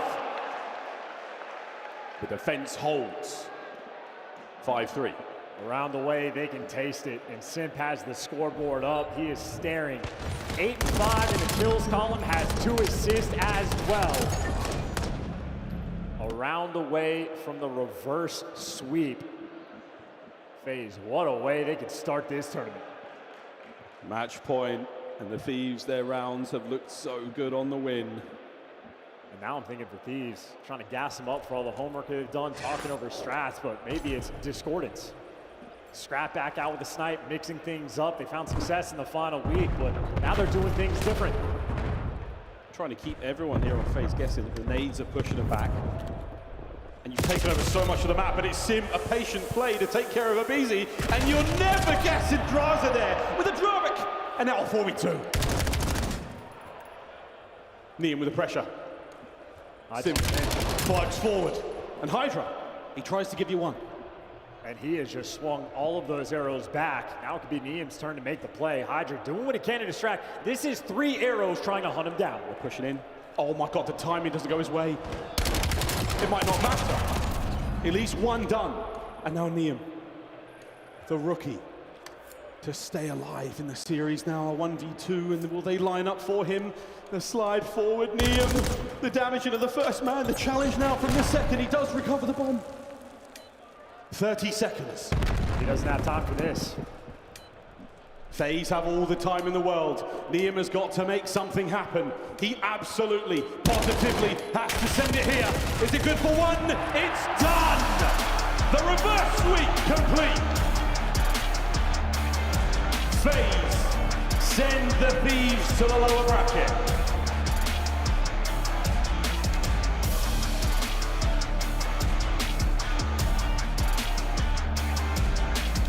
A painful comeback in map number 1. And essentially a no-show in map number 2.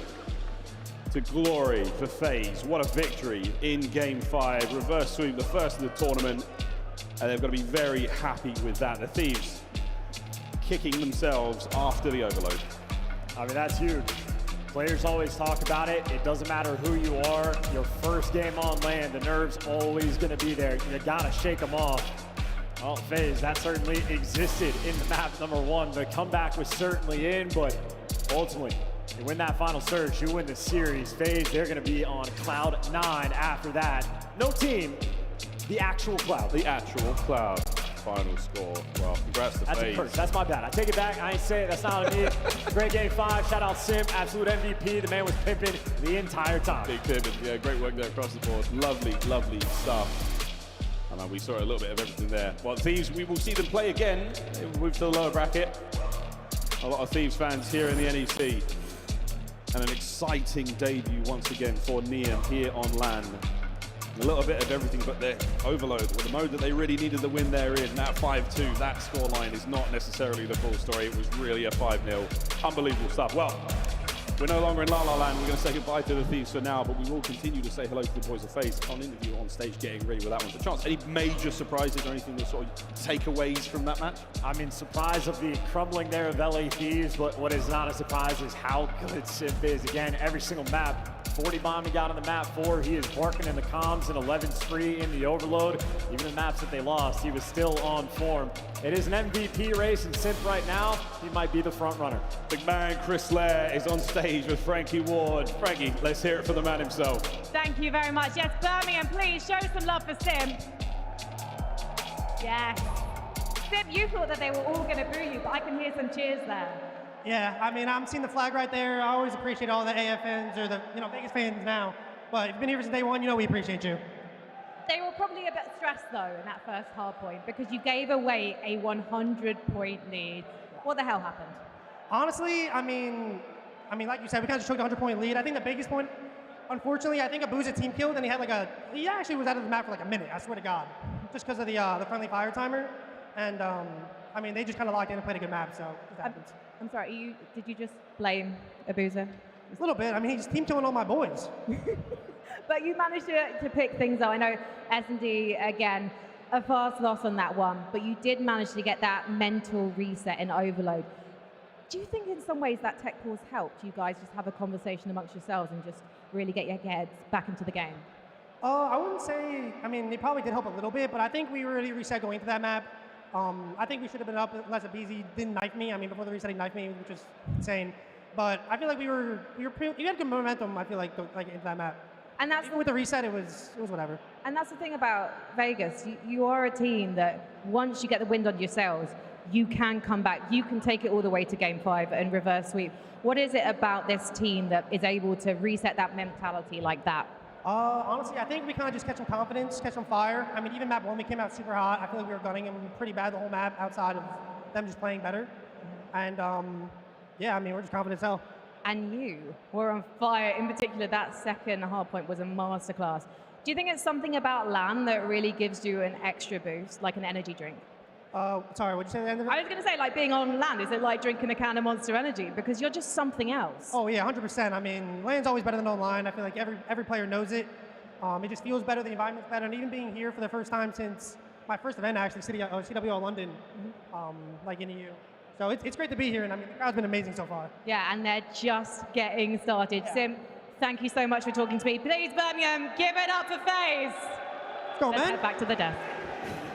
The boos continue live here in Birmingham, but I am all smiles. I predicted a FaZe Vegas win. They got it done. Allie, you said there would be a reverse sweep in this series. You did. You nailed that as well. Thank you so much. That was insane. I mean, they literally flipped. It was like LA Thieves beat FaZe Vegas on some of their best maps, and then FaZe Vegas flipped and beat them on some of their best ones. And Chris Lair, dude, this guy he never stops putting up numbers like that. Simp is the greatest in the game for a reason. He showcased it here in front of all the fans. Let's take a look at your scuff play of the game, because Nameless, it is the capping to the reverse sweep 3 games in a row after being down in the 0-2 hole. Yeah, you could have just made a Simp montage from the 10 streak that he went on in the Overload. But yeah, I mean, for them, it started in that game 3. Ultimately, we get to this game 5 where the problems of LA Thieves past, they just came back. The search and destroy woes. And, you know, you've seen a lot of the rounds, Hydra kind of on an island by himself. Yeah. You know, and for FaZe, they just know that, right? If we go somewhere all together, we're either going to catch Scrap by himself with a sniper, which happened twice, or we're going to have to just deal with Hydra. And they did that very well throughout this game, especially in the second half. 0-4 was playing way more aggressive. The 1v1 versus Neum was massive, just playing his life. And in the end, they closed out. 0-4 with a massive game, but Draza as well, I think, deserves a lot of credit. People were calling for someone to get dropped from FaZe, and Draza was in a lot of sites. Today, he popped off, and he was nearing the top damage in every single game alongside Simp and Scrap.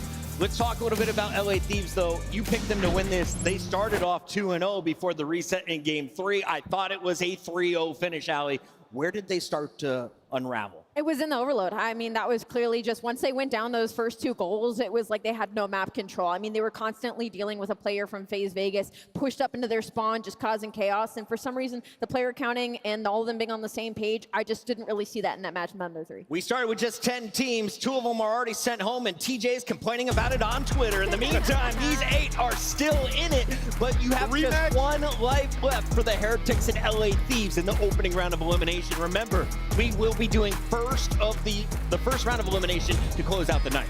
Yeah, we're going to get some of those elimination games today. And for Heretics, an underwhelming performance. I mean, in the game 4, Rencore had 40. You lose to the Channel Mates, where they were clear way above them coming into this stage or coming into this land. A tough loss. They got to bounce back, and they got the Thieves. Yes, Heretics throwing the Overload leads to a 3-1 as they are unable to get to that game 5. It said it is FaZe versus Gentlemates, and after seeing both of them win on the main stage, Allie, who's been more impressive on the day? Ooh, I have to go FaZe just because of the reverse sweep. I feel like that takes a lot more when you're down 0-2 to pull that back out. Mental fortitude on display here. And final thoughts as we wrap up a great rivalry. Yeah, I have the opposite answer to the question you asked Ali. I think, looking at Gentlemates, 2 wins in a row after 4 and 7. Hey, they're back on land. It doesn't matter about online. They're here to make a run. When we come back from break, we keep it rolling here in the first round of the winners bracket. Optic, your #1 seed, will take the stage against Toronto Koi. Lock in.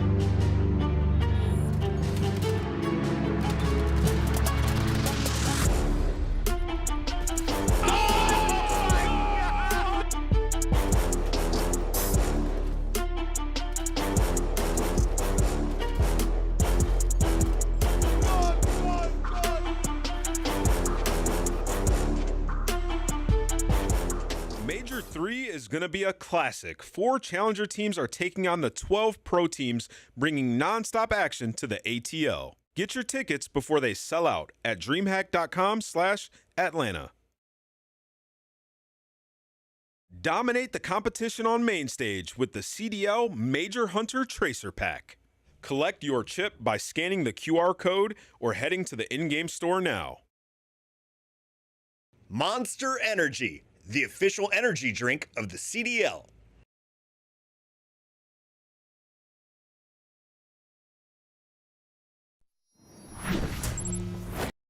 Was able to find Metals, who was going on that long route a couple lives ago.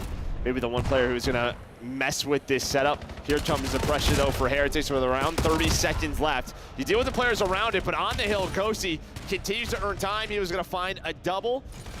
But with 20 seconds left, there's a contest.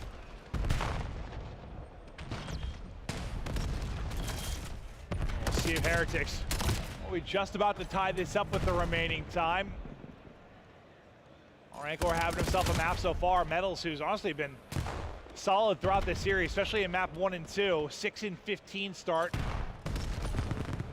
And he's got to get something going. But well, despite that, I mean, he had the lead until a minute ago. When the hell did Dosti get a Hellstorm? So Hellstorm on Dosti. He earned the five screen before when he was in the Hardpoint zone. Oh, okay. Yeah. He earned it just a minute and a half ago. P5? Yeah, like we're going into the P5 basically. Yeah, we hopped this POV and he was only on 5 spree, so I was like, I wonder if he'll get it, and he already had it. So I think it might have been actually during the P4. Whew. Rancor's hot shoot continues. No, he is beaming. Also, a lot of this half his kills have been with a sub in hand. Yeah, he's at the dry, just continues to find it. He's like, I'll play with this a little bit. Into a great spot. You check this corner, but it doesn't matter. It just feels like he is zapping right now. Yeah, every time he's tucked in the corner, 2 people are sliding into him. He's getting both. 6 spree now for him. Just trying to get back in control of this lead. P2 ready to go. First there will be Heretics, but, well, it's going to be a 3-on-2. You have numbers for a moment. Does Paris. And Rancor again just eats. Not missing bullets. 26-12, 8 in a row. Hellstorm earned, chewing up time, doing it all. Yeah, Simdo, he's going to find one, and Dosi's got the Hellstorm. So you're going to have to get off this time. Little extra utility, a big bonus, plus you find 2. So as good as the hold was, that life was for Rancor may not mean much. As you're going to get on this, you just have to deal with Metals, who is across the map. And maybe he had mute field, so they don't find Metals with that play. And he's able to find, who was that, Envoy on the hill. He's able to get the double, and now you're right back to it. I'm imagining it was the mute field play. Yeah, mute field plays, I think, are all over the place right now. Yeah, just Envoy just made one. All right, well, mute field plays all over the park. Paris still holding on to this lead. Big fights for a big P3 now. Sib and Neptune trying to work together to break this through the back. Oh, throws an A back. Tosses it back in. Envoy took a long round to challenge this from the front. See if they can pinch this out perfectly together. Envoy's gonna get 2 from the front, set up Neptune to get in. And there we go, another brilliant break from Paris. Yeah, that one a lot cleaner than some of the ones that we have seen, but they find the one player who's not in the hill. He had a 3 stacked on it.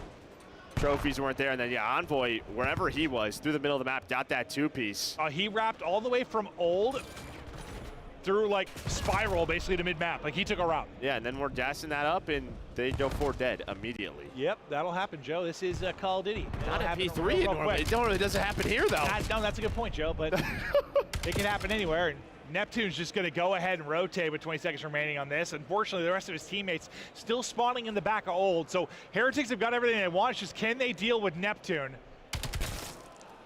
Not yet. At least know the position to be in. Sib has knife out. He's going to get caught. Very similar to the last time we were here. Nice play. Trake's just a little finesse. Back it up and wall jump. Neptune's like, guys, I'm finessing. I'm finding kills. That looks like a sick joke. Neptune's like, boys, get to me. A lot of these kills are looking like that. People are getting melted all over the place, and due to Neptune's play, what do you know? Paris are in the hard point. They don't have the spawns, but it has not mattered. Well, that's the thing about 3 or 4. You can win it from the front, and they're going to try to do exactly that here. Last time they got kind of blessed with the spawn in the back. Ryan blessed, like Heretics just didn't have the spawn in the back. Metals is one with a bush. Trakes is going to get 2. Metals is going to pop, and Heretics are right back in this. Nobody can get a strong hold, really. Everything's split. Nobody's able to breathe right now. Like, you've had some longer holds, but not many. Not many, as both of our teams are just breaking back and forth. And you should see that in the scoreboard. About to be a tie game as we head to P5. I thought maybe the final couple seconds they give the ticks to get the lead change, but now they're going to go off of Old and try to set up now, or try to break for this P5. Envoy and Ghosty, the crossfire, helping each other out. A pair of assists and a pair of kills for both. Ghosty will try to delay any kind of pinch from mid-map. He's battling with a player or 2. Teammates still holding inside the point. Ghosty's going to lose his fight against Super, but Sib does trade it. Now here come Heretics. You get 20 seconds, now we're going to get 20 seconds. Take control of this. There is 30 left. Rencor, he is still double positive. I swear that driving was killing it faster than this M15. No, honestly, I just would have kept that out. His driving was special. But it does not matter. He's still on a 4 spree. Another lead change coming in for Heretics. But all right, 20, and now another 20. No, I'd love to know what the longest hold has been. It's sub 30 seconds. It's like gotta be. Unless there's one I'm not thinking of. But we're going down to the wire. Third P1, just about to pop. Sib inside and ready to party. Up 10, looking to close out this series. Neptune gets gunned to sleep by Rancor. Now here they're gonna come level 4 and 3 towards the point here for a second. Top spiral, Rancor get to that and try to get angles. Sib though, snapping. Sib, I thought nearly a triple, but as he gets those kills, his teammates find none. Everyone else is going to drop, and Heretics are in. Yeah, does he get through though? Envoy, did he get spotted? Now they're gonna know he is there. I thought maybe there was a chance for him to get through low dirt and mess with this setup. Looks like Paris really playing for P2. At least you have one player in that spot. That's gonna be Sib. Trace though, he's on 5 in a row, trying to match Rencor, trying to get us to that game 5. Maybe not rotating with Sib, but trying to find an opening through connector. Unfortunately, that streak comes to an end due to a team nade. 10 seconds remaining. P2 ready to pop. 5 points separate them. Super is going to pounce. I thought movement may be a little awkward for a second, but he's able to snap and able to close. One more player here. It's Envoy. Envoy's got 2, almost finds the 3rd, but early time to Heretics. Paris, it's been all about the breaks. When they've been able to come up with them over these first couple of hard points over this day, they're going to need another break here. Heretics closer and closer to the lead. And Nade's going to connect to pick 1 out of the point. Sib's able to get 2 after that. He was the hero in the overload. Sib looks to be the finisher here again. Metals going to get dropped. Can't walk away with anything. Everybody grouped up and banging it out onto the point. 230, 240, away we go. It was an opening nade from Envoy that leads to that break. Now you need one if you are Heretics, but not just 3 dead. Super is stuck in a corner, 12 more seconds. And while you find Super, you are staggered now. You have to go. Some deep spawns to the position of Envoy. Neptune is frying. You just need to hold on for 2 more, and they do just that. Paris back on land in a winner's round 2. A chaotic, chaotic exposure map 4. But honestly, bro, it might have been Sib's 2 he got like early in that P2. And then the Envoy nade. But like Sib's 2 were the reason that they couldn't really get like a clean setup. And then Envoy's nade, the pick gets them in. And maybe their best setup and hold is once they finally got control of that P2. They win a pair of hard points. They start out with 3-1 in hard point over their first 2 matches. some nail-biting wins, and honestly, they probably should be 4-0. Welcome to the Passion Pit. It's not just Call of Duty League here at Birmingham this weekend. We've also got challenges, and 84 teams are currently competing for the chance to play in the grand final on the CDL stage, but also to play in the Pro-Am Major 3 in Atlanta coming up very soon. So I think that playing on the stage here in Birmingham is going to be more than enough practice to get them ready to play against the pros. Half of the teams are going to be cut today, brutally, savagely, which is how we like it at Call of Duty. And then we're going to see Warzone Resurgence come in and take over half the hall. It's incredibly noisy, it's incredibly busy, and it's incredibly tense.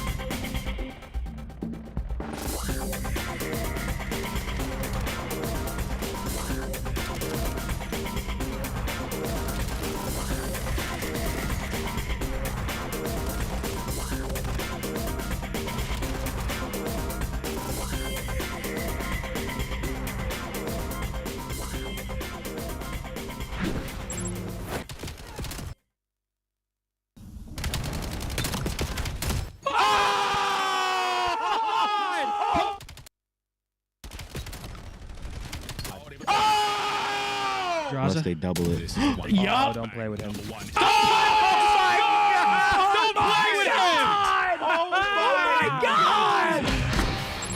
That's a little clip from one of the many watch parties we have here at the CDL in Birmingham is hosting 4 just to the left of our stage. On the main stage, though, we've got our #1 seed taking on Toronto Koi. Optic Texas has been the best in our online qualifier.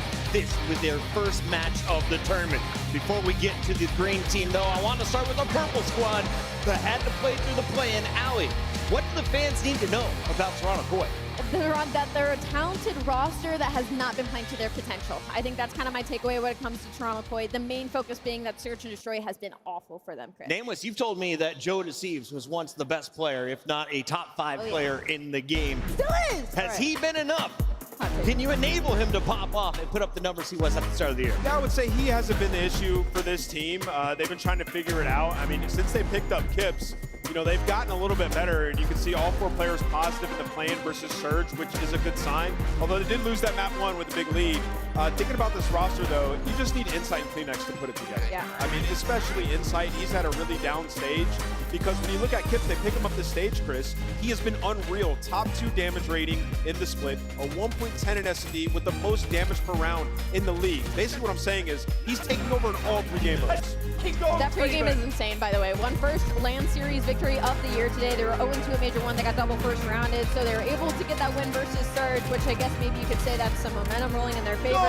My biggest focus for Toronto Koi is just like last year. They keep leaning on Joe too much in Search and Destroy. He's getting the plants down. He's getting their first bloods. He's got the best KD. Kips has helped a little bit with the 1.1 in the game mode, but overall, he needs some assistance from the other team 3 on this team. Well, Kips is frying, so maybe the other 2. Like he's actually like one of the best S&D players to split. But to me, the problem is conceptually how they approach S&D. They're the worst defense team in the league, and it's been like this for 2 years. They do these splits, they try to retake, and they're not good at it. They need to play way more aggressive on defense to have a chance. They just played Optic, Allie. They got cooked when they played Optic a couple days ago. They got 3-0'd, but that was on the internet. Online is different from LAN, and Optic is pretty good at both, though. We've seen them go all the way to 1 grand final. That was back at Major 1. They slipped up against the Gentlemaids, but if they had won that event, we're talking about a historic match win rate, a ridiculous run here in Black Ops 7. Who's been their best player, Allie? During this split, it's been Hook. Hook Manuk has taken off during this split #2, and when we're looking at vetoes, I mean, their map pool is so deep for Optic Texas. Like, they're in their bag versus almost every single team. They're able to deny that their best hardpoints. They're able to deny their best search and destroys, and therefore get their overload. They want that exposure as well, map #3. Does Koi have a chance, looking at our first 3 maps, of avoiding the 3-0? Yeah, the Den hardpoint's their best chance. And remember, that was the map where I believe it was Insight started like 7-20, and they barely lost. It came down to like 1 play on the P2. So you got to win that Den. If you're Toronto, your hopes and dreams, in my opinion, rely on that first map. It's time to lock in our Scuff Pick'ems. Nameless and I are 2 for 2 on the day, about to be 3 for 3 as I lock in Optic Texas first. Same. Give me Optic. I think they take this one. Rally Cat? Are we counting B-Stream too? I'm going with Optic Texas, of course. Ladies and gentlemen, predictions are in. On the main stage is Frankie Ward. Let's get it going. Thank you very much, Puckett. It looks like every single seat has a bottom on it, but I imagine there's going to be a few people on their feet in a moment, because our first team is the team we think potentially is going to be raising the trophy on Championship Sunday.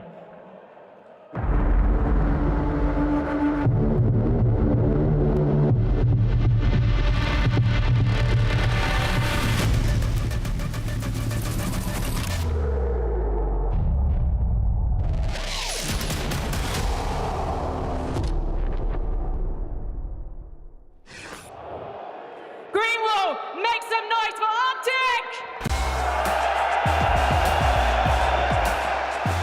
I mean, you can count on 2 hands the amount of rings on this roster for Optic Texas. I mean, looking at this lineup right now, they have looked unbelievable in the online stage. This is a team who has already been to a grand final in this game. They are looking towards dominance during this weekend, and what better start than to go up against a team at Toronto Core.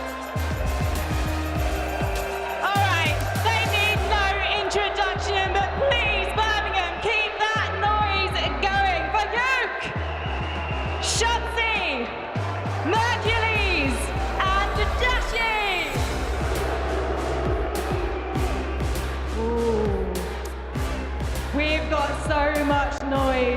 scream more for Optic, but I know we're going to hear some loud voices for their opponents, and I'll tell you why in just a moment, because first of all, we need to introduce Toronto Koi!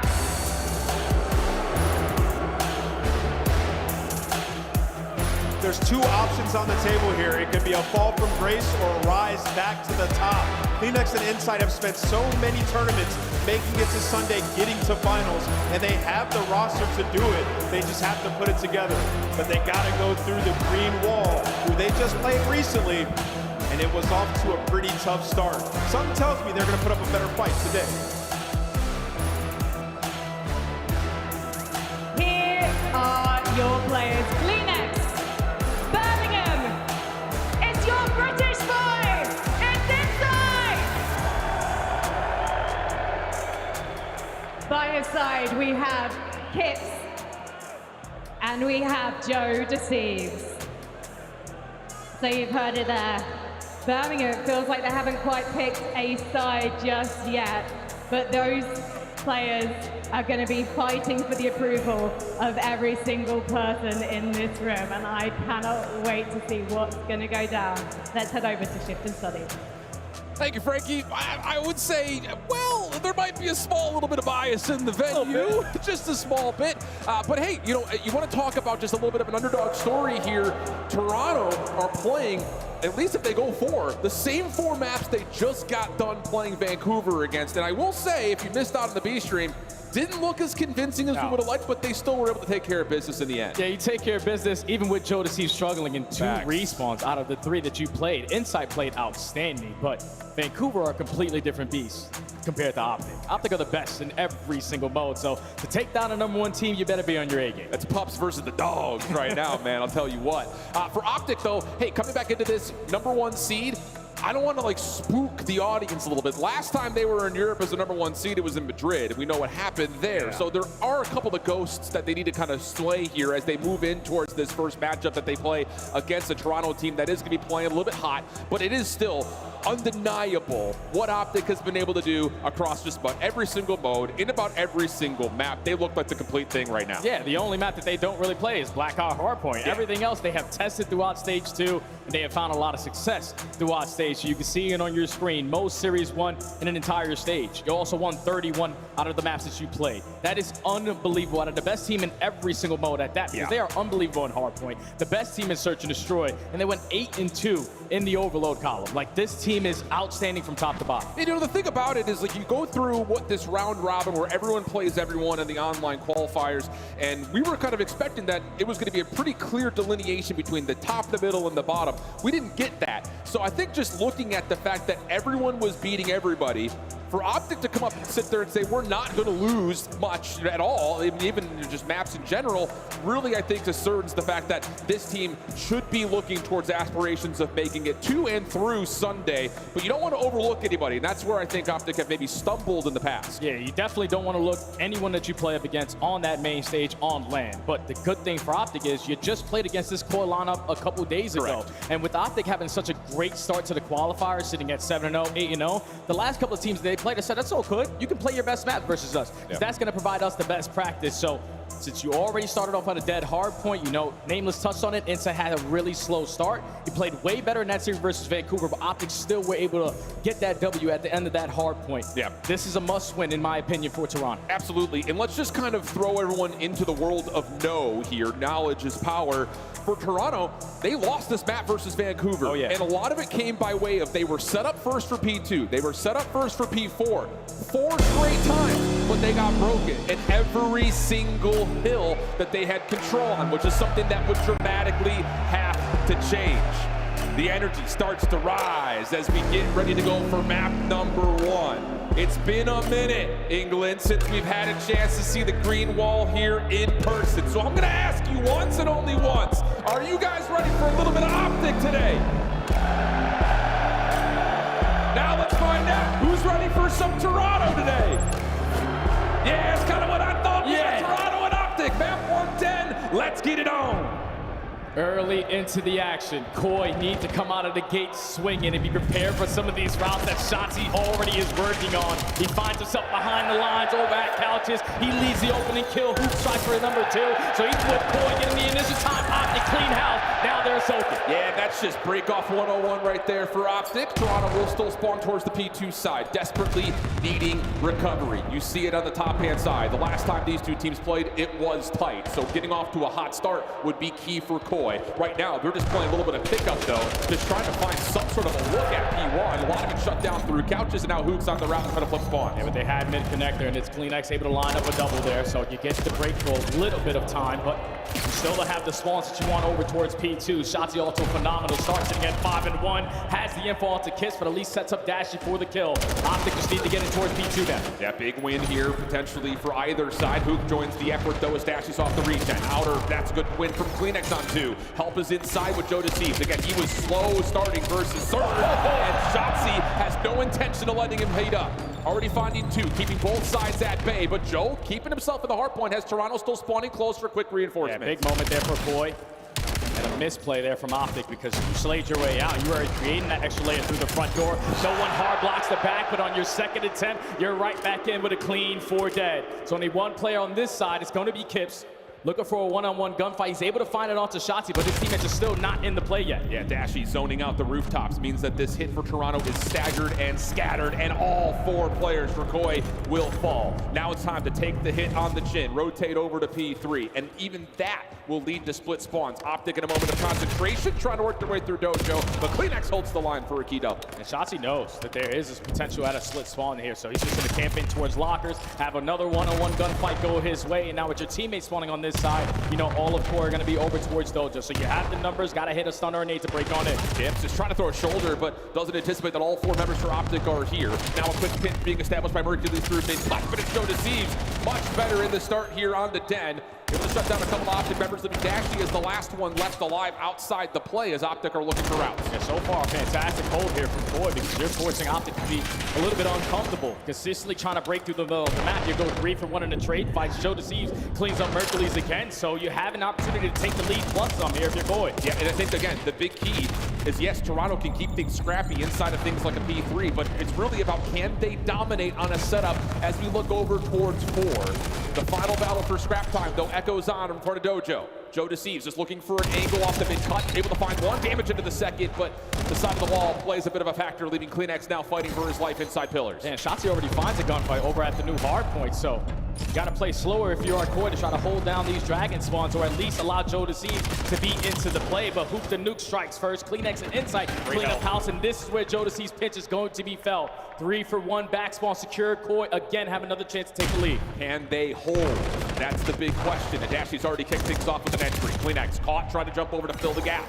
Kips 3 and 10 after a hot series versus Surge. A slow start here, and Joe just has to back off, value his life, and Optic continue to stagger the respawns as they continue to find straight kills. Yeah, now you're forcing Koi to just funnel one way all the way through the back doors. Crossfires are set up, trophies, this is now into play, and Dashy on 5 in a row, locking it down with the M15. Koi just need to get some kind of time off of this, and Kips wins that one-on-one, at least gets Optic for now. Out of it, still out though for Dashy. May as well be an SMG for him, but Kips wins that battle, and that will be scrap time. So again, just looking at the narrative and the feeling about this opening rotation, felt like Optic were dominating. Koi only down a couple of points though, lucky to still be in it. Now it's just time to clean up the micro moments. Yeah, the P3 was the answer for Koi, keeping themselves into this mix. Now Optic looking to make those adjustments into the second half, but they're losing all the gunfights off the rotation. You have Couches somewhat secured if you are Koi, but you're more focused on soaking up the time. Yeah, I mean, how inspiring is that if you're Koi and you're looking at Kips at just 3 and 10 for the end of the rotation, and you're up now by 8 points.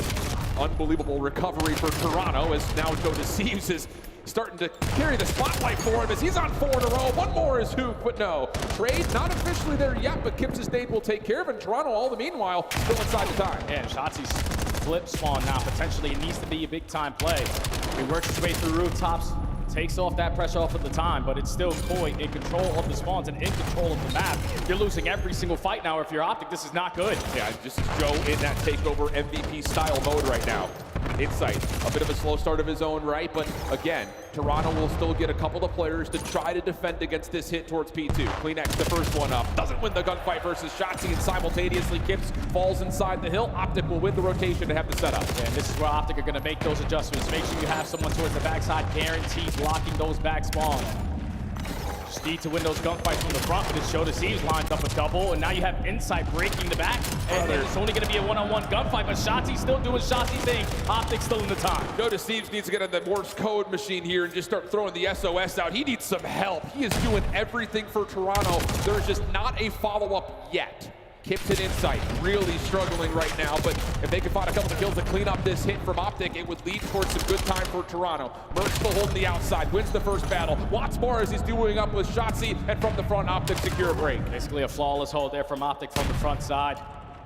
Give themselves a nice little comfortable lead going over towards P3, but you're not going to have the numbers, so the Nuke has his hands full, looking for the opening kill, at least stalls time for Mercules to somehow away, work his way through mid-cut. Now the Nuke is going to strike, looking for kill number 2. Rotation now secured by Optic. And he's going to get the stun check over on the Kleenex. Doesn't win that battle. No immediate trade nearby, but you are stuck up creek without a paddle if you're Kleenex. So isolation comes through. Toronto trying to pinch from the front simultaneously, though. Now Shotzzy's got the read, but gets pushed off. Maybe a chance here with these mid spawns for Toronto to quickly pinch through mid. Nobody watching that right now from Optic, but Shotzzy's clearing out the front. Here comes the pinch through the middle of the map. Shotzzy somehow still alive. He just has the 1v1 in front of him. Oh, not quite. Insight gets the win, and we're going to go neutral. 2v2 over the time. Yeah, there's 30 seconds remaining at the P3. All of Koi have been forced to just bombard their way through Cabo every single time. Every single long route over to the backside of Dragon has getting cut down, and now this is a flawless hold from Optic. A chance to go from P2 to P3 with basically uncontested time, but Koi at the right time. Break in for the 20. Now Optic need to hold their irons, lock down this side of the map so they have the rotation to do. Good first win from Shotzzy. That shuts down the exit through mid. Joe, the only one through, if you want to call it that, is he's going to try to threaten the front. It's all about timing here as Toronto are still waiting to assert some at least pressure towards the backside of Dojo. They will get a kill out of Kips, and Mercules cannot pick which direction he wants to look. So now Dash is in trouble. Spawners are still up for the moment, though, for Optic. Do everyone spawn in? Yes, they do. Puke now back into the hard point, and everything's going to get cleaned up for Optic. Huge moment for Optic Texas. That's fantastic plays from Optic. Even when Joe Deceives strikes on the unknown factor from the front door, you're able to manage him quickly and now light up the kill feed with everyone else.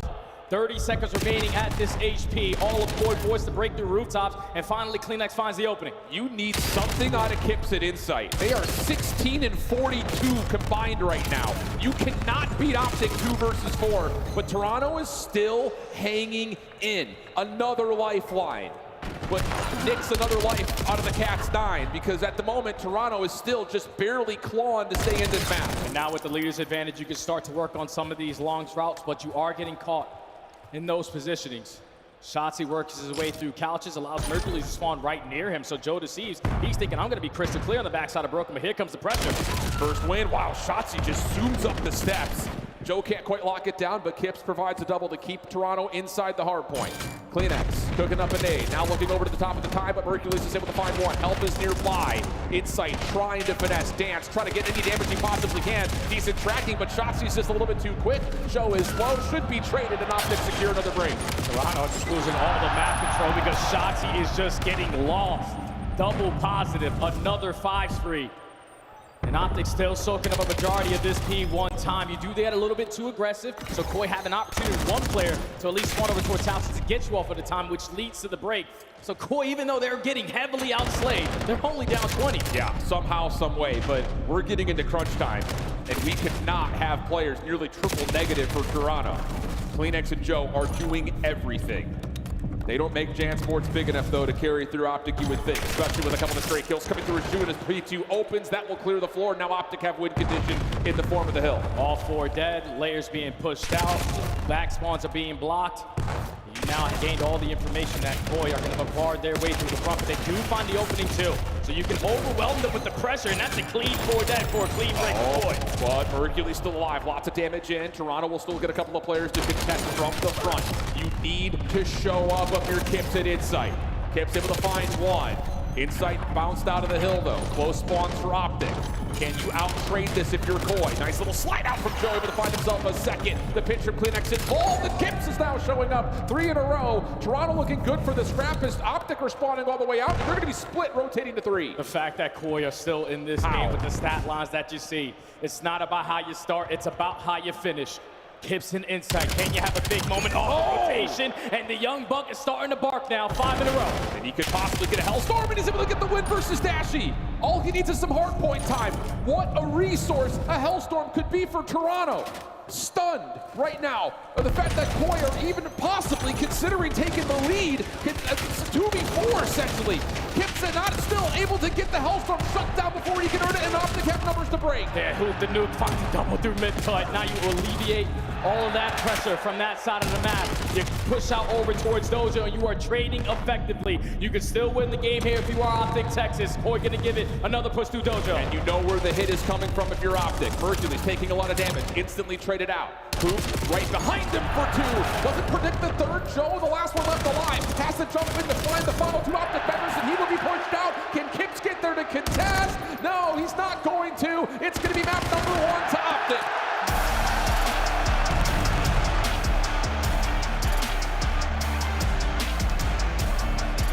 And it's sort of the same score that we saw a couple days ago in the qualifying match. Koi were dominating all of that game until the very ending, where Optic were able to chain that P2 to the P3 to close it out.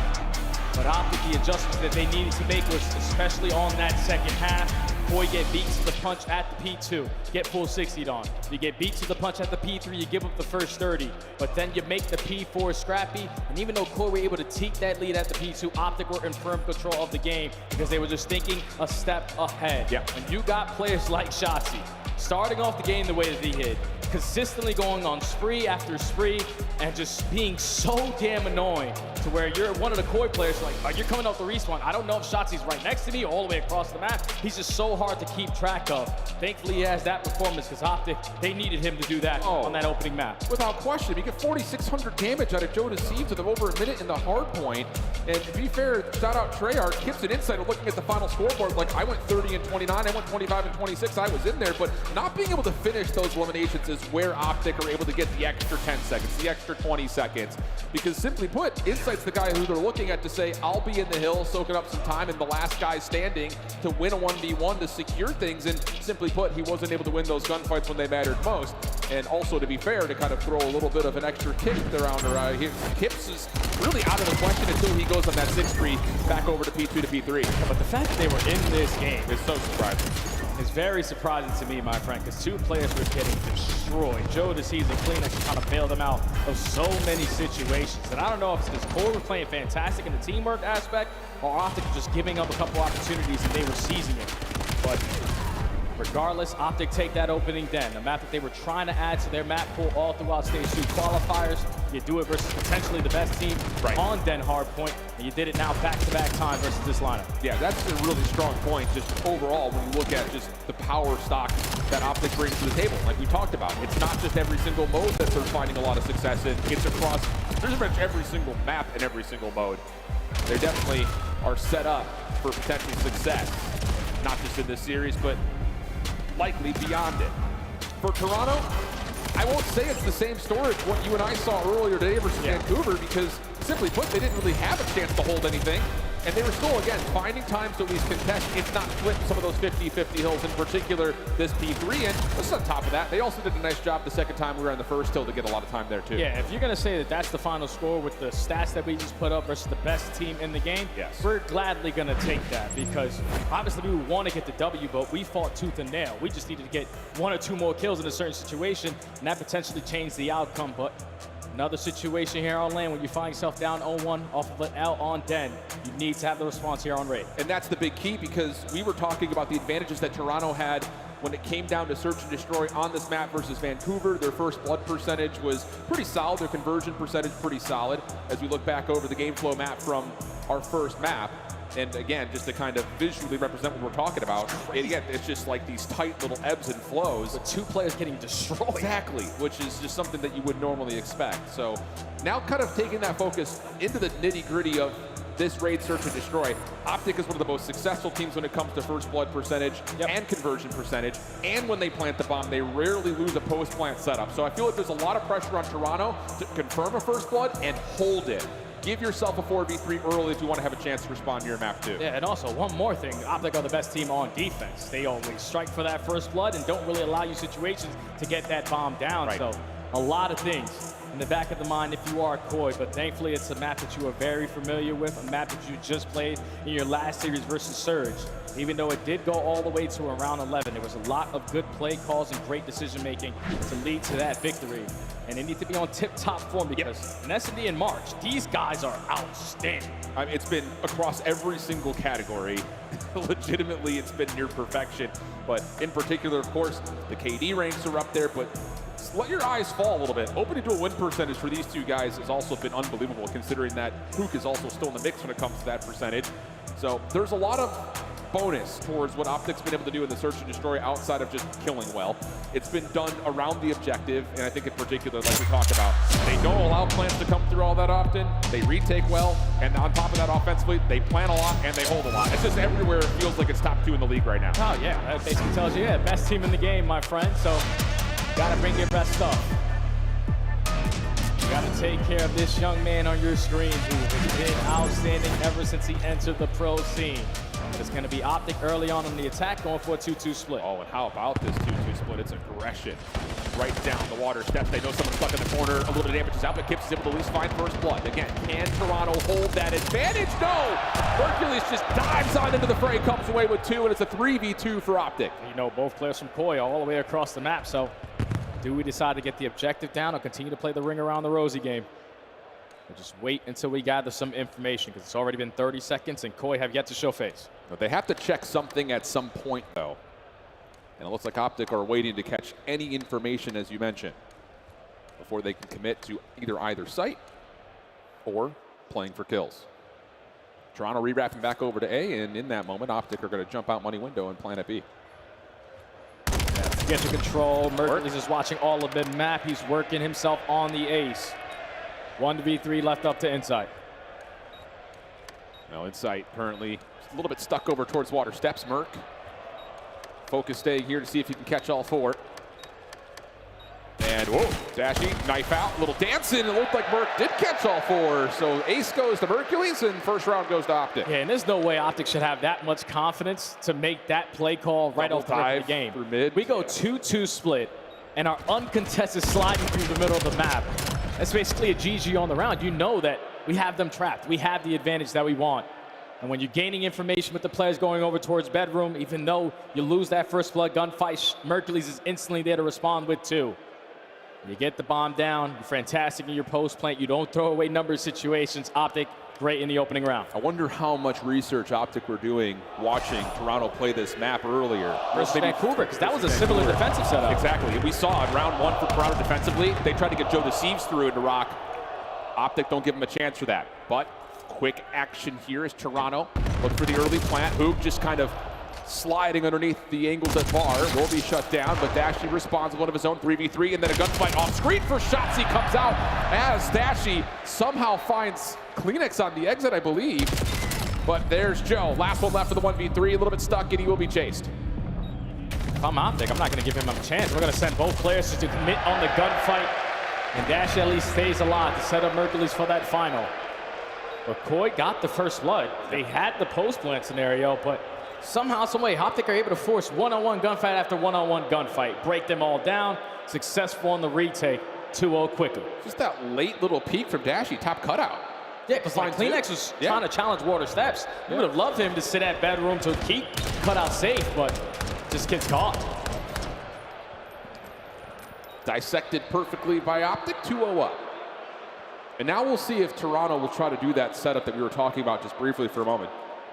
Can they get Joe Deceives into the middle of the map defensively? That was a key that they really tried to accentuate versus the Surge earlier today, and it did lead to a lot of success. Looks like no interest for Toronto to do that here in this round. It's all 4 members in and around A. Doing the same exact they played it. They did in the opening round. Mercury's still in a position to watch all of middle, but you're going to get this bomb down at B for free with bedroom control and Tiki control. All right, let's see if Koi can do it different this time. And they're just so late to get here that any nades really won't affect this post plant much at all. Shotzi just dancing with the nades inside of Tiki, bails into the water. Smoke to keep him covered. This is taking so much time. Under 30 to play. First blood to Mercules. Almost up with the pistol up for another, but CleanX responds. But down to 20 seconds to fight. You've got to make a move, and how do you? There's just nowhere to go. Shots onto CleanX will keep him held back. He's the last one now standing, and round's over. Optic's gonna go up 3-0. Man, Toronto need to make some very quick adjustments, my friend. Because there's no way Optic are going to go to the same thing that worked in round number 1, and it's actually way better than it was in round number 1. Because at least you had 2 players from Koi contesting over towards Tiki, and you found the first blood, but you stack everyone towards ring, complete blind counter out of the green wall, you get the bomb down at B with all the space that you had, and Koi take 15 seconds before they even end the engagement. Optic, this is way too easy for them right now. This is child's play right now. So feels like a must-win round right here for Toronto, just to start to at least throw some considerations to Optic's camp. It'll be Toronto on the offense. Bit of aggression of their own over through mid. Shoulder from Shotzi leads us to believe that they have read this, especially with Joe at low health. So it's a double stack over towards Kitchen to defend. B is currently open, quote unquote, but it's going to take a long time for Toronto to really clear that out. Yeah, Koi are thinking, all right, I'll play call this round. We take mid, we can get the bomb down to watch it from mid, but Optics show face at Kitchen and don't allow them to be fully comfortable. Now they're instantly taking space away at B, and the time is still ticking away, and Koi have yet to get the objective down. Joe needs to make a decision on how he wants to play this. They haven't even cleared laundry yet. They're still tossing nades this direction, and now all of a sudden Optic defensively can try to react. Kips, a couple of nice shots are in. Smoke will block off the remainder of that gunfight, and we're down to 40 seconds. Toronto's still looking for some vacancy to plant. They're trapped. They don't really have an angle to get this bomb down. Your best bet is to do it towards Laundry, but now CleanX is going to be contested on the backside. There's only 30 seconds remaining on the round, and we have yet to think about the objective. Mercules finds the first shots. He finds the second 4v2. Dude, it's just like little jabs on one side, uppercut on the other. Little jabs on one side, uppercut on the other, and Toronto just cannot get their feet under them in any form on this map. Wow. They are getting battered. Bro, that's so tough if you are Koi in that situation. Because you take mid-map away, all right, Optic don't show face. You wait 5 seconds, now they're here. Okay, we can't plant the bomb from mid. Yep. We take laundry control to try to get the objective down. Wait, they're shooting us in the backside of arc. We can't do it yet. Now we try to get it down, and they're already contesting as backside laundry. Optic are just so fast at reading the map and putting themselves in a position to force Toronto to be uncomfortable. And that has led to 4 rounds in a row. Vibes for the green wall have to be absolutely immaculate right now. You have to love what you're watching in this surge. Dashy has been stuck on 5 in a row for a while. He hasn't even sniped yet. I know. Here we go. There's that aggressive play that we were talking about. Toronto able to get Joe in towards Zig just a touch, so the defense can start to structure around that. But still, Optic are just going to let this happen and maybe try to feel out with some late nades how they want to try to manipulate the map from there. Yeah, best defensive look so far here from Koi. But Optic have already gathered that information and are slowly going to work their way still over towards this B site.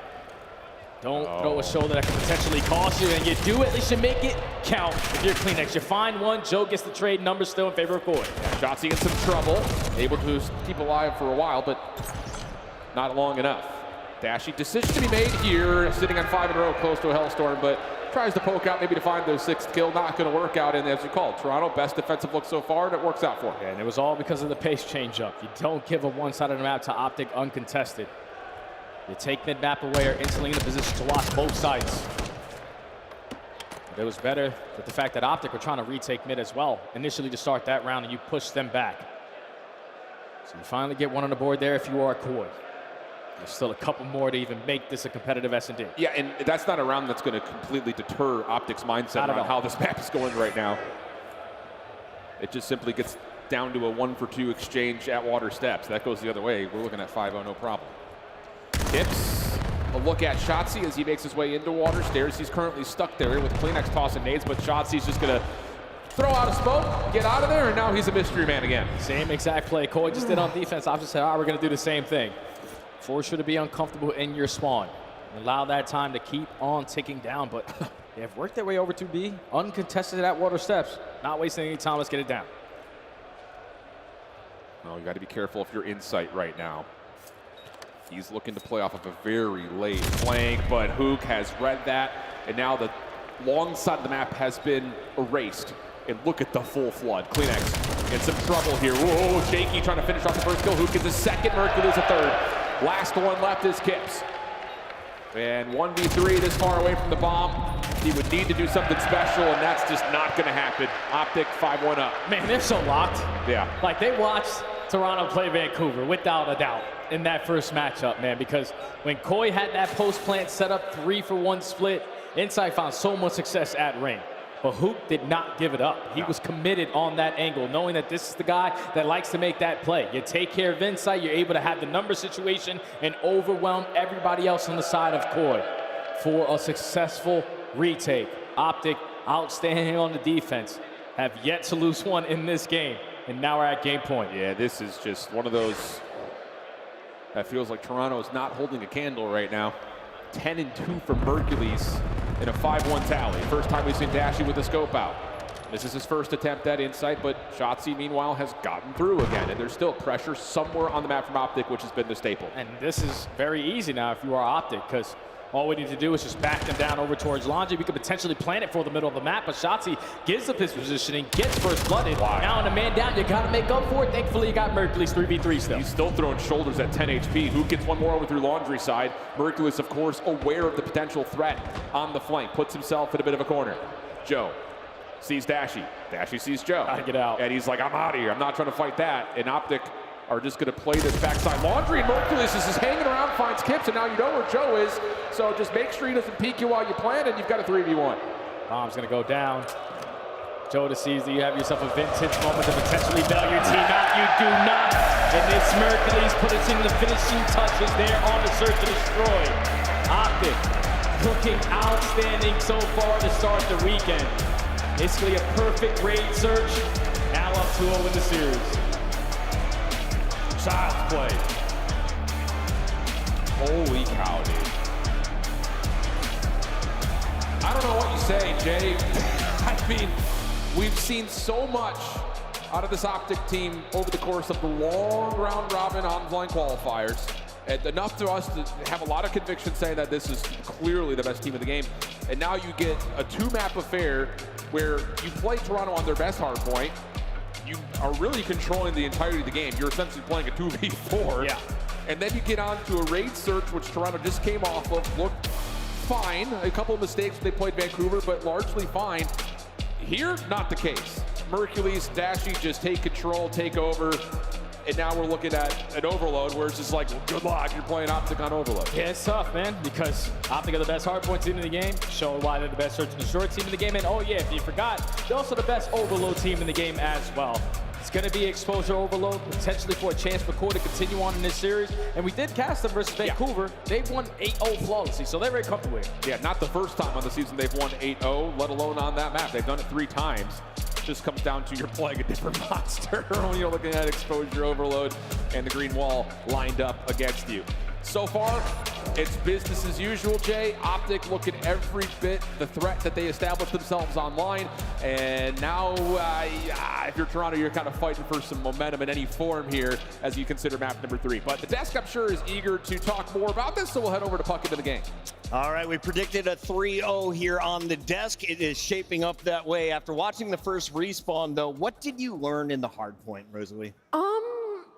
There were 2 players on Toronto Koi that had a combined of 16 kills, while Hook had 18, and the game was within 20 points. Right. So it was a little confusing. It was a little bit like, okay, Toronto Koi, if we get a little something going here, we could close out this map, and Kips absolutely did, but it is still Optic Texas and Shotzi able to close it out in that map number 1, and then just an absolute dominance during the search and destroy. Lots of first bloods going to Optic here, Ant. Yeah, I mean, a couple of the defensive rounds, again, like I said about Koi, just terrible. I mean, we do this 2-2 split. Optics just running it down B. Mercules is flying through Tiki, finding 2 kills. Another one, it's a retake where, you know, on offense, Toronto went to B. Optic just break from water stairs. Like, these are fundamentals in S&D that are out the window. And honestly, like, it's simple to fix, but at this point, it's been 2 years of it. I don't know how Toronto fixed it. I really don't. It's the same problems they've had for 2 years. And, you know, Optic's not really having to do anything crazy here. You think about the HP, Ali, you just mentioned it. Like, they're just rotating, getting the first 30 seconds, and Toronto were surviving off of scrap time. That whole map. So, like, really, Optic were in control the entire time. Yeah, they're going to 3-0 this series. How much does it cost for Nameless's search and destroy tips? I'm there. You let me know. Listen, shut down that now. Give my guy a call. In the meantime, we've got an exposure coming up, but we've got to catch you up with what's over on Bravo Alley. Looks like we have a 2-0 lead over the Falcons, and this could be a 3-0 sweep as they close out Overload. That's insane. I mean, we just missed it. It was tied up, and I feel like G2 must have just gotten that ball in, but this is a completely unexpected result. We knew G2 got better on land, but Riyadh, I mean, they look like a different beast during the split. They're the best exposure Overload team in the game, and they just lost on game point. That's insane. I asked Kremp, how are you feeling backstage? And he said, to be honest, too freaking good. We are dialed in right now. G2 with a 3-0 over the Falcons, and now that means the Falcons will play the loser of this match. Will they be facing off against Koi? We have one more map to go potentially, but also, you heard from the casters, Koi, multiple times, they have 8-0'd opponents on exposure. Is there a chance they steal the Overload? You know what? We've got the G2 Overload to rewind a little bit. Let's see how this one played out, Al. Yeah, I would have missed that final goal that we missed out on because it was 4-4 tied. Now we got 30 seconds on the clock, and it's Kremp in the middle of the map. Yeah, G2 4-4 with the rock in hand, where Skies with the ball. Yeah, right here. I mean, this is where Riyadh's been so good online, like defensive stands, playing the life, but it's Mamba finds 3. Woo, My goodness. Rookie! And he had the last guy one shot. 5-4, they put it in with 8 seconds left to go, and that is how G2 sent Celium's crew down to the elimination bracket. Riyadh Falcons coming in with a top 4 seed, looking in trouble. Bro, I guess the teams that were good at Major 1 are just good again. Gentlemaids, Optic, G2, that FaZe. part. All right. Our good teams are good on land? They're all just Lanimals. Yeah, Lanimals are back. Wild stuff. Rosalie, before we go back to the casters, Yes. any thoughts you think the fans should know before we get into this one? Anything I think that they should know? Hopefully this game catches us back up because we've had a couple tech delays today. All right, this game could get us back on schedule. Casters, you ready to rock? We're ready to rock, Chris. We got shifted study on the mic, gentlemen. Let's go. Thank you for that tech delay promo, Lally. That was really kind of you to catch us all up and ready to go. For Toronto, you better hope to whatever God you pray and that you found some kumbaya ready to go here for this exposure overload. Otherwise, it's going to be a quick reset to get down to the lower bracket. A match, by the way, that they have to play right after this. Yeah. So, woof. And you just saw it, like G2 on point. They slammed the head out of Falcons. Every time I think about Falcons being a top team and we're saying, oh, they're top 3, they get to land and get 3-0'd by G2. All right. I don't know what Falcons we're going to get, but G2 on point. Yeah, they're looking solid, man. You got it's the cowboy boot buff. I mean, I'm gotta be Mamba with the boots. He's him, man. He's him. So that's kind of what's framed up. Of course, you talked about, at least Des talked about, the loser of that matchup plays the loser of this one, which also means the winner of this matchup plays G2. Yeah. That was a saucy matchup between Optic and G2 when we were at Southern Methodist, so that could be another rebuttal there if we do see that, which it looks pretty likely just based on how this series has gone. Just, take the floor here, Jay. What are your thoughts going to this overload besides the very heavy green wall riding narrative we built so far? All right, so from what we saw from Koi early on in their series versus Surge, they dominated time of possession. When you dominate time of possession, that means you're also finding a lot of success in your slaying department, so lead blockers, we're finding every kill possible. Just Vancouver are a way different beast than Optic. Correct. Optic have the players to single-handedly bail you out of certain situations. I feel like they're the only team that we have throughout the season that could put themselves in a bad spot and still bail themselves out of it just because of the raw talent that they have. So, Koi, you need to be the team initially to start off on the scoring side. Get a great break off like you did versus Vancouver. You stand a pretty good chance of forcing game 4. It's all about momentum, especially on this map where one score can quickly lead to another. So we'll see how that all unfolds.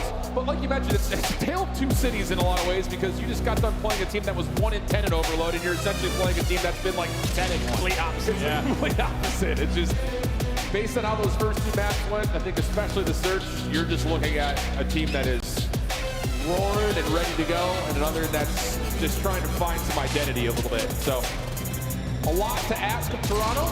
Not just to get back into the series, but even to do some damage here in map number 3. But if they do, Scar Hardpoint has been solid for Toronto. You could say, of course, a lot of the same things for Optic. And then the Den search and destroy. It's anytime there's a Den, you're looking at Toronto saying, okay, you got some favor there. So it's not impossible, just feels a little improbable. one step at a time, one map at a time. One moment at a time if you are Koi. We're still seeing the fly through, but I'm hearing gunshots on my headset. Have no idea if the game started yet, but when music comes back, it probably has. Okay. Yep, that'll confirm. There you go. There you go. Yeah, man, it's just interesting. You know, I think especially like the Des was talking about, and we'll just kind of take their narrative and run with it a little bit. Man, COD is just a land game, apparently. Paris looked solid today. A couple of tight, tough matches, but they look solid. Optic obviously doing their thing. Riyadh suffering a little bit. G2 looking hot.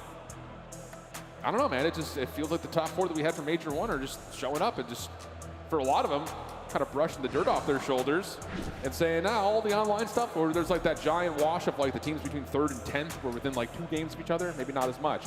But overall, if that's the case, if Major 1 repeats itself, Optic fans gotta be feeling pretty great. Yeah, lords of overload. Yeah, these guys are outstanding in this mode. They don't really put up a lot of scores, but they are always in control of the game.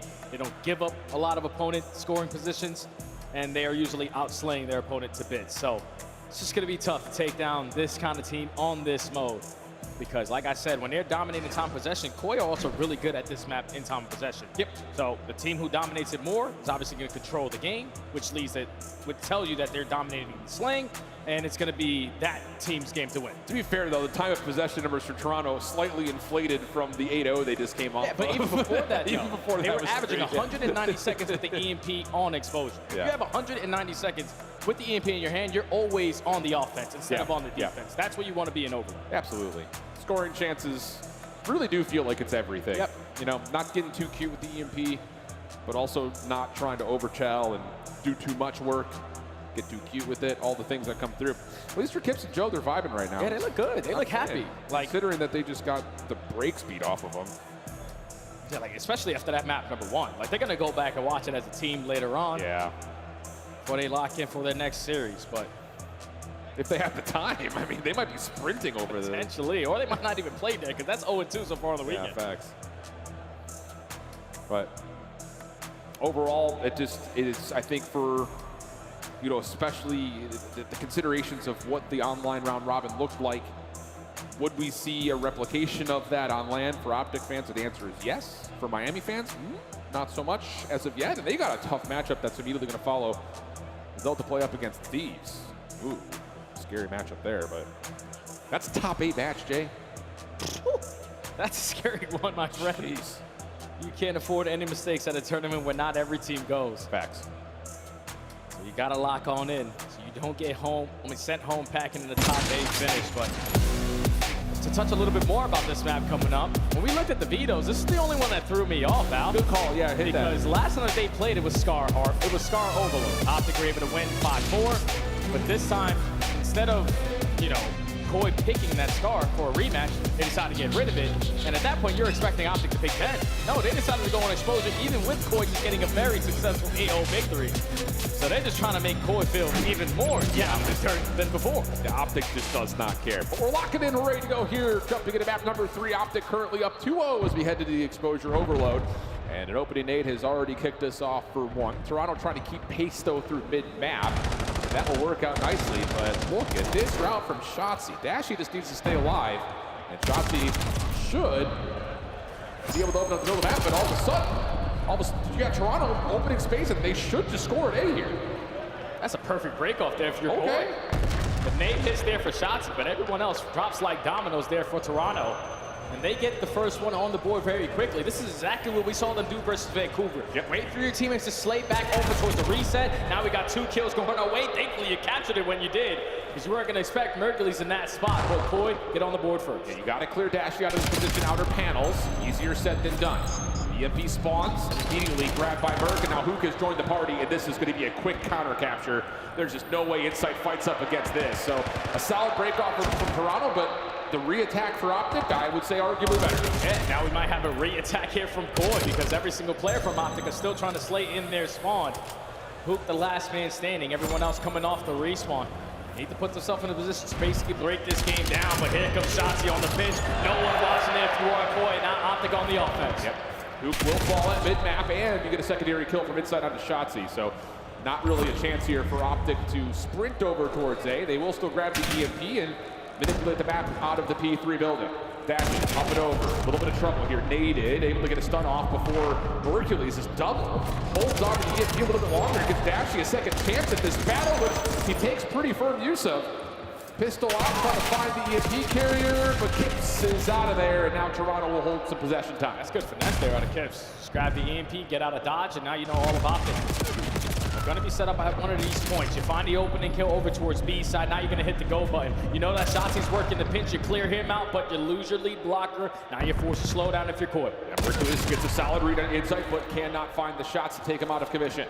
Dashy looking for the trade. Another tough battle, though, as Insight just keeps dancing. So the seams right there for support. Now Toronto have the numbers and the damage in to try to force this into B. Defense going to get here, though. The Shotzi is able to get off the regen to find the EMP carrier. Toronto still trying to force this all the way through, though. Insight on forward road. Just dives on forward. Can you get the pinch off? Joe! Able to find one, but not the second. Hoop will save the day. Now Optic in control. What a goal line stop there from Optic. And it's all due to Shotzi just finding that one kill. Throws a frag, throws a stun, puts himself in a different position, and all he needed was one to slow down that play. And now Optic back on the offense. Already a lot of pressure up through ring. You're going to make it a one-on-one gunfight, but Dashy isn't going to take it with the Jaeger. Going to wrap it back over towards B. Can he value his life? Can Mercury stay alive? He does not, but Dashy's at least out for now. Yeah, but off of the regen. More damage on the Kips. And now he's got help with Shotzi nearby.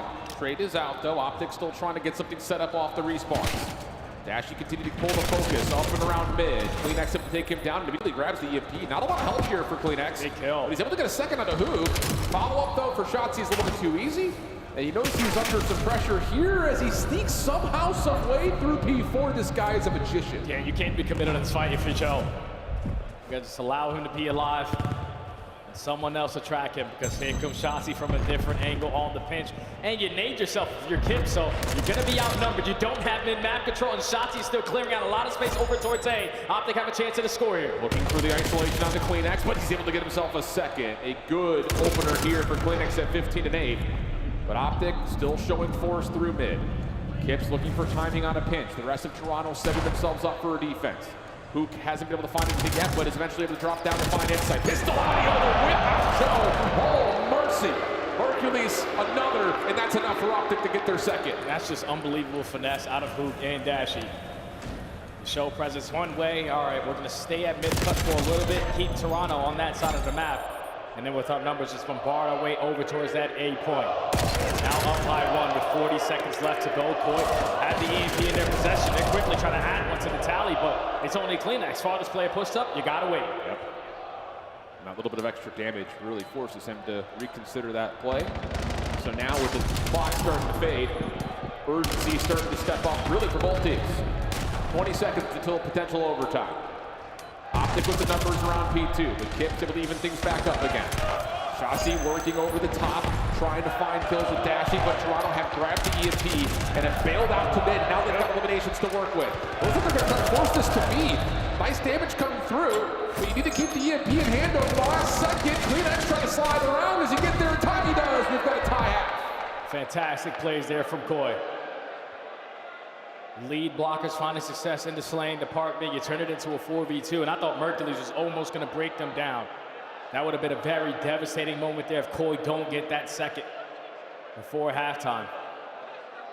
But at least have been able to manage the plays from Optic.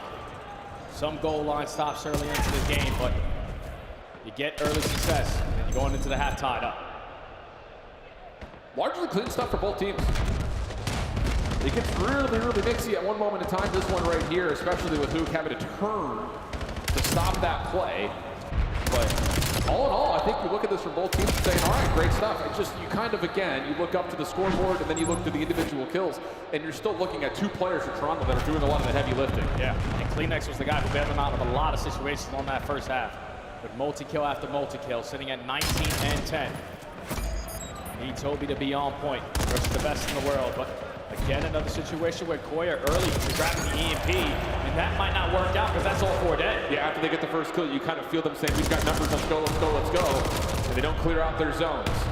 Hoop's trying to move their way in towards A, not going to work out, and there is no official swing, even though Shotzi behind the play was trying to open up the A goal. So Dashy going to have to hold for a moment, takes the 1v1 versus Kleenex, doesn't come away with that, and now Toronto have numbers. That's a big moment there to take care of shots. He was working that pinch because he almost broke you down for an early capture there. Now you're in possession of the EMP with all map control to go with it. Just need your lead blocker in Kips, who's trying to create space over towards B to find an opening. Shotzi's so annoying. He's so annoying. He's down to one shot. You're trying to finish off the kill with a pistol chase. Not going to work. He gets 2 kills before dropping. So annoying. So now Optic push back Toronto, control, and they can play off both sides of the map now. And Mercules finds this big kill right here. Could have been a difference maker for the decision that Optic decided to make, but he loses that one-on-one. Shotzi keeps his positioning over towards Tank. Now the audible at that B if Shotzi can find this opening. But lots of damage in response. It's Joe who's working with Kips. And the Toronto defense says not so fast. 3:25 on the clock. Dashy still holding the EMP, waiting for help. And again, Optic just going to get all 4 players off the respawn and then start to make moves on the extremities. That is an incredible win from Dashy. And now there's extra pressure for minute. Shotzi steps up. Yeah, the best play with the Jaeger in hand. Dashy, doesn't matter if he has a primary weapon. He's preferred to run around with the pistol. And now this is looking like an opportunity for Optic to potentially get score number 3. You go trade for trade, you still have the map position that you want. You just need to find a couple extra. What a This might be the push. Yeah, I mean, the spawns for Toronto all the way down towards Ace, and these defenders are just not in position. Dashy will score. But there's got to be some sort of a question here in the comments from Optic. Where are Toronto? Because we've only seen 2 of them twice now, so you're still wondering, where are these other 2 members? How far are they on the pitch? You've already taken down Kleenex.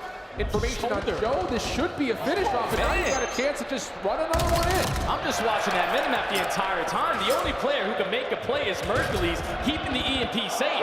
He had to watch 2 different angles in that pinch, but somehow, some way, Insight finds an angle to get him off of that objective score, and they get the stop. Not really too sure how Dashy calling to the Hellstorm will allow Shotzi to isolate a 1v1. Grab and try to go, but there's enough support here for Hoop to finish things off. That will eventually lead to the 4th score, and yes. Now a 2-goal lead for Optic with under 2 minutes to play. It's go time for Toronto. And they have 2 players in a position off of the respawn to try to hold down that side of the map. They both fall. 3 in the feed for Koi. This is crystal clear to get score number 3 on the board. Minute 45 to go with reset at mid. Long route being developed for Optic out of Hook. Shotzi was trying to join him, but Kleenex shuts that down. Good damage on the Hook on the flank. Kleenex just going to go ahead and take his advantage and grab the EMP. You still have a couple of players who are guarding over here towards the A side of the map. Joe Deceives in particular just has to hold his life. Pistol works out for Kleenex, and it's a 4-4 game. Minute 20 on the clock. The EMP will reset up top, but Toronto find kills. They should be able to contest. And that's 3 dead as well. So now it's all on Dashy. The only player pushed out towards bottom. Solar is going to be sniffed out by Insight, and now you got Kleenex using this on the offense. You can't run out of P4. You were forced to give up this score for free. 3 in a row for Boyd. They got the lead. You have mid-map control for Optic, trying to set something up around the next EMP location. Joe up and over, 3 in a row for him. But Optic come away with 3 straight kills, and they've got a free pathway to rise through. Are we joking? What are we talking about? It's just counters capping for counter cap. 5-5, 45 seconds on the clock, and we reset to mid. And Optic had mid-map control as well. So if you're a core, you got to check every single corner or find effective trades. Shotzi already finds the first, tries to pick up the EMP and get out of dodge, but he gets knocked down 30 seconds. Yeah, and you still have a couple of players for Optic pushed forward. Toronto need to clear this out. Trades coming through. Kill feed starting to look good for Optic. Do they want to try to make a play for a score, or do you let this 20 seconds bleed out and you play a 4v4 with map positioning? Their call. Shotzi is just going to take an extra layer, unfortunately get caught, but it's probably going to come down to an overtime. Boy, actually put the EMP in their possession, or Fleet is just going to die at the right time. So it's going to be a 4v4. TDM. 1 life remains for all 8 players. 2 minutes on the clock. If you hold the EMP with tied numbers, the team possessing would win. But we have not seen that ever in an extended overtime like this. So this is about critically not making any mistakes. Who decides to be the one to take the first risk? Mercules locking on this side of the map.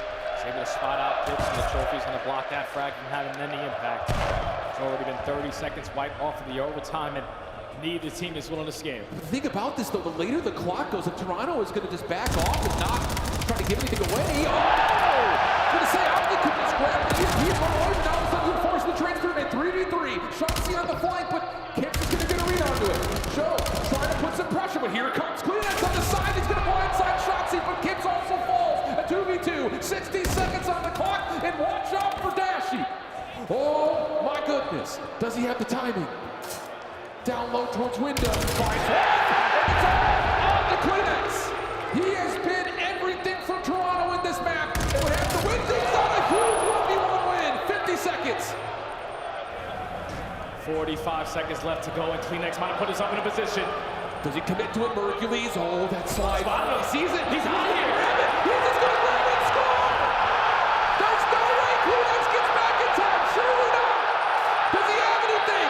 No, he doesn't. And Hercules with the run seals the 3-0 for Optic for the first time in England in a long time. What a heads-up play from such a young player. You force it to be a 1v1. Kleenex almost got the jump on you, but all you needed was 1 ounce of information. You throw a shoulder, you slide him towards low dirt. Oh, this guy's not in a position to stop me if I retrieve the EMP. Mercules making big time plays for Optic to close out the series in 3 and send Toronto down to losers. Unreal. What a showing from Optic. Dominate the search.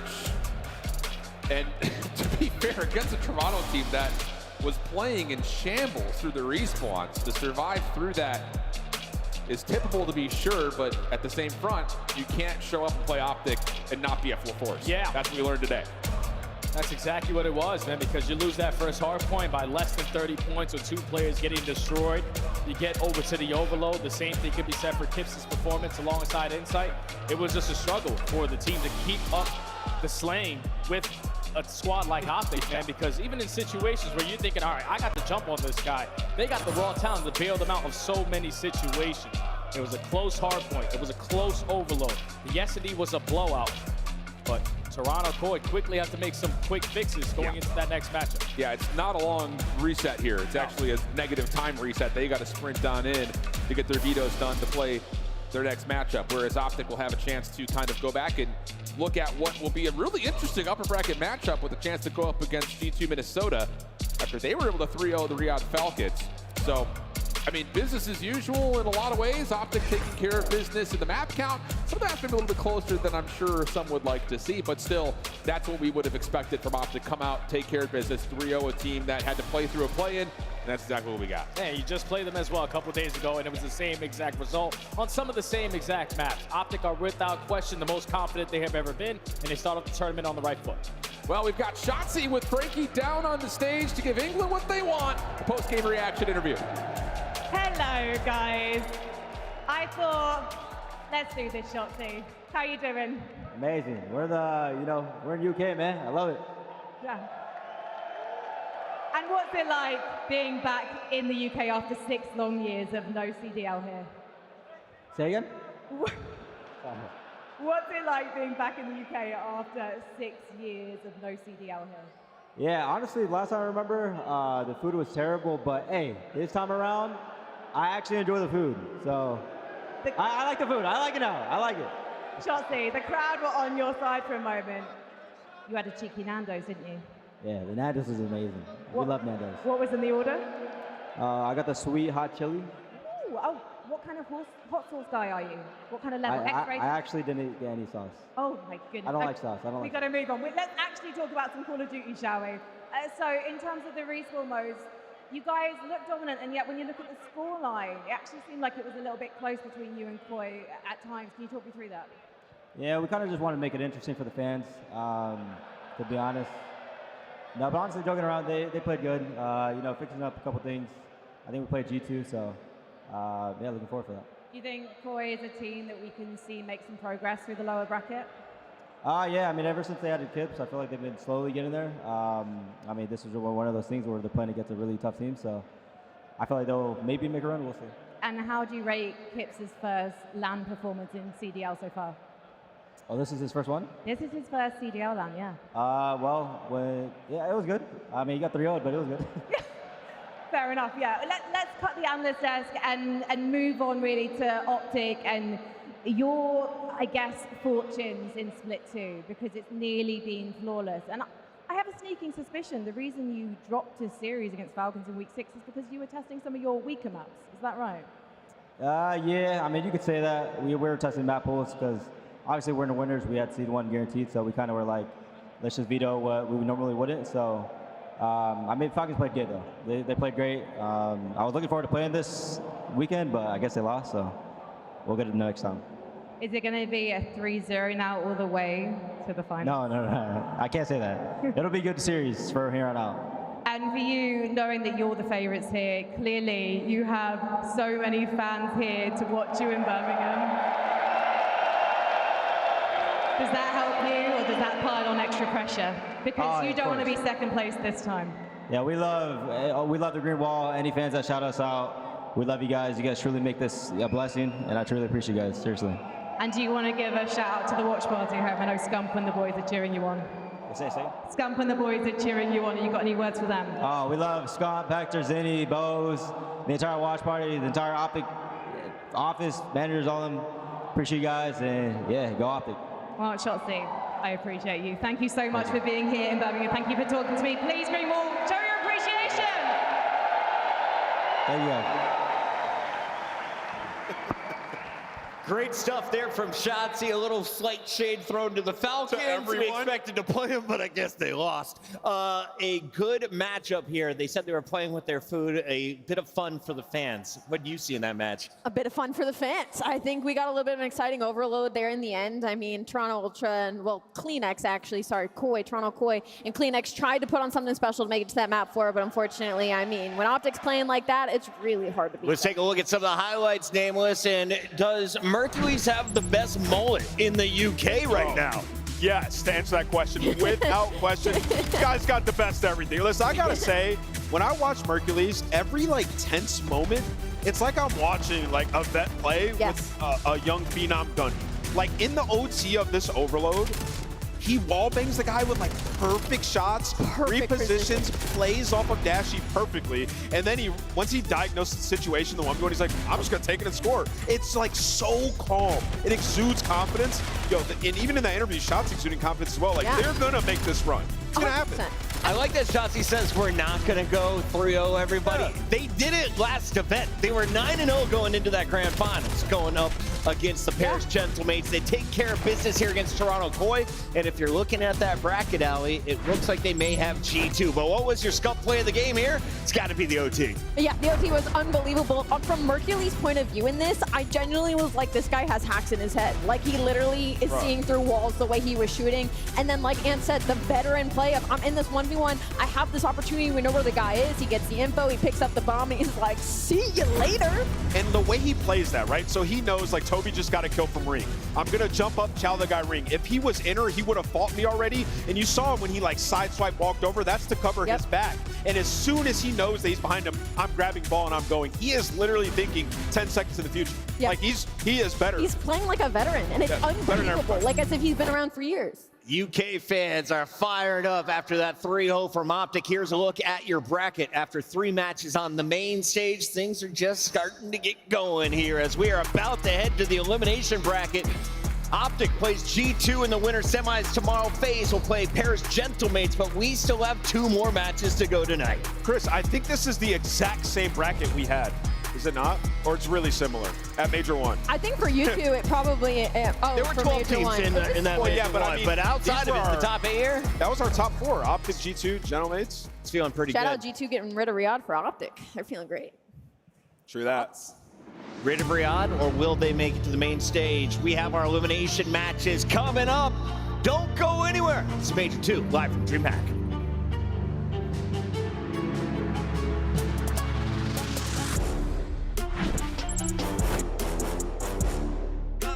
Returns to the Esports World Cup in Riyadh this summer. Scan the QR code to be notified when tickets go live later this month. Start the season strong with the 2026 Call of Duty League Pack. Grab yourself the CDL operator by scanning the QR code on screen or check it out in the Call of Duty store in-game now. Scuf, official controller of the CDL.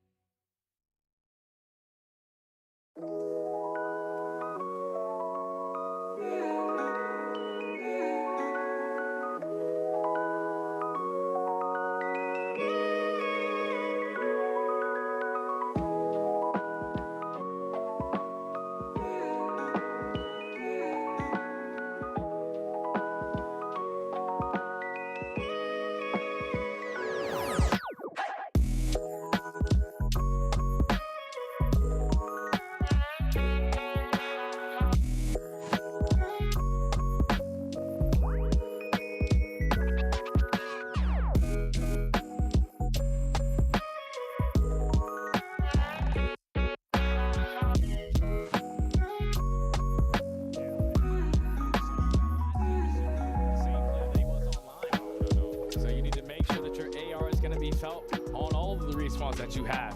Because to start off on the den, you need to beat them to the punch. LA were fantastic. Down by 100 versus FaZe. Just slowly but surely playing chip away with everyone starting to get more consistent in the slaying department. I don't think Abiz is going to go 1-15. So this should be a way better Den Hardpoint. That's an easy wager right there, my man. Absolutely no chance he starts off that Smoker Day. Unfortunate. Yeah, so he's going to do some loadout work, and surely we'll get a little bit of a sacrifice around P1 to make sure that everyone's happy and well, and that will work out for Miami.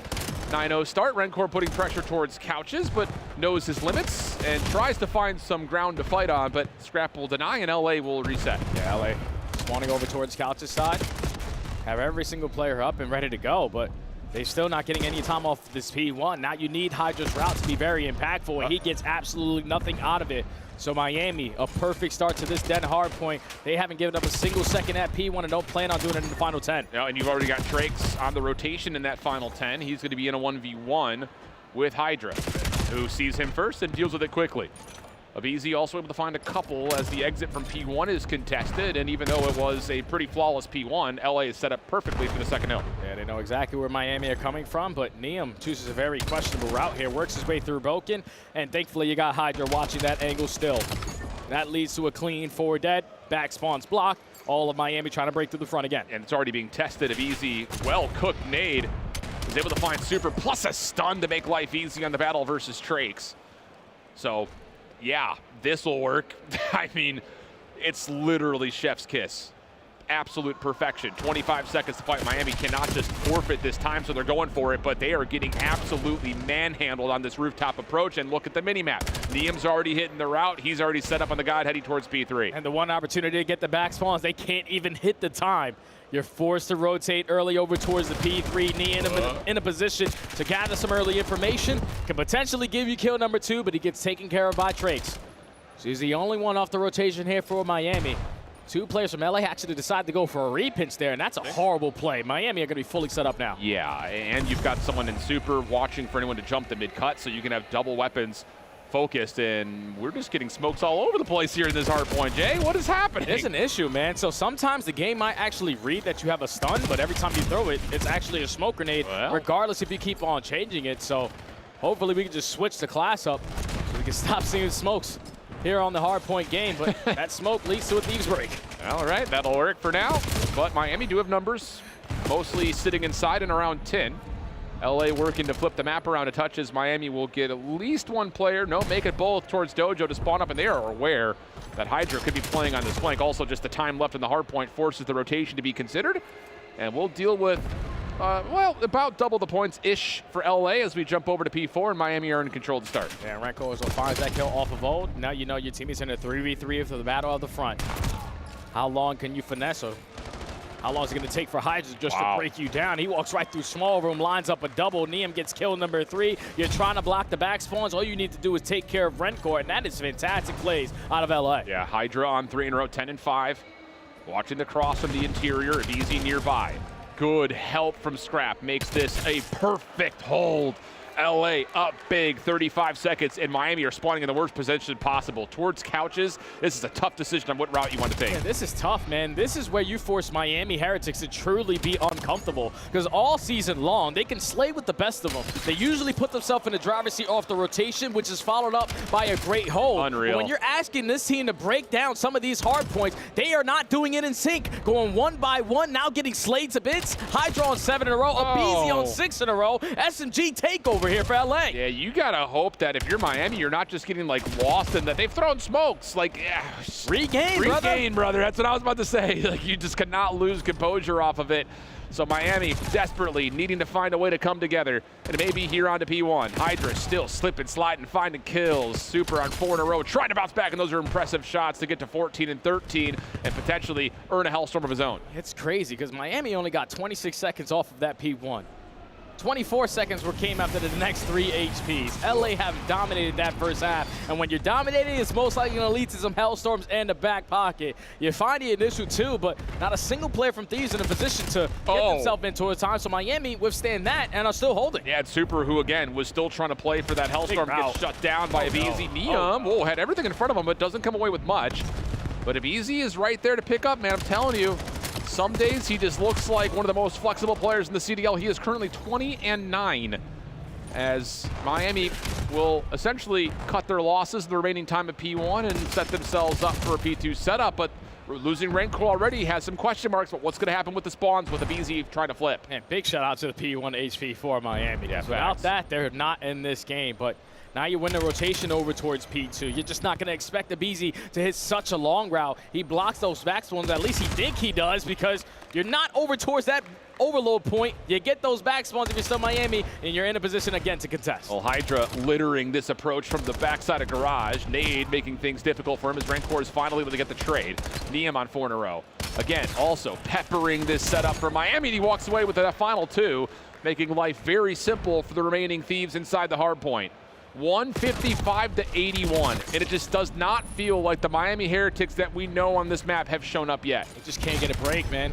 Now you finally find yourself in a numbers situation. You got to make the most of it, but it's only for 15 seconds. You will gladly take that if you are LA. You just need to beat them to the punch off the rotation, and Scrap wins a big one-on-one, making another one-on-one, this time versus Super, to alleviate the pressure over at the new HP, but there's still one player unaccounted for. Drake's trying to make a big-time play. Yeah, he's able to find 1, make that 2 plus neutralizing the trophy, and then steps up to get the 3rd. Okay, a little bit of momentum starting to come back together here for the Heretics, and boy, do they need it. Some question marks, though, on where the Thieves are spawning as nades are being tossed all over the map for info. Rancor watching the mid-cut, in some trouble, but wins the gunfight versus the BZ. And from the front, Metals, that works out nicely, leaving Thieves in pieces as they try to force this break attempt. See, Miami just look like a way different team when they're the team initially in towards the hard point.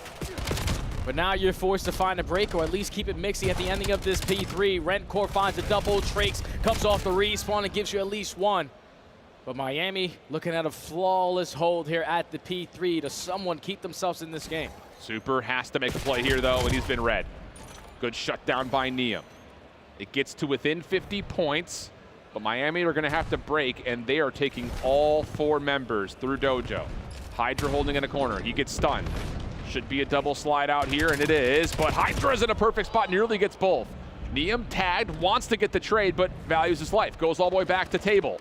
Dragon spawns are still being blocked, though, as this hit from Miami continues to put pressure on the back. But Neum able to get the 3 in a row, and that will stabilize things for the Thieves, surely to get past the 200-point mark. And now look what Miami are spawning, all the way out of couches, because Hydra is in this position at P2. You can't even get close towards this hard point. The fundamental play on the side of LA is outstanding. You're breaching that 200-point mark. Okay, you want to hit a long route? Go ahead. We are more than willing to give up those back spawns, because we've been uncontested for the first 40, and we might be able to walk away with this final 20. Super has to win this battle. You cannot allow this last 15 to just freely go to the Thieves. You gotta go, man. Yeah, you sure do. Battle's able to step up to find 1, but it means he gets 2 in return. He is on fire. 28-15. With the back 10 seconds, we'll go neutral. But it's still roughly an 80-point game as we make our way back to P1 again. It's just a tall ask here for the Miami Heretics to come back. But they do have the numbers early on in these engagements. They also have presence at that mid-cut. You just need to fly your way on in for a very clean break. And at least for now, you're the team to soak up the time and get LA out of it. A 90-point difference. A tall ladder to climb to get yourself back into the mix. And I love that Trix is able to spot that guy walking through the wall, because you are expecting Rancor to be ready for the fight, but Hydra still gives you 1. Yeah. A BZ and Neum apply pressure from couches. Now they get the break. Yeah, and it's not even just the break. It's the fact that they have to force Miami to re-break through the hill and still flip spawns and then get the hard point if they want to see this map go their way. Again, it's a lot of obstacles to hurdle. And the kills continue to turn up in favor of LA as they look to put the finishing touches on this den, where literally Miami has just not really felt like they've loaded in as a group before. They just felt like they're in pieces every single hill we get to. They can't find a break, man. And every time they are finding a break, it's for the final 15 seconds. You will gladly give that up if you are LA. Now looking to potentially put the finishing touches here on map number 1. Only need 15 seconds. Neum locks down couches. A BZ through the front line. All 4 dead. This is Steve's game. Man, this entire map, I hate to just say it starts with the opening smoke accident, but it just never felt like Miami could get set up for anything. At all. Couldn't set up a 4-man hit for a break, couldn't get themselves set up on rotation. They win a couple of gunfights with a couple of individuals. That's like, okay, cool, now we've got numbers and we could brute force our way through a hill to get at least some time, but man, it just did not feel like the Miami that we've come to see on this map over the course of the last couple of weeks. Yeah, that looked like the Miami from Major 1 instead of the Miami from Major 2. They have been so efficient with their kills whenever they find themselves in the power position. But LA Thieves, they just did the little things correct and forced Miami to be uncomfortable. A team was usually finding a lot of success in the rotation win, percentage, in the hold percentage, could never be the team initially to start it off. The only times that they were was back-to-back times at P1 and the one go-around where Trace pops a 3 at P3.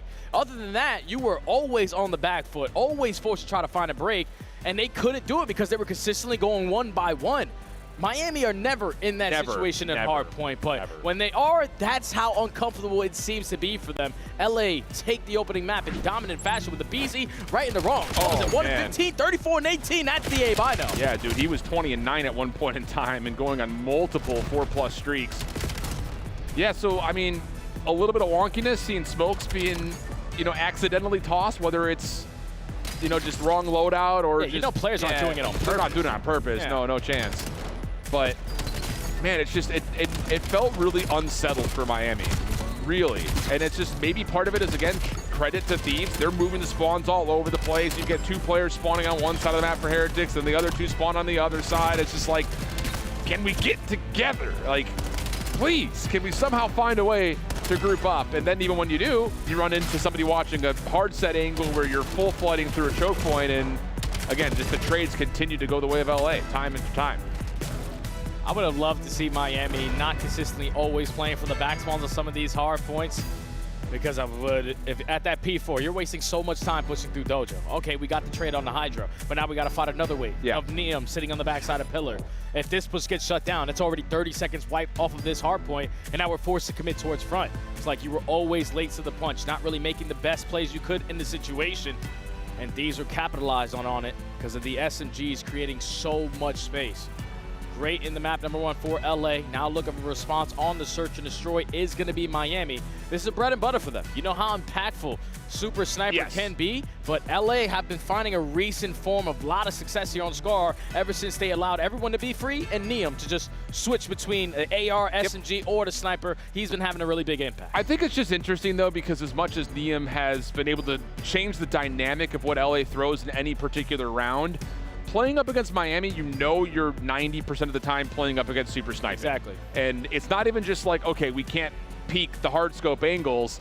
You can't peek anything because he will run at you with the sniper rifle and still find kills with it. So there are definitely moments here in terms of how do you build advantages if you're Miami. It just comes down to will they show up, because there in map number 1, they couldn't get anything going. And if that continues to be the case in map 2 here, it could be LA just unrelentingly running it down their throats. And that'll be insane to say, man, because everything that you watch online, you're expecting Miami to be prepared, especially for this map versus this squad.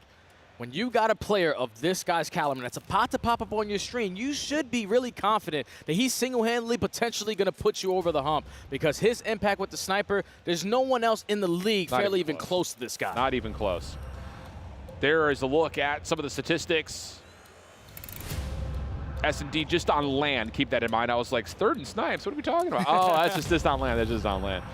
But 2 big clutches. Most importantly, it's, again, just his ability to provide a first blood. And usually Miami will hold that advantage because it's coming by way of a snipe. And just on top of that, Super just doesn't dial that often because he's usually out sniping you and then doing what he wants. So, I don't know. You hate to just point the finger and throw the weight of the world onto one player, but if Super could be the catalyst early, that's going to do wonders, I think, for this Miami team to just recover after that map 1. That's just how they have played, man. They have been playing around Super, so we have to talk about this guy being the X factor for this team, because his impact with the sniper is out of this world. All throughout March, you're sitting at 8-2, 60% chance at finding the opening duel win percentage. Attacking rounds number 1, defending rounds number 2, and the majority of that is because you're the team early in the man-up advantages. You got to make sure that you're playing for that, or at least counter that if you are LA. Neum, you need to chow him. All right. That's the setup. We'll see what unfolds as Miami will be on the opening defense. LA looking to get aggressive with some setups here at mid. Oh, and Super's able to collat right through it. Trakes goes to feel things out. It's like a little bait and switch, but from afar, and Super's collat has Miami with the numbers, and the pistol whip comes through, and now Super's looking for all 4. Looking for the ace, and you know the last man standing is going to be Neum. Usually rocks the snipe in hand, but as an M15 on this round. Knows that the bomb is going to be down towards mid, and not a single player from Miami are forcing a one-on-one. They're just trying to gather info before all those arrows turn. Well, that's free. Super! What? Oh, nah. Dude, I'm telling you, there's Delusion and then there's Super. I'll tell you, that is just not a challenge you're going to see often. I'm glad we get it from the final kill perspective. Dude. It looks nasty from the opposite viewpoint. Looked just as nasty in slow motion. The thing is that about that chow right there, I tip it so much for Super because players like Sid, who's a sniper for his team, he would instantly just jump that corner and not really put himself in a position to get out of the fight. Ah, Call of Duty. Je crois que c'est le jeu qui réunit toutes les générations en fait. Yo tout le monde, c'est Gotagan se retrouve aujourd'hui pour un nouveau Roadback to Master. Call of Duty, le jeu sur lequel tout a vraiment commencé. Un gameplay, une voix, parfois juste une caméra, et c'est tout. Au début, on était très peu à y croire. C'est Diablo X9. Pas de structure, peu de moyens, mais on partageait une chose, la même passion. Peu à peu, une scène s'est construite, avec ses codes, ses références et ses légendes. Des salles pleines à craquer, des foules qui se précipitaient pour tester le dernier code dès sa sortie. L'attente fait tout le tour du stand. On vivait Call of Duty, et ça, tous ensemble. Et puis, sans crier garde, la scène européenne s'est éteinte. Les scènes ont été désertées. La hype de chaque sortie d'opus était envolée. Call of Duty en Europe, c'était fini. Du moins, c'est ce que tout le monde pensait. L'e-sport Call of Duty en Europe repose dans les mains d'un seul homme. Avec Gentlemates, on a décidé de rallumer la flamme. Un roster, 4 monstres, ceux sur qui personne ne voulait miser ont fait tomber un à un des monuments de la scène code US. Unretive, FaZe et enfin Optic, en suivant des scénarios impossibles pour devenir champion du premier major. Le train Call of Duty s'est reformé avec un seul objectif, faire renaître l'e-sport Call of Duty en Europe. Vous nous avez suivis, vous avez poussé, alors aujourd'hui, on vous donne rendez-vous les 26, 27 et 28 juin à la Défense Arena. Paris Gentlemates accueille le plus grand événement Call of Duty jamais organisé. On a commencé dans nos chambres, on se retrouve dans la plus grande salle d'Europe. Just a short train down south. We're heading to Paris for Major 4. Welcome in, everybody. Chris Puckett alongside Nameless and Rosalie, and we have a very special guest. You know him and love him. It's the French monster, owner of Gentlemates Gotaga. How are we feeling today? I'm feeling good. We won our 2 first match, so I'm feeling great. Your team is looking great, unlike they did in the qualifier. It's good to see them back in their winning form. But tell me about this major, because we just announced it. We're going there the 26th to the 28th of June. Yeah. Why is this going to be such a great event? Because, you know, in Europe and in France, like, we used to be a great nation of Call of Duty. And Yes. now it's not, you know. So we try with Gentlemates to come back on the scene to bring back some nostalgia from the OGs, you know, who follow Brooks, myself, and even you guys were there back in the days. So we want Call of Duty to bring back alive, you know, in Europe and in France. And I think with this major, we're gonna try our best to do it. I was talking with some of your staff, and they said we are expecting the largest CDL crowd in Paris. The French fans will be getting very loud for us, right? Yeah, I hope so. I can't imagine how many French guys gonna be at our major. A lot. I think, A lot. Yeah, a lot. A lot. A thousand guys. Whispers. I think it's maybe the first time where Optic fans are not going to be the most, favorites. Yeah. Let me ask you. Let's see. But you see a lot of Gentlemates fans coming. They are like maybe 40, and they are trying to do some noise. But at Paris, they're gonna be 1,000. Gotaga, first of all, I want to thank you for everything you've done for COD. You know, I've been around for a long time. You've been an awesome ambassador for the French scene, but also the European scene in general. And, you know, watching that video, I heard you talk a little bit about wanting to revive it. Yeah. So when did you decide you wanted to host an event, let alone the biggest one ever? Because every French event has been massive. Yeah, I hope it's gonna be massive, you know, but it's so great to see some face like you still in the scene, you know, even on Warzone, because we got a Warzone squad playing Sunday at his event as well. And we hope with this kind of events that Call of Duty will be back alive, like you said. So we'll do our best to do it. Kataga, I want to bring up, watching that video and kind of talking about the underdogs of the scene, and, it very much feels like that sometimes with Europe, with us being so based in NA sometimes. Do you realize how much of underdogs you have on your roster? I mean, Neptune was an overlooked player, Sib has been an overlooked player, Dan got dropped when he was helping Optic Texas. You've really got a star-studded lineup. What has it been like connecting with those guys and getting to know them? Because I feel like they fit your story and the French story really well. First, thank you to believe in us since last year, to be honest. At the major, I think people are gonna scream Rosalie a lot. Rosalie! Yeah. I'm too shy for all of that, guys, please. Because you believe in us even when it was hard to win a single match last year. But this year we got four very good player. Like you said, they are like underdogs. Two of them got benched last year from 100 Thieves. We got Neptune. I don't know why he's available. That's what I'm saying. By another org. Like he's so good. Even last year, like he make top 2 at every event, I think. Yeah. And at the end we got Sib, this guy, like Dante, but we believe in them from the start. I think we got a good coaching staff with Mayhem and Veos. We believe in them a lot, and they trust this guy, and they all wanted to play together, And even right now, when we are not playing at our best level, they still trust each other, and I know we can beat everyone with these guys. How frustrating is it sometimes? Because you played, you're one of the best players in Europe at the time. When you see Sib, making these crazy plays and then sometimes just over challenge, you still get in it and you're like, yo, what are we doing? I know. Sometimes, I remember one time when Sib challenged at the window, I was like, dude, it was 2v1. I play the game, I know this kind of thing. But at the end of the day, I know they are LAN players, and at the moment they are proving it, And even if online, they didn't take it so much seriously, at LAN they're gonna do the job, and they know what they have to do, and I know I can trust them, The difficult part is when I speak French in the cast, and some American account, on Twitter saying, oh, Gotaga saying his squad is shit. I never said that, No, but for example, last year, they were, Gotaga is saying Kismet is a kill war. No, I didn't say that. I said, it's like we don't, I don't know how we lose when we have the kill, When you have the kill in Hardpoint, you don't have to lose, and we lost it. The golden question.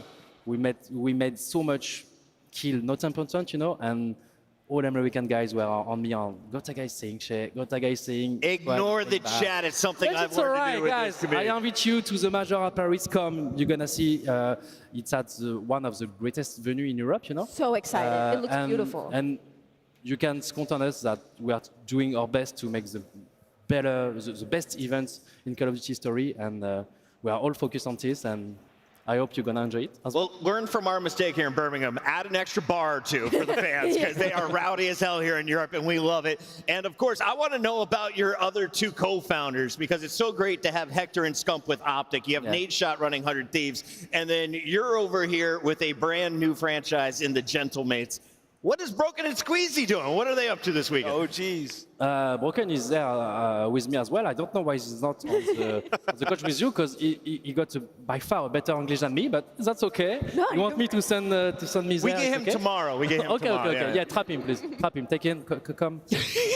Kataga, can I ask you, can you explain the green suits to me? Where's the lore behind this? When did it start? Talk to me about the fans just a little bit. That's a bit of fun, who followed us from Call of Duty. Some of them are OG, and they've grown with us, back in the days. Yeah. And they were waiting us to come on Call of Duty. We tried to come back when we were with Vitality, because with Brox we created Vitality, and we were playing for them at the start. Then we left, and they were waiting us to do something, to create something. So we created Gentlemate. We start to go on another games, and when we got the opportunity to come on Call of Duty, even if in Europe it was dead, we say, okay, guys, we have to go. We have to go. It's time to revive it. Yeah. And they travel, man. They'll go abroad. They're everywhere. It's awesome, dude. Yeah. And the fan base is insane, dude. They follow us everywhere. Even when we have some events at US, they're coming as well. There are like maybe 20, 30 to come to France from US. And I think You're gonna see how much fun we get. I got a little sample Yeah, of it sorry. because you and Brogan and Squeezy flew down fans to EWC last year. And Darren Ankio's performance in Warzone, they were so rowdy in the crowd. Yeah. The green suits were going crazy. So I know they're going to bring the hype in Paris. The question I have is, what merch can they buy in Paris? Have you been working on some hoodies? Do we have some shirts coming? What do you got for me? Because Rosalie got the bag at the last event. Yeah, you didn't get one? I did not get one, no. You didn't have any smalls. I wonder why. I picked Gentlemates a little bit more. Yeah. No, gotta believe in it. don't worry. At the event, it's gonna be like we're gonna have some exclusive merch, and we're gonna have a main shop at the venue, and I think we're gonna have another one close to the venue with exclusive merch, with some old merch. Maybe the jersey. A lot of fans are asking for. Yeah, the jersey's sick. The jersey's Call of Duty really jersey. nice. There's gonna be like so much activities at the events as well. We're gonna have a lot of surprise as well, guys. So just come. You're gonna see it's gonna be the best Call of Duty event. Come. And you'll sign my jersey for me, right? Get an autograph? Yeah, sure. Love that. Gotaga, thank you so much for joining us up here in the booth. to you We are guys. all fired up for Major 4. Reminder, Major 4 is just around the corner, and tickets are on sale now. It's going down June 26th to the 28th in the La Défense Arena. How do you say that in French? La Défense. La Défense. Paris La Défense Arena. Nailed it. And of course, you guys can get your tickets right now. I got a second card here with the website, gentlemates.com/CODMajor. That was easy. Great stuff with Gotaga, the French monster in full force. Come say what's up and cheer on his gentlemates. For now, we're going to a break. When we come back, it's the final fight of the night, live from the main stage. See you then.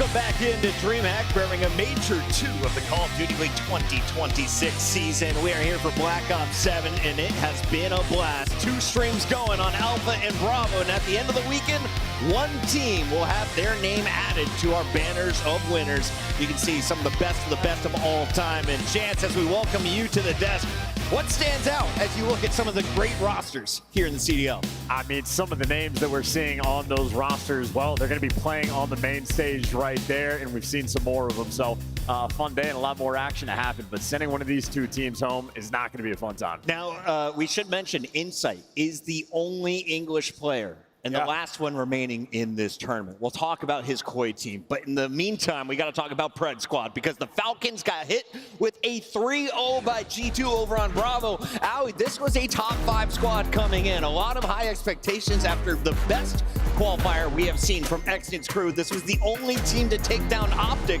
Why are they off to a slow start on land? Because their search and destroy hasn't been that great.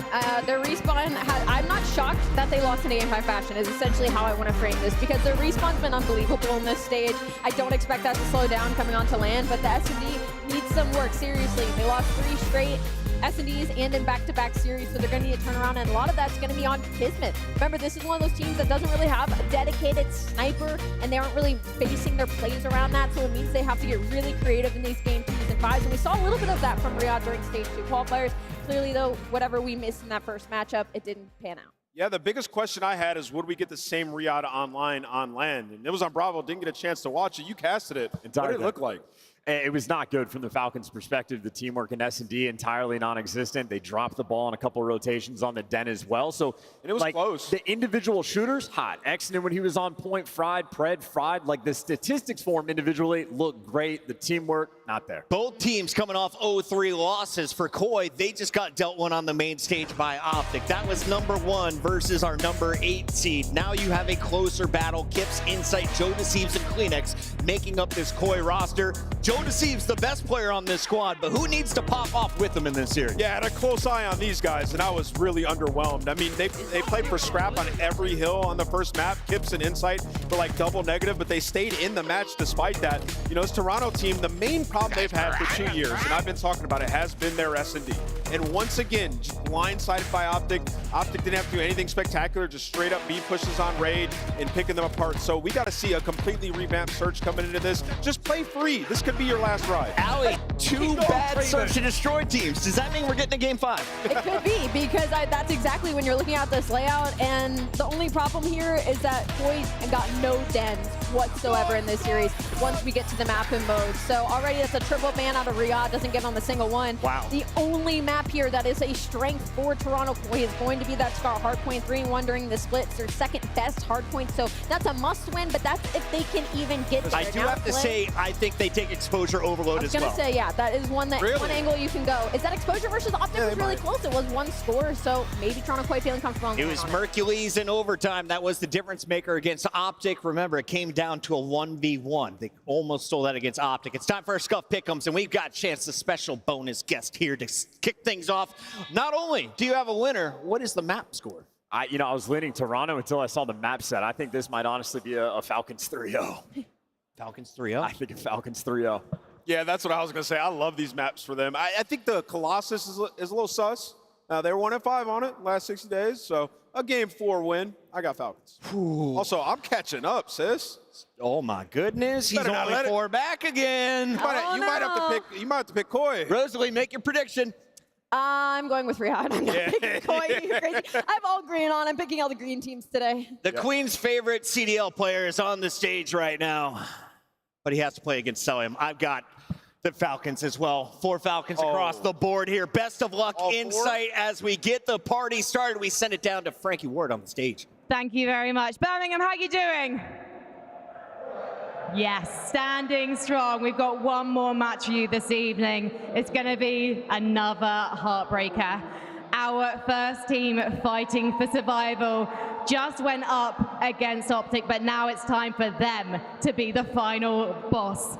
It's Toronto Koi. Look, this is a Toronto roster that has made it to multiple Sundays in their previous years. And now the question marks are raised of what happened to the team that was gatekeeping in the top. With the new addition of Kips, he has brought some life into this squad, but we have yet to see any great feats on land. It's not a place that they are shy of, though. Hopefully they can pull out something here.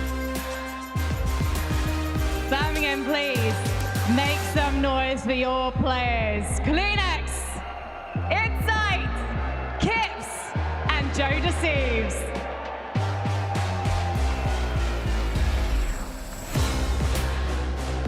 And their opponent making their main stage CDL debut. It's the Riyadh Falcons.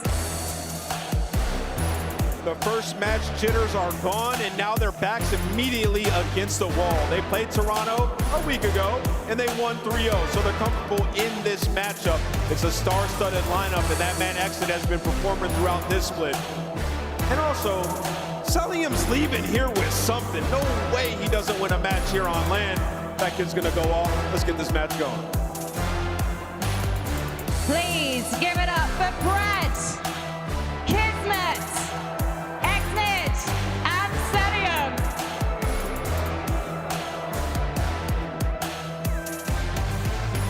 It's crunch time for these two teams. Obviously, no one wants to go home. These two teams, they're gonna give you a fight for survival. But who's gonna live to see another day? Let's head to Merc and Maven.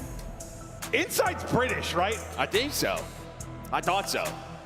Is he not British? I don't think I heard a single person cheer. I'm a bit surprised, yeah. Yeah. I was thinking, I understood they're playing Optic, maybe not gonna be a lot of noise, but I thought this one. Yeah, I thought it'd be lopsided for Koi. Yeah, I thought so too. Okay, well. Wasn't a peak. I don't know, maybe he's from New Zealand. I don't know. Maybe everything I knew is not true. But listen, final match of the night here on Alpha. Both these teams got 3-0 smoked in their last match. This is an elimination match. Loser, top 8. Winner continues to battle on through the loser side of things. And I don't know who the hell's going to take this. I mean, I thought Falcons were a pretty strong team coming into this. I mean, that's probably that's the biggest surprise, right? It felt like they beat Optic. They were beating some top teams. Going up against a G2 that was struggling online, especially the last few weeks, kind of getting smoked. And then you get 3-0'd. So some problems there. Like the other side for Core, you're going against the best team in the world right now. In the respawns, we're close. Like they were solid in Hardpoint when you had two players like a combined 30 and 60. That was still a 30-point game. True. Like the overload goes to that overtime. Search not great, but like it felt like you were fighting. That Rocker team might just be Lanimals, bro. They got top 4. They got top 4 Major 1. We'll see if they can make a run here again. But this match going to get started in just a second. Sorry for the kind of delays heading into this, but with this format, you have teams coming off a match. They're not going to play immediately. Give them a little bit of time to cool off. Got to get basically vetoes and stuff in. Teams get prepped to play, and then we get ready to go. But about to kick off our final match of day 1. Then we have 2 more thrilling days at DreamHack Birmingham to go. Selium, his Hardpoint versus himself on March 7th was very good. It was very good. I would assume that was Koi. yeah, I imagine. Where he was cooking in that number 1. And honestly, for Riyadh, like, you go back and look at the stats versus G2, they outslayed, or it was pretty darn close in that first map. So you just kind of heard Chance talk about, like, their teamwork was just not on point. What we were seeing from them online was not there. We'll see if we see a better them, as I think we're going to restart this one. Yeah, we sure are. So I just had all these apologies for the delays and stuff. Just one more time, sorry. Yeah, we'll get into it here as quickly as we can. No, we're good. That's true. What is it, like 7:30? 7:30, we're good. Dude, I was hoping to go shopping at the mall, though. Stuff's gonna be closed, man. Yeah, tomorrow. I gotta get some new fits. I'm way too hot in this. I mean, attractive. It's a great corduroy shirt, yeah. It's way too warm, though. I'm not wearing corduroy ever again. Not in my life. Well, a little chance to talk through things again before we kick off the map 1. Cell has certainly started to get back to form. There have been moments where that team has looked brilliant, but I mean, like we've said about every team really outside of Optic through the qualifier, there's been moments of brilliance for a lot of teams. There's been moments of absolute stinkers from basically every team. Now it's time to put up or shut up here on land. Yeah, and I think when you look at this Koi roster, I mean, listen, Joe Deceives, they played extremely well versus Optic. Maybe the surprise was kind of Kips with the numbers that he was putting up, but he put up like a 0.6 versus Optic. And listen, first time versus Optic on the main stage, We've seen that before. The pressure can get to you, but didn't play like himself, like what we saw. See if he can get back to form. Yeah, I wondered if, just, I don't know, land jitters. Just like first time playing in that, but I was talking to Chance. He said he was back watching them scrim a little bit on land, like when the players are getting practicing, and he was absolutely frying. I'm sure it's not land jitters, but there's optic on main stage. Yes, it's different. But also we've had some shaky starts from some rookies. Yeah, we have. I just think that's a different magnitude. Yes, 100%. You've been on both sides of that matchup. Yeah. Kismet smiles as we get ready to go. We'll take a look at some Falcons highlights as we get ready to restart this one. Honestly, qualifier 2, Falcons beating Optic and then losing to Surge was pretty much qualifier 2 in a nutshell. Yeah, and what did they struggle in versus Surge, right? They lose both searches. And you can see right there, they're losing a lot of search right now in all of their series. So a big focus is on that, where it was the opposite at stage 1. Search was sort of their bread and butter. Their respawns needed to get better. Now they've become one of the better hardpoint teams in the league, but Search has fallen off a cliff. Yeah, I know eyes were on this man on your screen when it came to the Search and Destroy, at least talking back to Major 1 and trying to work on things maybe in Major 2.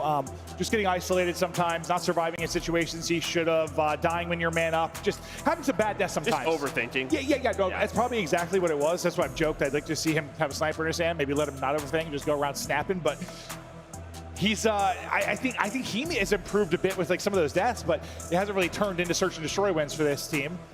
The respawn at times looks good enough for them to make some noise without the Search being good, but like I think they're always going to be a team that has a very high ceiling and a very low floor for me until the Search improves. Because if you're not a good Search team, that's how it's always going to be for me. Because you have to be at a hot respawns, and if you're not, your floor is abysmal.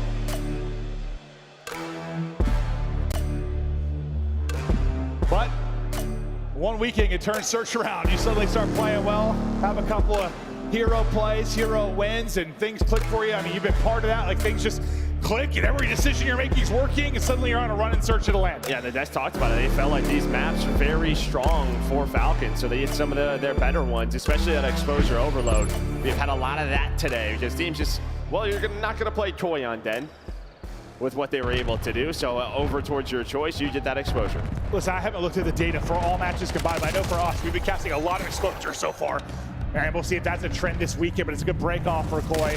And it's going to lead to some early time. That's going to be 4 up, 4 down to start us off. As Koi and Insight try to get going early. Try to get a little off to start that, but gets the shot on point and locks it in. And honestly, you had a bit of a split spawn come in, and they didn't know where they were coming from. But as soon as Kip spawns up towards that B3, they're able to just turn around. But you can kind of see Falcons spawning a bit all over the place, but nice time here for Koi. Joe deceives the nuclear threat for this team when he is on. Maybe, you gotta be kidding. Okay, now we're getting messed with. What's happening? Don't know. We're up here. Now I'm pissed. No, we'll see what the deal is. No, listen, fans, I hear you. I don't know what's happening. I can't fix this. Time to but if I could smack somebody for you, I would. Then I'd probably get charged with assault and I'd be in jail. I wouldn't be able to cast, so I'm not gonna do that. Yeah, that's not smart. Yeah. Wouldn't think that went through. No, see, that's 10 years ago. Maybe I was thinking that through. I actually got arrested. Never mind. Well, that's a story for a different time. God. That's a story for a different time. That was college, Clint. I'm no longer that guy. Let's take a look at the bracket while we figure out what the hell's going on with this matchup on the main stage. We gotta get you to stop telling stories. Yeah, no, I didn't. Hey, listen, I saw myself. So far, a lot of matches played today. Started with the play-ins, Koi 3-1 over Surge. On the bottom side, Paris, they're able to win both of their games. And, well, you can already see Heretics, the #2 seed, coming into this one, already eliminated on Friday. So a big deal there as Thieves able to close out that 3-0. What's your biggest surprise so far? I think, honestly, this is my bracket. No, probably the G2 Falcons 3-0. Okay. That's probably my biggest surprise. Yeah, I guess you kind of said that at the start of this, didn't you? Outside of that, I think what's probably the most surprising is Heretics, but you just see who they played in both their losses, and you're like, all right, I can get that. Yeah, it's like the result of the FaZe Thieves isn't the fashion it happened. Yeah. That's one of the dirtiest reverse sweeps I've ever seen. I think Sips set the kill record at 122. Had himself a series, but I mean, just how that happened was surprising. We thought that series was over. We were casting On Bravo, right? Yeah. We didn't really get to follow it. Saw the tail end of that. That one was a circus, but yeah, I guess as you look at the winners, probably it's G2 over Falcons. But now that you think about it, it's like, yeah, G2 have been a little all over the place in the qualifier, but they got top 4. They got top 4 Major 1. Yeah, and maybe like the surprise for some is maybe Miami are, not winning that matchup versus Paris, the way Paris looked online, but you just knew that they had it in them with winning. That's kind of a weird one. Yeah, like Paris weren't a play-in team. I mean, they were, but they weren't. So not shocked to see them walk away with that and start to make a little bit of a run. We'll see how their matchup goes against FaZe tomorrow, and the other on the winner's side will be that Optic G2 series to go. Look at some highlights from the last time these teams played as we're still resolving some sort of issue. Trying to look over and see what's happening on the main stage. I got no idea, Joe. Well, what? It looks like, Koi, so they played them on Blackheart, which I do not think this Falcons team is going to see Blackheart for a very long time. No, they're pretty disgustingly disturbing there, huh? Yeah, that is their place. And it was a 3-5 lead on Raid Search and Destroy that Koi threw away. So nice little comeback there. And then, we played Exposure Overload. Well, and then, what did we see? Like, we saw so much Raid Search during the qualifier. Right? Have we even seen one of those yet? I think so. I guess I'm just thinking of our series and match I got to tune into, but remember the start of this stage there was so much dead, and then we saw a ton of Raid. I feel like a ton of Raid came into this, and I mean teams just veto differently when it comes to the tournament. No, 100%. We've seen that a ton. I feel like especially the third game mode, that map tends to go on trends. No, yeah, you've talked about that a ton. Why do you think that happens? I just think a couple of teams sort of assert themselves as better at whatever map is being played a lot, and then teams are like, all right, well, we got to try something else. Yeah, that's kind of where we're at. That has always kind of been the case. It seems there's definitely a trim for the map 3 over a given tournament. You can see somebody working with Xnate on, maybe an audio issue. Giving him some new earbuds, that might have been the problem. So hopefully we'll get that good. It's going to be difficult to play the game if you can't hear and or communicate with your teammates. That would be tough. Yeah, no, sure would, Joe. Still got red dots. Yeah, no, the harder part would be talking to your teammates. Not talking to your teammates. Like, without the game audio, you could probably get by. It wouldn't be fun, but you could get by. But thanks for hanging out with us. It's been an awesome day 1. There's been some upsets. There's been some magic. We've had some amazing plays. And honestly, the crowd, everything's been incredible. Like, dude, there's so many people. Joe and I, well, somebody else, I'm just going to throw catering under the bus. Our catering for dinner. We went back there to get dinner, and they go, we have mac and cheese and corn. Yeah. And I said, where's the protein? Like, I don't know, chicken or something. It's just mac and cheese and corn. Yeah. So you and I were like, all right, we need to get actual food. So we went to go walk, and like, dude, we barely made it anywhere because there's so many fans. Everyone's been so friendly, taking a lot of pictures, chatting with people, but the place is packed. Yeah, no, it is. It's been really cool, and I imagine it's gonna be more and more packed as the weekend goes on. For those of you still hanging out with us into the final match, we appreciate it. And we're icing you guys a little bit as we get ready to go, but you all look very beautiful and very happy out there. Hope you get some pizza and lots of beer. I saw Adam Apsella tweeted they're working to add more bars, so that's pretty dope. Yeah, for tomorrow. Okay, good work, Adam. I want people just getting wild. Hello. Oh, he's staring into my eyes. How you doing there? Hello. A beautiful moment. Got uncomfortable just for a moment. I appreciated it. Okay, I've just heard game is ready. And if it delays again, we all right. Deal? We just start throwing stuff. Don't do that. Don't do that. I'm kidding. Please don't do that. Please start this game. This guy's going haywire. Listen, I can blame jet lag. Yep. I'm hot, so I can blame that too. I think we're starting the game. Was I teased? Hello? Yes. Okay, I see a map. That might be a good sign. We're getting there. That's a beautiful orange beanie you got on there. I hope your ears are very warm. We're starting? I have no idea. I'm not entirely sure. Okay, we're in the game. 10 to game. 10 to game, okay. Thank you for bearing with us. Appreciate your patience. And please don't start a riot if this drops, because then I'll get fired. All right, map 1, final match of the night. Away we go. There's gonna be no pumps. The extended ears are working perfectly fine. Gunny's not. Dead. Good break by Koi again. Yeah, I mean, well, sometimes on resets, it normally doesn't go that way, but right back to it is Koi. As they win that opening set, they find the first 3 kills, get the early time. Chips is able to find one, but you have the trades in total control here for Toronto. Well, Joe, considering we've casted about 17 exposure hard points so far today, what's been the biggest issue going wrong with teams on this map today? I mean, we've had, it's always sort of this P3, P4, can you combine both of them? But we've had a lot of big P3 breaks, I feel like today specifically. I was gonna say, we haven't, dude, we just in our casting, we didn't have very many. The biggest hold might have been like 30 seconds. Like, as far as the teaming rotated early, great setup. There wasn't many like lockdown hard points. It's just been kind of chaotic. And I don't want to say like messy, but just teams going to war. A lot of close ones so far. Not a ton of blowouts in the hard point. I saw a snap there from Kip. Yeah, he had his struggles in the previous series versus Optic, but listen, he has been a straight shooter. He has been an awesome talent to come into the league. And while you see number 1, Sally, they were trying to find Celium, and you saw them looking for, with the way the spawns come up, where that player spawned near that close solar. Jonas is able to find Pride. Kleenex picks that up. So that was a scary moment. Can still be a little bit scary, but you're finding all of the kills. You're getting this time, but spawns do flip. Yeah, Kip's just spun behind Falcons. And it leads to some kills, but it leads to a flip as well. So I guess for Koi, it's like a wonky one that ends up leading to time here at 2, but we'll see how it impacts him on 3. Yeah, I think that's ideal. If they could have been going a little bit better is if you still had P3 spawns. Well, you can see the way you were playing. I'm not sure what Kip's on there, to be honest with you. Well, there was a Hill. Hill was white for a bit. And maybe that's would always be a little weird. Okay.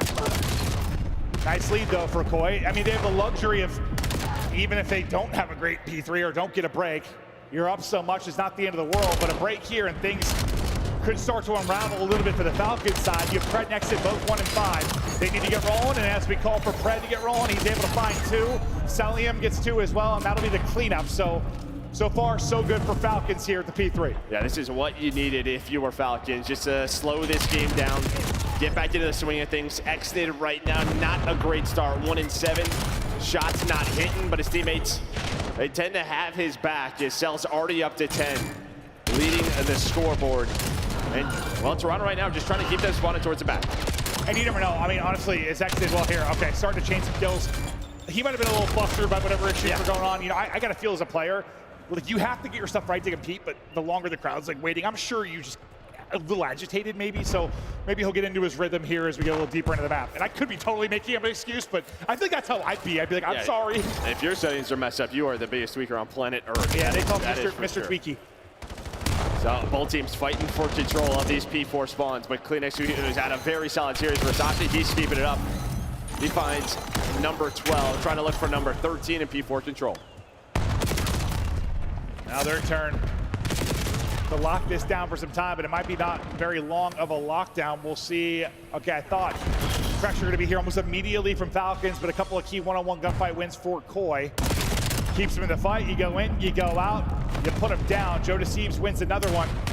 They look to push out the lead once again. You lose a lot of time at 3, you got to answer at 4, and so far they've done that. Yeah, maybe here's a look at kind of like what Chance was talking about, just a little bit staggered going 2 by 2. So now if you're JG, you have to wait for your teammates, and now you got to call this off. You're just going to rotate with 10 seconds left. So after that first like initial 10 seconds at this before was all Koi, you barely had any pressure on this hill. They will take that all day. We'll see if maybe Falcons can start to play together a bit more. It's going to be immediate pressure here. You lose 2. Celium, one of the best players from playing in from the objective, not able to get anything done there. Pred damage into multiple, but only gets 1 with the nade, and that's going to be another early break here for Koi, and a chance to extend this lead out close to 100. Yeah, and Koi they just take top mid control right away. Joe, I mean, he was on 6 in a row. Kleenex is on 5 in a row, so that duo continues to play at such a high level. And now they have this break, still 30 seconds. Yo can have a 100-point lead, plus you get the Hellstorm on a Kleenex. I mean, we had a big combo about kind of Joe Deceives needing help, and it felt like Kips was that guy when he joined the team, because he was putting up numbers, but if Kleenex starts to dial back the clock a little bit, that is an insane 1-2 punch with him and Joe Deceives. Yeah, I think similar to Envoy, he's probably just like, give me the land, and I'm going to start to play how I know how to play, and he has done that so far. I'm sure there's like a tournament win count or a number of tournaments you compete in, but that just becomes a voice in your mind no matter what. It just does. It happens. Yeah, it's just confidence, too. Just know when you're going to have to lock in and play at your best, and you're getting that out of Kleenex. He might need it all series long, but doing it all. Leading in time, leading in kills. Into our second set we go. What do Falcons need to clean up now? Well, yeah, look at the SMG duo. I feel like those are the guys that sort of set the map. They put the pressure on the map. They're so annoying to play against, especially on a map like Exposure. If they are not winning their initial one-on-ones and then getting lost, kind of like what we're seeing from Exted right now, it's gonna be tough for them to win. And as well as this is going for Exted, they have not gotten any time. Well, it might be one of those things, just you gotta imagine they're gonna start to warm up and get their flow a bit. How to Koi survive that Falcons run, or does it ever come? P2 ready to go. First out to Solar, and next will be Koi. Playing from the point. Kips, Joe Deceives tucked away in the corner and has his help. Teammates picking up either side of it. Joe Deceives only able to go 1-for-1. The pressure is going to be here and be here quickly. Kips, only so much you can do in that situation. A much needed break and a very coordinated effort from Falcons. Yeah, now this is your chance because you can chain these two together, but Joe Deceives is able to find that double. He's playing his life, looking for number 3. Would love to have it, and he gets it. Continue to go, young man. Put it 4 on the board. You finally have a really good moment for Falcons, and then you get Joe Deceived. He just kills everybody, and you know he's going to have a couple moments like that in map. It just comes at a moment where maybe that was the turn for Falcons to make a run. Yeah, because you can chain this into the P3 with the spawns that you have, but now with 20 seconds left, you have to give this up. We'll see if anybody spawns out. That would be Pred, and he's actually out, so they can go and try to take this 3 versus 3. Here we go. Key gunfights about to go down at the P3. First inside Falcons. Gonna have a bit of an awkward one-on-one off a spawn on the other side of this. There's a parallel. So far, Falcons have been able to do it. They go 3-for-1. Back spawn here for Koi, but I mean, in an ideal world, you can win this from the front. If your Falcons keep them pinned in the back, you win rotation. I mean, here we go. We're right back in the game. Yeah, Kleenex is going on a long route right now, but he's gonna get picked up by Pred. But it's been Joe Deceives. He's been the one stopping it. He has a chance to get all 4 again. Somehow Joe just destroys the Falcons. So I said he had a couple of those a game. I didn't know there were going to be a couple in back-to-back hard points, both at the key moment where Falcons. I have no idea how he's still alive. That is twice we've set up like, all right, this is Falcons' chance. And twice Joe Deceives has just flopped it out on the table. Yeah, no, just body slamming them. Jeez. And now you're spawning all the way back, Falcons. It is desperation time here on Exposure. Down 110. Joe Deceives' streak continues. A little song and dance finally gonna drop, but yep, as you highlight, the streak is gotten. One gonna spawn out old, and that's gonna be free shots in behind from inside, so he's gonna disrupt this opening push. Heads are gonna turn. That's gonna then set up an opening for Kleenex. From bad to worse right now for Falcons. Yeah, take free back shots all day if you are inside, able to find that kill on the push. But here's a little bit of pressure through the front of the map, but can they win the gunfights? Have not won this second step so far and still not doing it. And if they do win the second step, Joe Deceives gonna come in and kill all 4. Yeah, all 4 of you. What do you do, Joe? It sounds like they're losing. Yeah, they certainly are. Koi can't close it out here, but they'll get damn close. Another desperation push from Falcons, just contesting for now. Waiting for the challenge to come to them. It's gonna lead to a multi for Exted, but then answered by a double from Kip. So Koi will get the rest of the time. We head to a P5, and it might end here. Yeah, I mean, this is where you're gonna use that streak. You have that extra utility. You're gonna be called in now. The trade on 1-for-1, but you're pretty much leaving Kinsman to die here, or he's gonna have to get off the hill, finesse inside of the crate. Cell's trying to stay up, and while you actually land it in the crate, it spins to an angle to where you can get that kill. This is gonna allow Kips to get set up, put the trophy down. Joe Deceives comes out of his streak and kills 2 more. Gives Kips a chance here to hold down. And that is Joe Deceives setting up Kips to then make the play. They basically have like a 2v4 there to hold on to the hard point. Now 5 points away from sealing this. Joe Deceives up over 30. It's a monster map. It's a map 1 win. Koi, get it started early.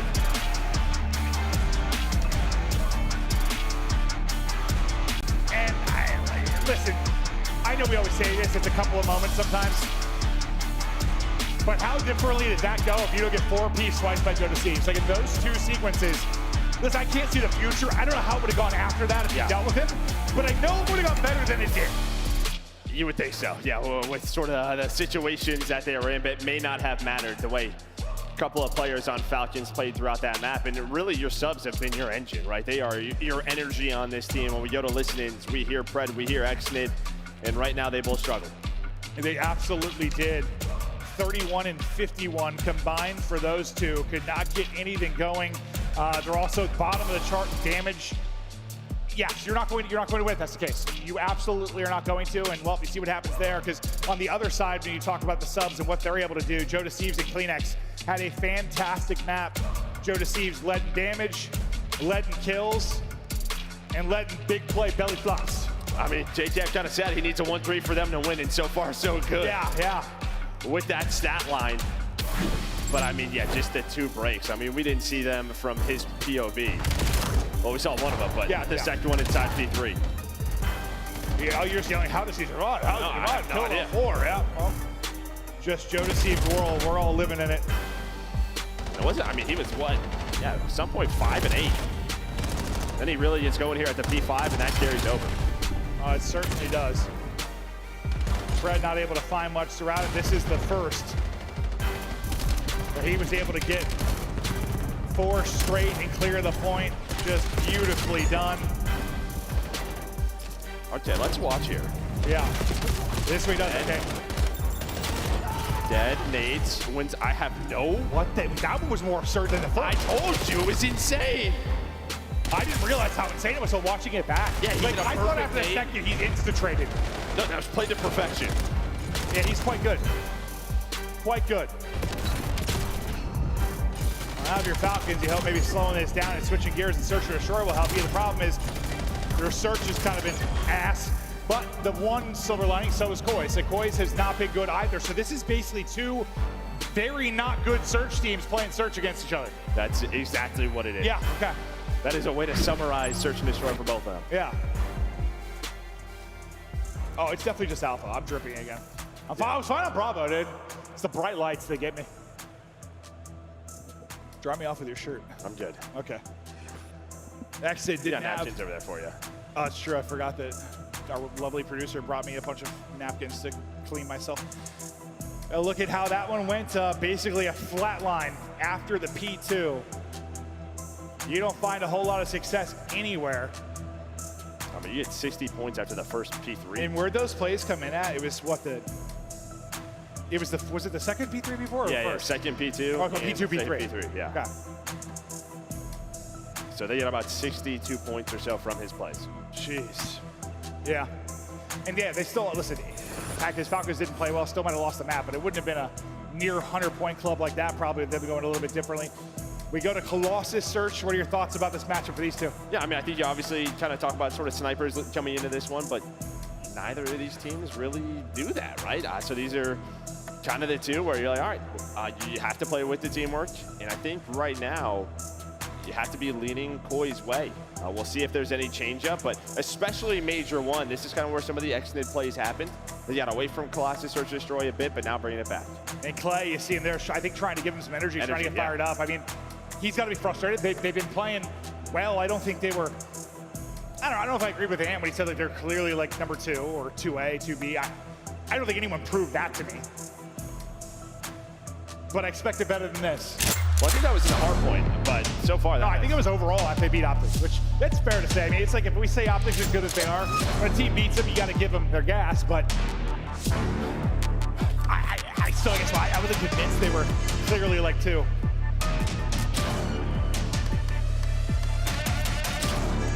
See if they can find some success in the search. Something both teams have been working hard on. Hasn't paid dividends yet, but this is where you hope it will.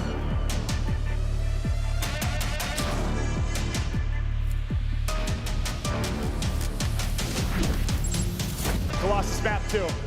Joe Deceives hot off a eruption there in the map 1, but we'll start with Tips with the sniper. Okay, that's an easy one. You want to slow peek your elbow? Or take off your arm? Okay, so you got Tips on the sniping. Yeah, on the other side with Falcons, really haven't seen it much for them. Kind of putting it away. And that's honestly, Yeah, I mean, if you don't think you can match other teams with the snipe, search this year is going to be very hard. It is. Well, you say that, and then you have Celium on your team, who's going to bring it back. He's going to find a double pressure through statue side, but Joe Deceives is still up, and he counts as 3 men. And he just runs right by one, and that was Exit, I think. So Cell is going to have no idea that's coming. I say Exit has got to trade this. If he got caught, I mean, he just kind of threw the round. He tucked away in a corner and just had no eyes on that. But both are so separated that you're just kind of stopping here. Right, like Exney doesn't want to overchow, Joe Deceives doesn't want to overchow. You will have help here from Pred. And I don't know if he was just thinking like top middle couldn't be open, because he was just watching like a B push through. But he's just going to lay down, and I thought it paid off, but he gets up with the worst timing. Joe Deceives slams him. And you had a 3v2, but only for a moment. Now all going to be on Pred to try and clutch this up. If he goes now, he might be able to catch him on the bomb. He's going to have the angle. They line up, but Tips has the AR in hand. And well, in the 3 versus 2, Joe Deceives is the difference again. Yeah, Pred and AR, maybe that's a winnable. But yeah, I think Joe Deceives just like hops down from top mid, goes right over Exit's head basically, because I think Exit was just aiming at like the B door. And then this is the freebie. Like, Cell is not prepared for that whatsoever. And that just is, to me, like, he doesn't realize that's open. It's kind of how it looked. Yeah, and then it was just so slow. Like, actually, doesn't want to overchow. Then he gets just awful timing. Was hoping Pred was closer to him, but it was just sort of 2 players opposite sides of the map. Waits for his teammates. Gets, yeah, Joe's able to kill him.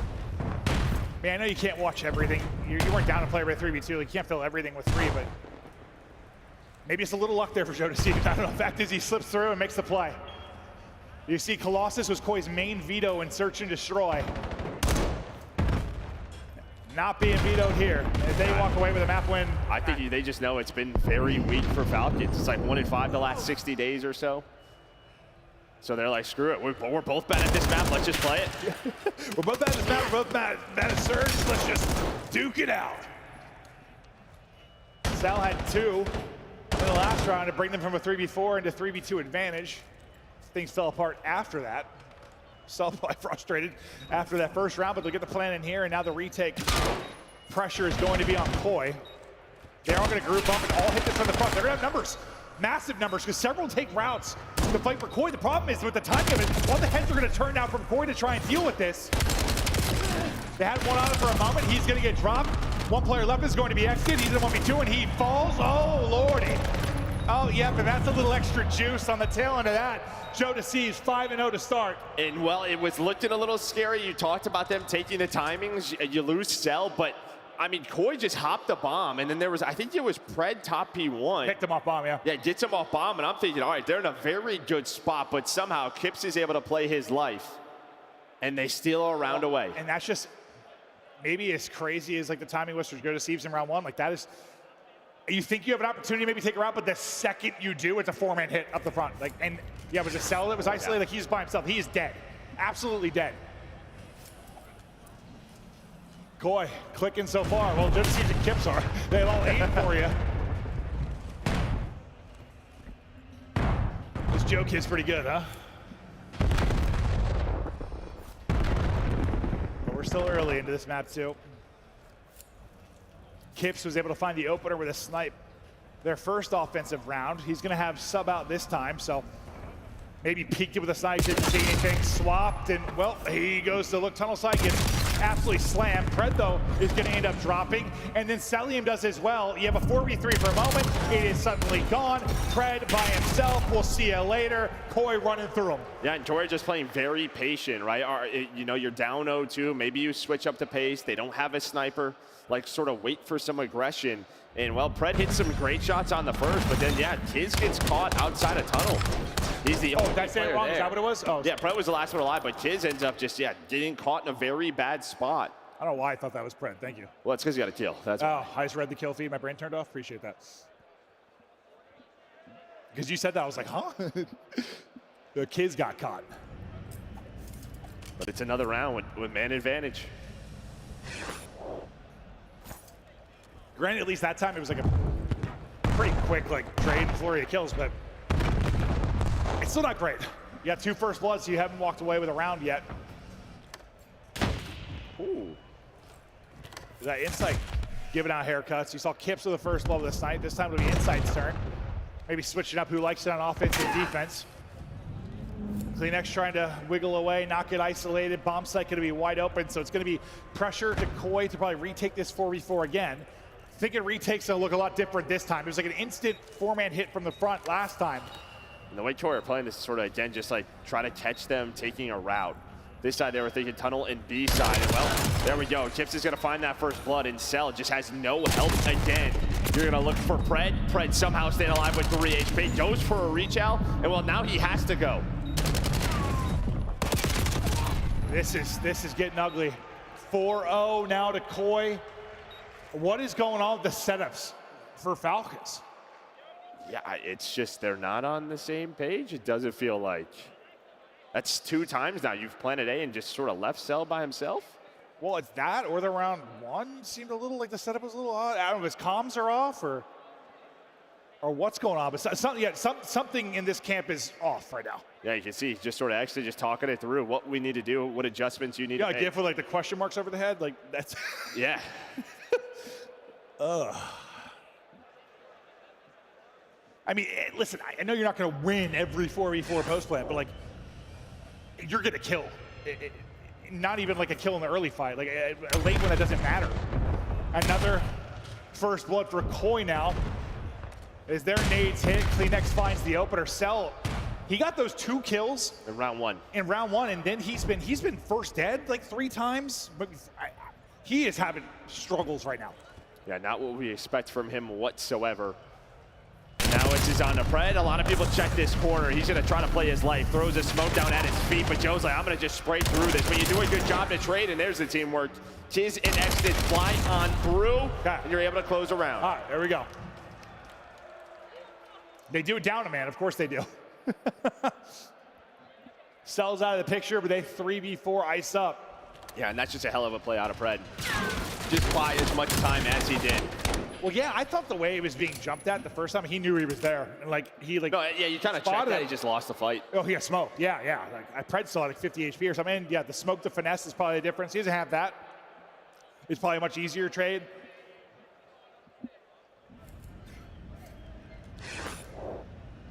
Nice job by Pred. Well, it gets them on the board, but still a lot of work to do. Okay, now we know they can plant the bomb. The question is going to be their post-plant setup. Well, and we really haven't seen too much of this where teams just giving up the A plant. I mean, Insight's here again, but look at this. You're just giving up the A bomb, but Insight's going to get caught. Exactly. That's a little help coming. Help is here. Might have been there a little too late. It was there a little late. Kips is going to be by himself down 1v2. He'd get 3 in this round if he can clutch it up. I thought, I was like, he's either buy enough time to help there perfectly, he's like perfect bait, or it's not. It looks like a little Well, off. yeah, I think they started through B, and then he's like, yo, they're pushing. You're going to have to get towards side door, but still a chance here for Kips. 1 versus 2, bomb being planted at B. Yeah, it's like you either leave him out to dry and try to 3v4, or you try to help him out. If Kips found an AR, it's a little more winnable.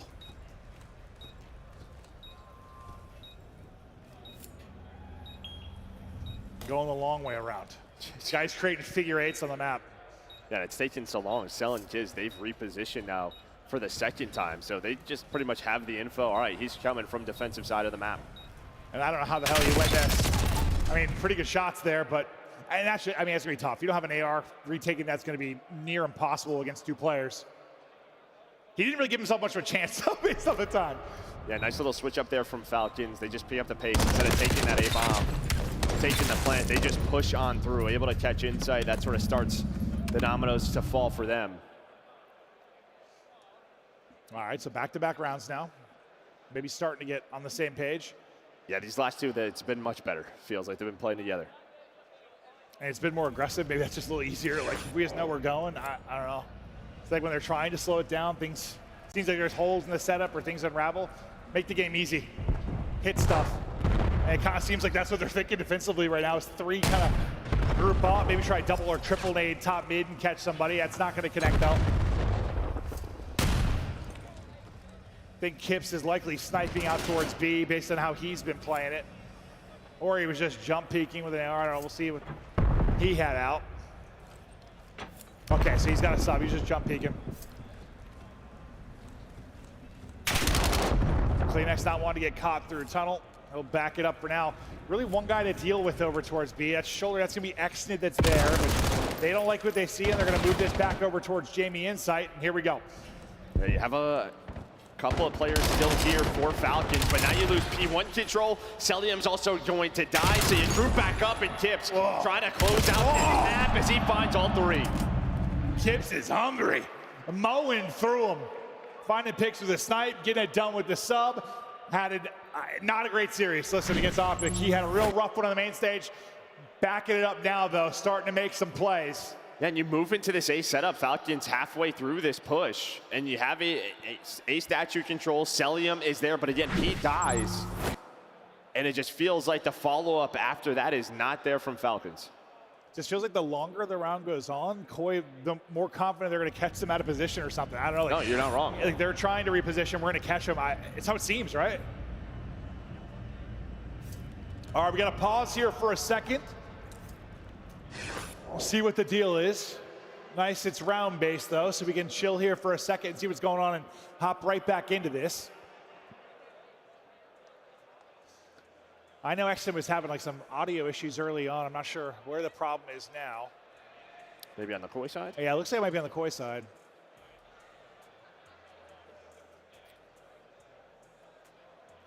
As soon as we know, we'll let you know, but a little breather here to chat through things. And it looks, I don't know, not a lot of life in the eyes of maybe the Falcons players right now. I don't know if that's frustration, shell shock, or just locked, but. Yeah, maybe just a bit of a shell shock. Sort of, we're in this scenario. Like, how did we get here? And sometimes on these days when you play back-to-back matches and then you blink and you're out of the tournament, it can happen. Yeah, no, it certainly can. All right, so I think we're right back into this, guys. We'll continue here with map 2. All right, back in. Going to need one more round, and well, Kips has already found your blood. 7 HP though, and can't squirrel his way away. So your next beautiful shot to range. She'll get a second onto that, and suddenly your map 2 hopes hang in the balance with Pred.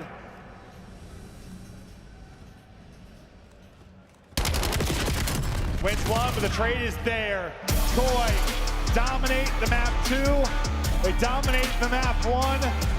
They're close to dominating the series, and you know, a team that, I don't know, nameless, and like I think a lot of fans had hope for in Falcons. They might come in and not win a map and get top 8. Yeah, I mean, this is a team that came out early, had a pre-land under their belt, so they've been here.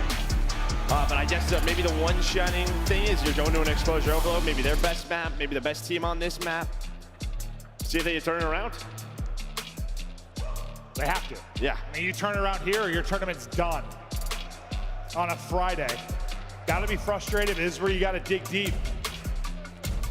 You look to that coaching staff, trusting each other, and try to fight back. I mean, listen, we've seen already an insane reverse sweep today, and what FaZe did to Thieves, it is possible. You just need one map, and then anything can happen, but you gotta, I did love what I saw just at the body language, and I can't blame them. I mean, it's like, what the hell's happening?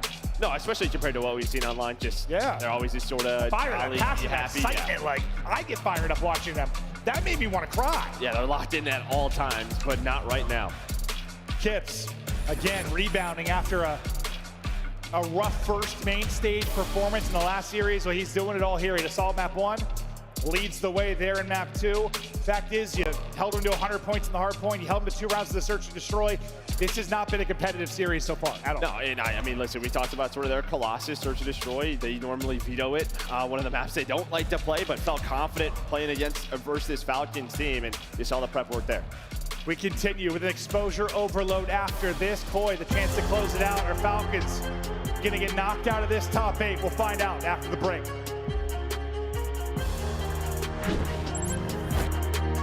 Major 3 is going to be a classic. 4 challenger teams are taking on the 12 pro teams, bringing non-stop action to the ATL. Get your tickets before they sell out at DreamHack.com/Atlanta. Dominate the competition on main stage with the CDL Major Hunter Tracer Pack. Collect your chip by scanning the QR code or heading to the in-game store now. Monster Energy, the official energy drink of the CDL. but he's going to have to be the miracle man. Breaking down this Steve setup from behind, and he gets read by Hydra. Now Neum, other side of the map, playing forward as LA look to grow their lead by another again. And Neum knows, all right, gather all of the information. They're spawning so far away at the A point. We might just be able to commit and get this down at A, but your AMP carrier overcommits through mid-cut and gets taken down. So now Hydra, you need to get more than just one kill for you to stand a chance at a score. Eventually gets cut down. 2 minutes and 40 seconds left to work with, but Thieves are now rotating towards A. And Metals tries to step up to be the first defender, and yeah, you're absolutely right. Now you've got trophy system support for LA. You just use your numbers to flood through, and you cannot get the damage done in time. That's just not something we've seen from Miami. They don't make plays like that. They haven't in weeks. They're just allowing LA to dictate how this game is going to be played, what the pacing is going to be looking like. And since you're always late to the party on some of these routes, you're consistently going to be down in that score. Man. You're not even finding kills off of players camping in the corners. So Rencor loses that fight. You find the opening kill. If you're LA, you might be able to quickly get another one on the board. Yeah, BZ, big win. Putting down one player at panels, but the back and forth affair comes away with Miami the numbers. Hydra on the pitch, shuts down the EMP carrier, and it's going to force Super to have to sit and play his life. He's not even able to do that. Minute 45 on the clock. Miami, the team who needs to have the urgency, and Scrap is going to grab and retreat.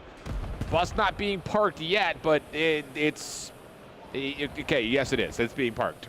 Shouldn't be, though. Like, if you're LA, we're just looking for the first kill so we can eventually work out of our base, because on a map like Exposure, where the spawns can catch you off guard, you don't really want to take these kind of risks, but you keep on moving. You keep on drawing the attention on one side of the map, and now you get the information if you're BZ. There's so many players towards ring. Let's go B. But Scrap gets caught. Rencor's double saves what would have been a free run. Neum caught from behind. Opportunity here for Miami. You've got two players pushed up, but the spawns are through mid. Does anyone get on the angle in time to stop this? No. So it's going to be a one-score affair. Miami quick off this capture, is playing behind too, so hold on a second. There's an opportunity in a world where Miami could get this thing tied. They just need to find the kills that they are looking for. Metal's the only player to light up that kill feed in the right color.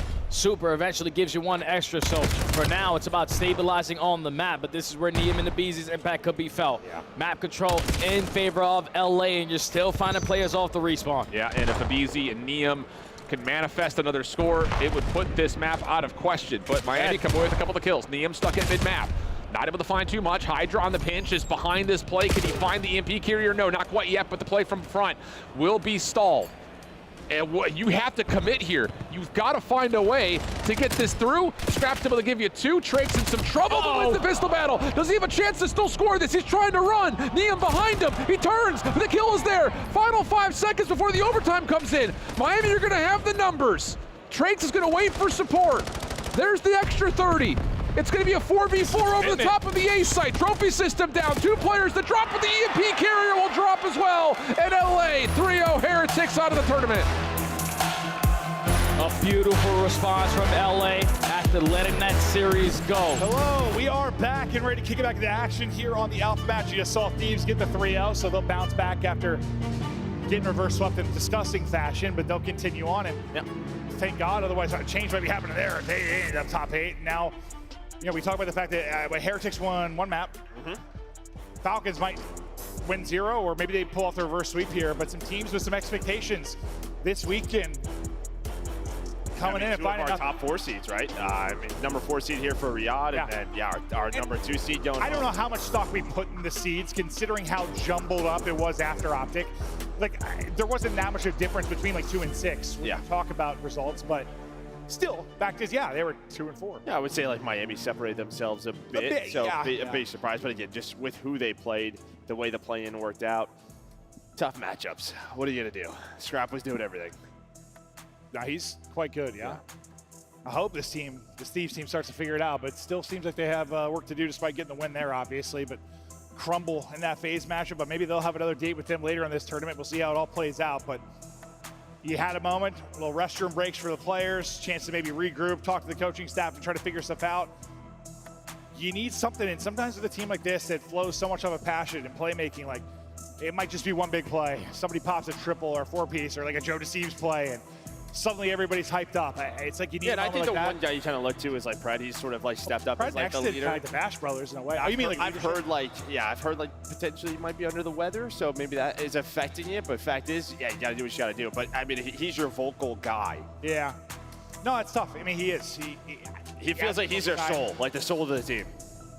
And you know, I heard he was under the weather, but then like in the last series, like he had a couple really solid maps. Yeah. But just because maybe he's shooting straight doesn't mean he's. So a lot of the times when you're sick as a player, like if you've gone through it, you just kind of tell the guy who's doing that, just like, yo, just literally focus on you, shoot as straight as you can. I heard you were the greatest hungover player of all time. In college, I was great. Monster rehabs down, and I was flying. Oh, back in the day, a little bit different. A little bit different. It was a great time.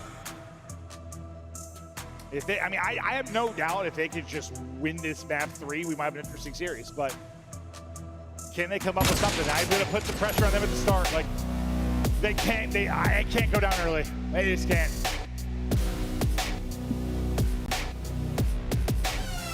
And pretty much every we've casted, that's a big exposure over. All we've done, whoever's won breakoff has had a score within the first like 30 seconds. See if that trend continues here. Granted, those have been like clean, like 4 for 1s or 4 for 0s, but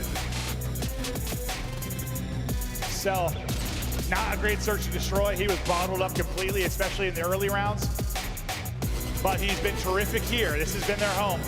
I honestly just kind of left him out to dry in a lot of the search rounds. Like, hey, play statue. Normally he's great there, no doubt about it. He's playing his life. He did not play his life much near that A-bomb side, but you just saw right there, #1 exposure overload player, maybe the #1 exposure overload team. He might have lost full up to get shot in the back that first round. Yeah, I don't know. He's just like, all right, boys. So you can see right there, 8-2 overall. And Lordy, do they need to make that 9 more than ever? Oh, Kismet, all right, down 0-2. Bark it, baby. Down 0-2 and bark it. I respect that. What did Jordan say? Like, it's always easy to talk trash when you're up. Is he still talking trash when you're down? And well, I'll tell you what, Kip's just fried 2 of them. But honestly, I kind of like to see it based on how it's going. Maybe it's trying to get the guys fired. Yeah, another guy who we've kind of talked about being a leader, maybe not as much with this squad, but in the past has been Kiz. You might need a bit of 99 Kiz to get them back into it. 99 Kiz, we need full-on Bulldog out. Maybe 100% Kiz. Yeah, 99 might not be good enough. And it may not matter. Yeah, true. Well, he'll get shut down, and after the body shots, Kips is gone 4 for 0, and you're about to get pinched out, and no one's got eyes on this yet. The eyes, well, they are receiving bullets. It's the second Kiz mid-turn. He gets shut down. Kips pushes forward for his 5th straight. EMP goes through. Kips turns into another one. And since bodies were shot, Kips has not died, and that's 1 on the board for point. You have a counter attempt here. If you take down Kips, you had 2 players in the position. But Pred, he's just going to have to play his life now. Inside is still alive on the other side towards top B. Fred's able to work his way up, but just gets caught, just trying to find a corner, lay down what we know he loves to do. But you have a chance here to get across and potentially score again if you are Koi. They had no idea Inside was still there. Not a clue. Not a clue. I thought Ahead was going to turn eventually, but no. All right, 2-0 now to Koi. I said they could not go down early. Well, they did exactly that. Down 0-2 in the series, down 0-2 in the map. Falcons tournament life on the line. The problem is this guy right here, he is shitting. And well, yeah, no. 9-3 start for Kips, finally taken down. Oh. No counter opportunities up, but maybe a chance to get on the board. I think he's had a rough series. That's not me. Just want to get dialed in for this one. He certainly has. Going to be an overload score now for Falcons, a much needed one. Wonderful stuff there to chip away at this deficit. Kips, though, not really missing. Couple of heads plucked clean off. Exton going to be your man forward on one side. I don't know what his body just did after it died. Got shot and did the splits. Well, they're just trying to leave Cell. They were trying to go topside. You had Joe DeCease maybe working in position. And I think what Koi have done very well is kind of moved Falcons all over the map, right? We've seen a lot of rotations with the EMP, with the device, so you're trying to figure out where it is going. Well, it has caught them off guard. Doing it again. It's what you don't know inside his area. He's able to find the double. My God, Koi picked them apart. Yeah, they're frying. Yeah, there is a gap right now between these two teams. This is, I mean, set to be maybe one of the more lopsided 3-0s of the year when you're talking about, like, you know, a couple of strong teams competing against each other. I thought the fourth inning of the third, it probably will eventually. You got a 2-on-1 for the score. Exton gets one, it's traded out though, and that'll be the fourth.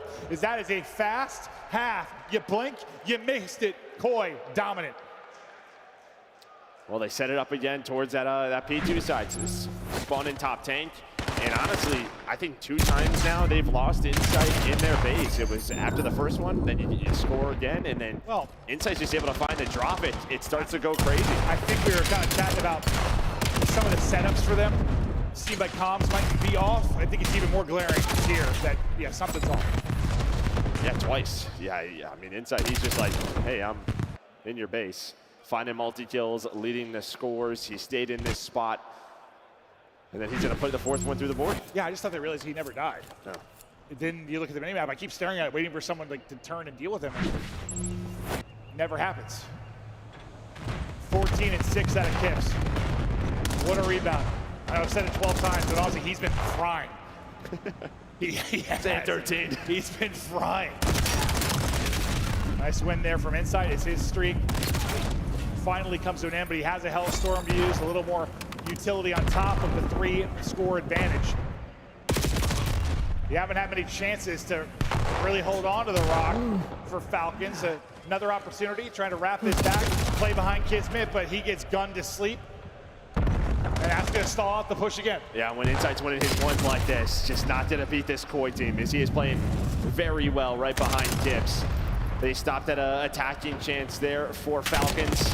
And now you can just slow the map down, play around Slays, or try to take it top B. I mean, you have Kips inside a window room. He's going to try to play his life, but now you're just wasting the clock. And I said I liked Kismet shooting buys because, like, I understand what he was trying to do and get fired up. Get fired up. But I want to know what he's gone KD-wise since he did that. Well, it was at the start, so. Yeah, but he's 5-13. It might be like 2-12 or something since. I don't know. Streak is called in, doesn't lead to a score yet, but maybe map position for Koi to continue the pressure here. One player left. That one player is toyed with. Pred is slammed. Insight's winning everything. Stun won't slow it down enough, but it is 5-1. Great shots there out of Insight with the pistol to find that last player. And we barely said this guy's name, but now he is starting to streak. No, wait, we haven't said Jodeci's name once, I think, in this map 3. He's been chilling.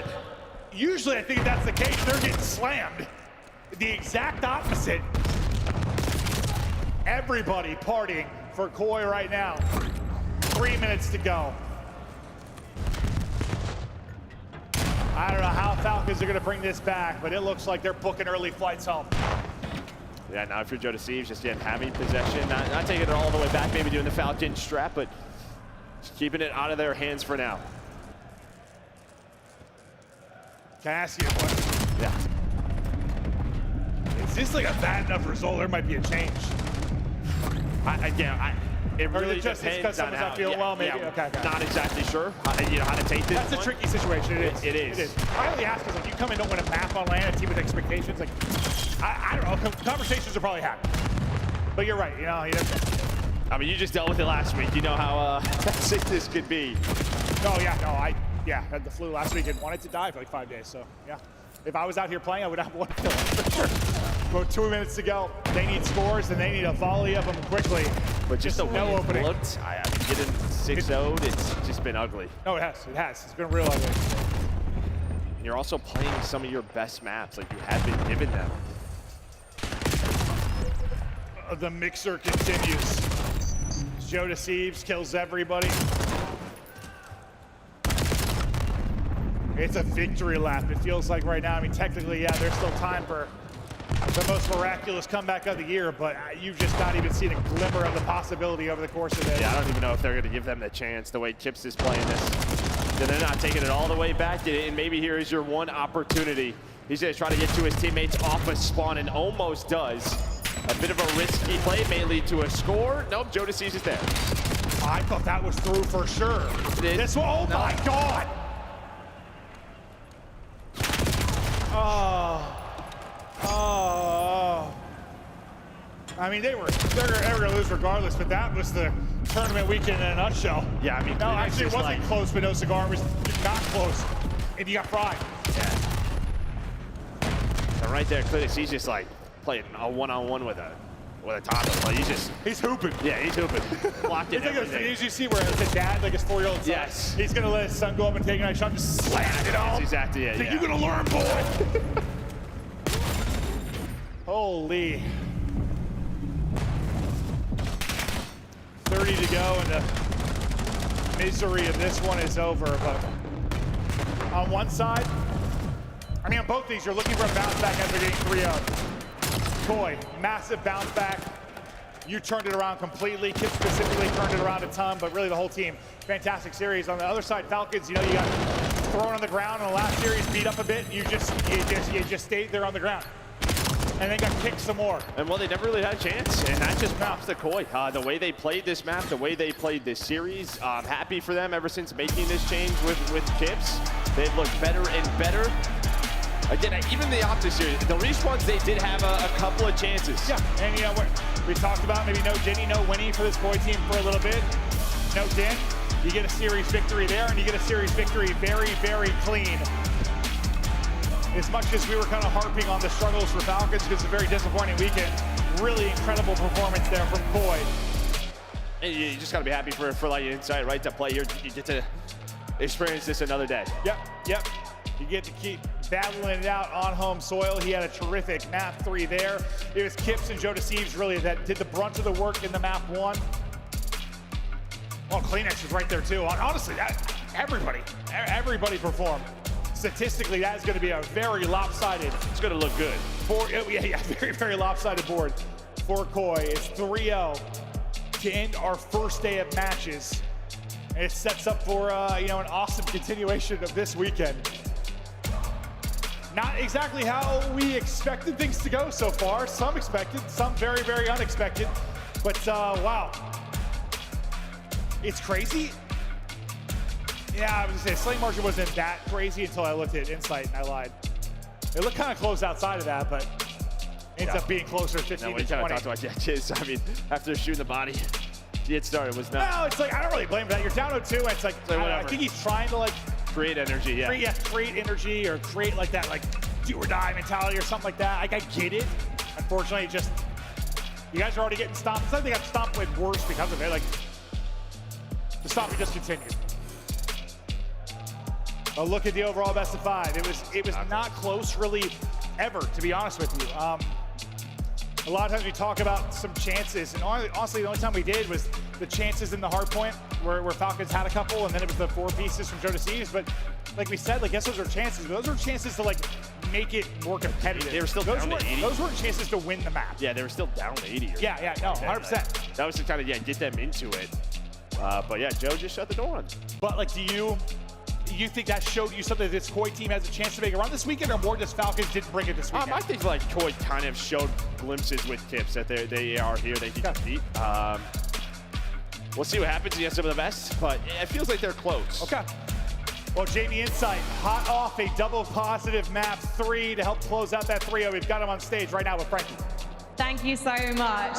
First of all, Insight, what's it like playing in front of a UK crowd? Oh, mate, it's amazing to be back here on home turf. You guys are amazing. You guys are loud. I'm just excited to play tomorrow in front of you guys again. Does it mean more, the fact that we're here in Birmingham? Yeah, it means a lot to me. Going into this event, you know, it was obviously up in the air whether I was going to play or not here. But I'm here, I'm in front of the crowd. I feel a bit more pride being here. Yeah. It feels a little bit more special to me right now. How is it knowing that you've got that pressure to perform on your shoulders, not just as an individual, but also quite clearly to stay in the competition? You know, there are so many things that must be on your brain right now. Yeah, I mean, ultimately the goal is we want to win events. You know, it's been a tough road. Obviously the opposite game wasn't great, but you know, bumps in the road, came back and absolutely slammed the Falcons. So feeling good individually after that performance there. What's the mood in the team though? How do you guys feel as a unit? To be honest, we're just like, let's take it a game at a time, just have fun. Obviously, we're dying for the points. You know, if we're gonna play like that, I'm excited. You're clearly having fun, especially on that overload map. Is Kips having fun? Is he enjoying his big stage debut? Yeah, I think his first couple games, maybe he was a little bit timid, but I think we saw a bit of his personality there. He was shooting bodies, screaming dead, you know, getting into it a little bit. So I feel like the opposite game kind of like put smoke under his bonnet or whatever you say, and yeah. Is that how you sum up Kip's personality? He just likes to shoot dead bodies. Yeah, he just thinks everyone's terrible and just wants to chow. Well, I can't wait to see that attitude going forward, not just here in Birmingham, but for the rest of the season.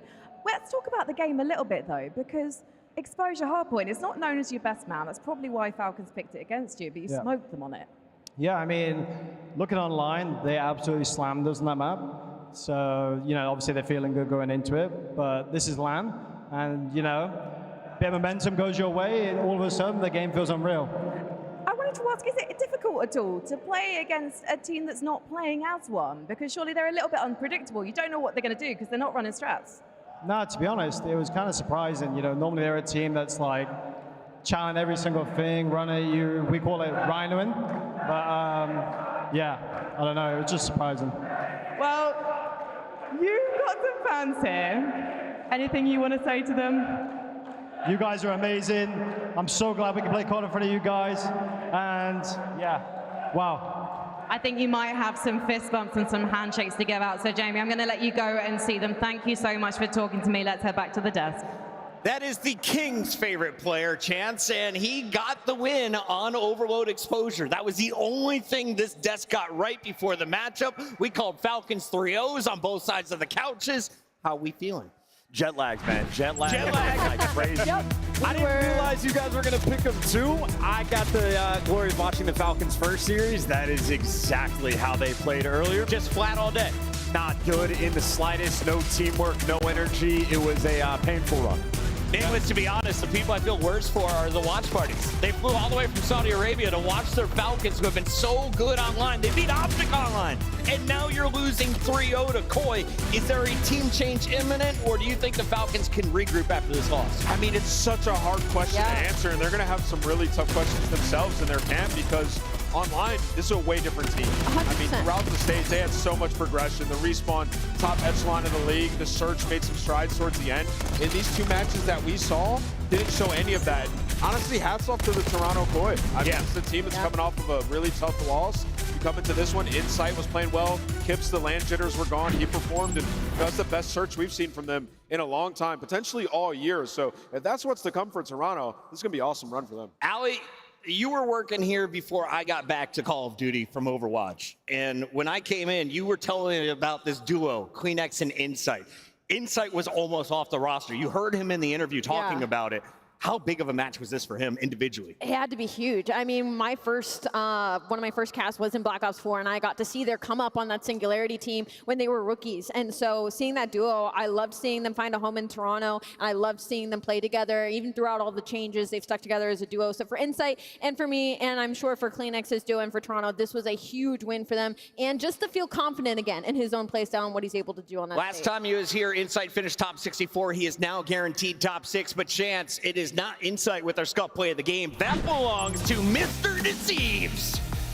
Hey, for good reason, too. I don't know which one they're going to give it to. All of them. He had some highlights in the S&D. He was lights out the entire series. I think the P3 break he had on this where he killed everybody, absolute class. Just the 4K, here it is. Yeah, I don't even know when he throws the nade, but it like gets right behind him, gets all four. And we were talking about the greener chance that when you get a guy like Joe on this pillar, or really any pillar, it's GG's. And like for the team, you know, Insight talked about it. Confidence is key. Get Kips with the dead comms. Well, Joe Deceives the same way. When he has this level of confidence, he's one of the few players in the league that he can look genuinely unstoppable. Yeah, this was massive for them, man. Get that win under their belt in a 3-0 fashion versus a team of that caliber. And for Insight to play the way that he did, like they needed that bad. And I told Joe, I was like, bro, I am jet lagged right now. Put us to bed early. He says, I got you. 3-0 comes out from Toronto Koi when no one expected it. And that means that you will see Insight and his crew on Saturday here in Birmingham. Let's take a look at your top performers, though, on the day. Rosalie, looking at the stats, there's no one better at Search than Mr. 6.5. My God. Mind you, he comes in with like a 1.5 anyway overall in the stage over 6 weeks. So Mercury's just doing Mercury's thing, being the GOAT, obviously. everybody's talking about GOAT. Simp joins that conversation. 1.34 plus 31 differential. I mean, it doesn't matter where you put this guy. Doesn't matter the team, the stage, online, LAN. He's going to be putting up numbers like that. And the best player on Gentlemates, Dan Ghosty. Been hard carrying them, dragging them through the mud for weeks. Glad to see him. Dan Ghosty has gotten back to his hill, and he is finding success there. Let's take a look at your bracket. It is looking kind of familiar, Nameless. The only thing we had different was Thieves instead of FaZe last time, right? Yeah, I mean, I guess, you know, people who are good on LAN remain good on LAN at the next majors. The same teams that were performing, going to be some special matches. 2 3-0s in our elimination matches means we have sent 4 teams packing. First it was Surge, then it was Carolina. Miami is gone, and now the Falcons will join them. Who's left in the tournament? Well, you can see our opening rounds in this winter semifinals will be Paris versus FaZe, Optic versus G2 in that second match. It doesn't matter where you look, there's a banger all across your screen. I mean, even Optic and G2, with the way G2's been playing on LAN and their search and destroy, you might have chalked that one up to being a 3-0, but I think we're going to go to the distance. Big shout out to everyone from the UK who came out to the Birmingham LAN. We are having a party here in DreamHack, and we have 2 more days left. Join us same time tomorrow as we kick off the winter semis. See you then.